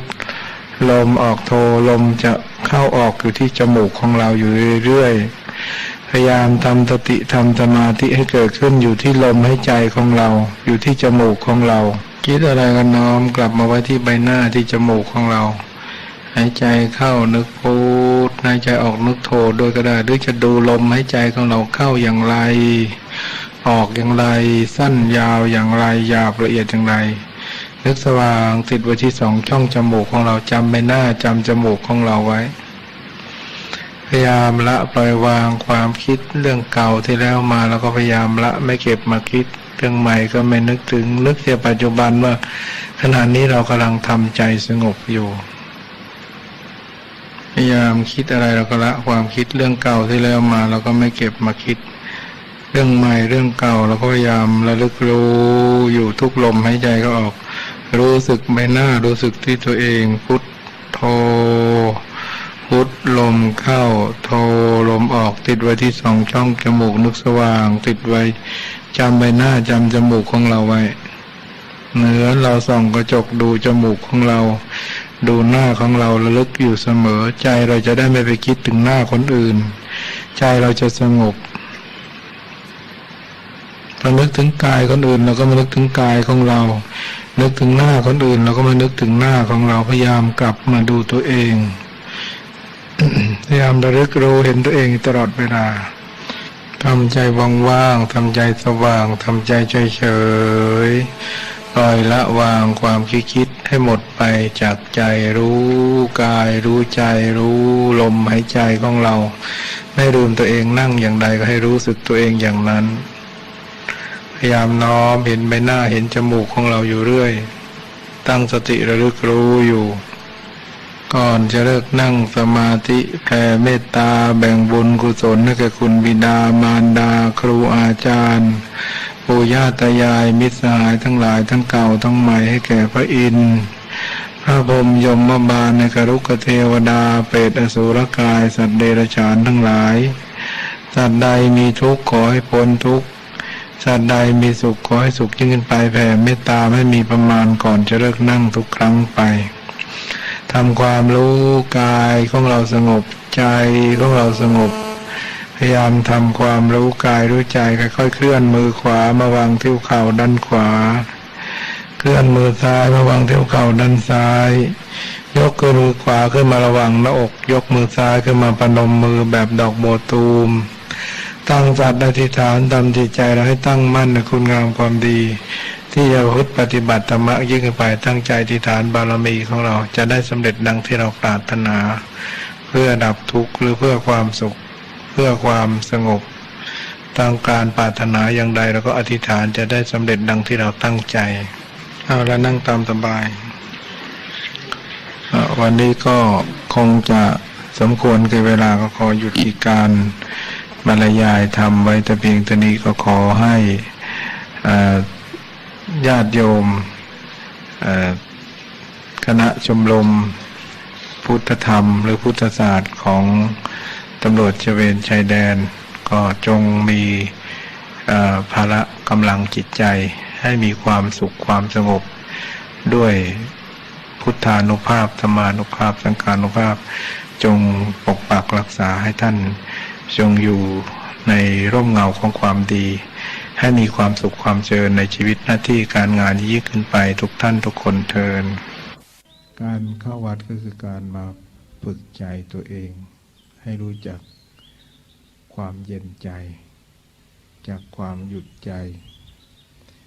ด้วยการสร้างกุศโลบายคือความฉลาดที่จะนำตัวเองออกจากความทุกข์คือความร้อนใจทุกข์คือความร้อนใจนั้นเป็นทุกข์ทวีคูณมากขึ้นจนคนนั้นทนไม่ได้ถ้าสุขนั้นคือการเย็นใจเราจะต้องสร้างใจนั้นให้เย็นมากขึ้น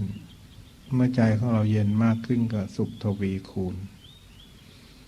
ทุกข์คือความเย็นคือความร้อนใจสุขคือความเย็นใจทุกข์นั้นก็มีสองอย่างสุขนั้นก็มีสองอย่างสุขจาก สุขจากใจคือเรียกว่าสุขจากนิรามิสุขสุขจริงใจสุขใจเย็นสุขจากการใจเย็นสุขจากการสงบใจสุขจากการกินอิ่มนอนหลับมีลาภมียศมีเงินมีทองไม่มีโรคภัยไข้เจ็บนั่นคือสุขจากการมีวัตถุสุขนั้นเป็นสุขภายนอกทุกข์ก็เช่นเดียวกันทุกข์ก็มีสองอย่างทุกข์จากอาศัยวัตถุทำให้ทุกข์เราไม่กินไม่อิ่มกินไม่อิ่มไม่มีบ้านอยู่ไม่มีเงินใช้ไม่มีความสะดวกสบายไม่มีวัตถุเท่าที่ควรอันนี้เรียกว่าทุกข์จากการไม่มีทุกข์จากการไม่สมดุลทุกข์คือทุกข์ใจทุกข์จากการไม่พอใจทุกข์จากเป็นคนมีใจไม่สงบเป็นคนคิดมากเป็นคนเจ้าอารมณ์เป็นคนมีทิฏฐิหนามีความเห็นไม่ตรงทุกข์จากใจนี่ทุกข์เกิดจากความคิดนึกเช่นมีความโกรธมากๆโกรธไปเรื่อยๆไปจนถึงกลายเป็นพยาบาทอิจฉาริษยามากๆจนจิตใจนั้นเล่าร้อนทนอยู่ไม่ได้ทุกข์จากความโกรธทุกข์จากความโลภเกิดความอยากได้จิตใจไม่สงบต้องทำความพยายามมีความโลภไม่รู้จักสิ้นไม่รู้จักพอก็เป็นความทุกข์จากความอยากทุกข์จากความหลงจากความหลงไม่รู้ของจริงจากความหลงไปยึดติดอะไรแล้วก็ค่ำครวญอยู่แต่สิ่งอันนั้นเช่นเหมือนอย่างคนหลงลูกหลงหลานหลงบ้านหลงเรือนพอหลงใครก็ยึดอยู่อย่างนั้นเหมือนกับคนตาบอดคำทางเป็นห่วงว่าเขาจะเป็นโน่นเป็นห่วงว่าเขาจะเป็นนี่กลัวเขาจะเป็นอย่างนั้นกลัวเขาเป็นอย่างนี้ก็ว่าทุกข์จากความหลงเหมือนภรรยาหลงสามีสามีหลงภรรยาหรือสามีไปหลงเมียน้อยอย่างเงี้ยภรรยาก็เป็นทุกข์ไอ้สามีก็เป็นทุกข์จากความหลงนี่ทำให้ไปยึดไปติดได้หลายอย่างเช่นเราไปติดไปยึดกินเหล้าเล่นการพนันสูบบุหรี่เจ้าชู้เที่ยวใช้เงินเปลืองไม่หยุดไม่หย่อนก็นี่เกิดจากความหลงอันนั้นก็คือการหลงไปติดไปยึดติดในรูปบ้างติดในเสียงบ้างติดในกลิ่นติดในรสติดในการที่ตัวเองไปคุ้นเคยหลงทำให้คนเราเกิดทุกข์มากมันคนหลงปล่อยวางไม่ได้หลงลาภหลงยศบางคนหลงยศนี่ยึดตัวตนมากเคยเป็นใหญ่เป็นโตแล้วเนี่ยเคยยิ่งใหญ่เคยมีคนเอาใจแล้วนี่ก็ปลดตัวไม่ลงไปไหนก็ต้องให้มีคนต้อนรับขับสู้ให้มีคนยกย่องว่าเป็นคุณหญิงเป็นคุณนายเป็นท่านนั่นเป็นท่านนี่ก็หลงตัวเองใครไม่พูดถูกใจไม่ประเลาะเอาใจก็โกรธความโกรธความชิงชังถ้ามาวัดสังฆทานนี่ถ้าใครไม่ปูเสื้อปูพรมไม่เชื้อเชิญไม่เรียกท่านเรียกเธอก็ไม่ชอบใจ ไปวัดไหนเขายกย่องฉันเป็นคุณหญิงคุณนายฉันเป็นลูกท่านหลานเธออะไรอย่างเงี้ยเรียกว่ามียศคือเรียกว่าคนหลงยศก็เหมือนคนที่ถูกเอาหัวโขนครอบแล้วก็หลงตัวเองว่าตัวเองเป็นนั่นเป็นนี่แต่ถ้าเราลอกคราบไปแล้วมันก็ไม่มีอะไรลอกออกไปแล้วคนเราก็เกิดแก่เจ็บตายอยู่กับที่เหมือนกันไม่มีใครพิเศษจากกันความหลงนี่ทำให้คนเรามัวเมายึดติดทำให้เกิดทุกข์มากความโกรธก็ดีความหลงก็ดีฉะนั้นทุกข์จึงแยกออกเป็นสองทางสุขจึงแยกออกเป็นสองทาง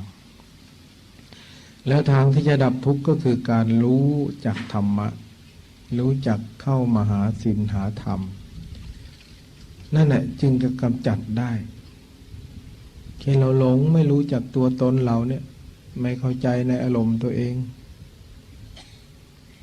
หลงโลภโกรธหลงมากขึ้นก็ต้องพิจารณากรรมฐานพิจารณาว่าเราเนี่ยได้อะไรมาร่างกายเรามีอะไรบ้างมีผมมีขนมีเล็บมีฟันมีหนังมีเนื้อมีเส้นเอ็นมีโครงร่างโครงกระดูกมีอะไร มันไม่มีอะไรร่างกายคนเราถ้าพิจารณาไปแล้วมันก็ไม่วิเศษอะไรมันก็เกิดมาเจ็บมาแก่มาตายในร่างกายคนเราก็ไม่ใช่สร้างมาด้วยอะไรพิจารณาไปแล้วมันก็ไม่มีอะไรจะมั่นคงไม่มีอะไรจะยึดถือว่าเป็นวิเศษไปได้ใจเท่านั้นหรอกที่จะมีคุณธรรมคนเราจะมีความสุขได้ก็ต้องทำใจให้มีคุณธรรมทำให้ไม่หลงไม่หลงในยาบไม่หลงในยศไม่หลงในชื่อเสียงไม่หลงในสกุลไม่หลงในความยึดติดความโกรธความโลภเราก็ต้องพยายามปล่อยวางทำใจให้เกิดความสุขเรียกกุศลเกิดกุศโลบายคือทำให้ใจฉลาดในการแก้ปัญหาชีวิตตัวเองได้ด้วยการพิจารณาตามความเป็นจริงเมื่อเราปฏิบัติธรรมไปนานๆแล้วเนี่ย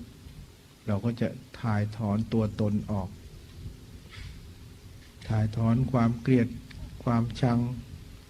ความไม่พอใจซึ่งกันและกันจิตใจมันก็จะเจริญเมตตามากขึ้นมีความใจเย็นมากขึ้นเย็นมากขึ้นก็กลายเป็นคนใจดีถ้าร้อนมากขึ้นเพิ่มความโกรธมากขึ้นเพิ่มความโลภมากขึ้นเพิ่มความหลงมากขึ้นก็กลายเป็นคนร้อนเพิ่มความร้อนใจมากขึ้นก็กลายเป็นคนหงุดหงิดฟุ้งซ่านรำคาญใจเมื่อเป็นอย่างนี้มากๆขึ้นก็นั่งเป็นทุกข์นอนเป็นทุกข์กินเป็นทุกข์แม้แต่นอนก็ยังเป็นทุกข์เพราะใจมันร้อนใจไม่เย็นฉะนั้นการปฏิบัติธรรมจึงมาการขจัดขัดเกลาใจร้อนใจวุ่นวายให้ออกไปเพื่อได้แก้ทุกข์ทางใจทุกข์คืออะไรทุกข์คือความคิดนี่แหละความคิดที่ปรารถนาออกไปนอกตัวนอกตนที่เป็นโน่นเป็นนี่ขึ้นมา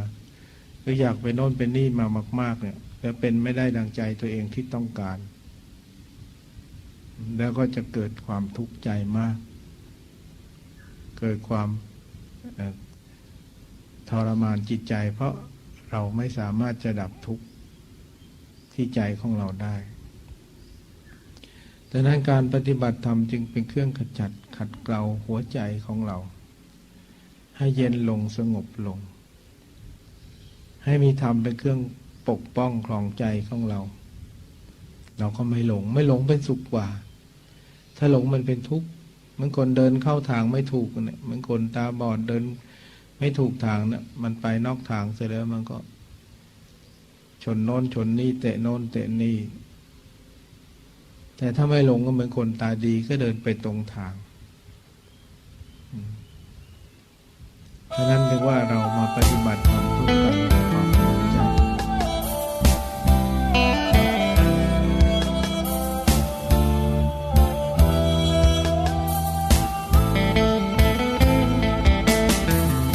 รุ่งเช้าวันใหม่แจ่มใสเบิกบานออกรับการงานพบผ่านแต่ความสุขสันต์ มากมายต่างหมายเป็นพี่น้องกันเชื่อมสายสัมพันธ์โยงใจไปทุกแห่งหนยิ้มรักวันใหม่นั่งยืนเดินลุกสร้างหายคลายทุกข์ลูกทำชี้นำเหตุผลเกิดมาชาตินี้ชั่วดีมีในใจตนอยากดีมีจนเป็นผลของกรรมนำหนุนพบธรรมนำสุขลูกตื่นขึ้นจากความฝันยิ้มรับรางวัลสร้างสรรค์ไม่ให้เสื่อมสูญเสียงธรรมรุ่งสางเป็นทางสร้างเสริมเพิ่มพูนพบธรรมนำสุขพระบุญเกื้อหนุนพระศาสนา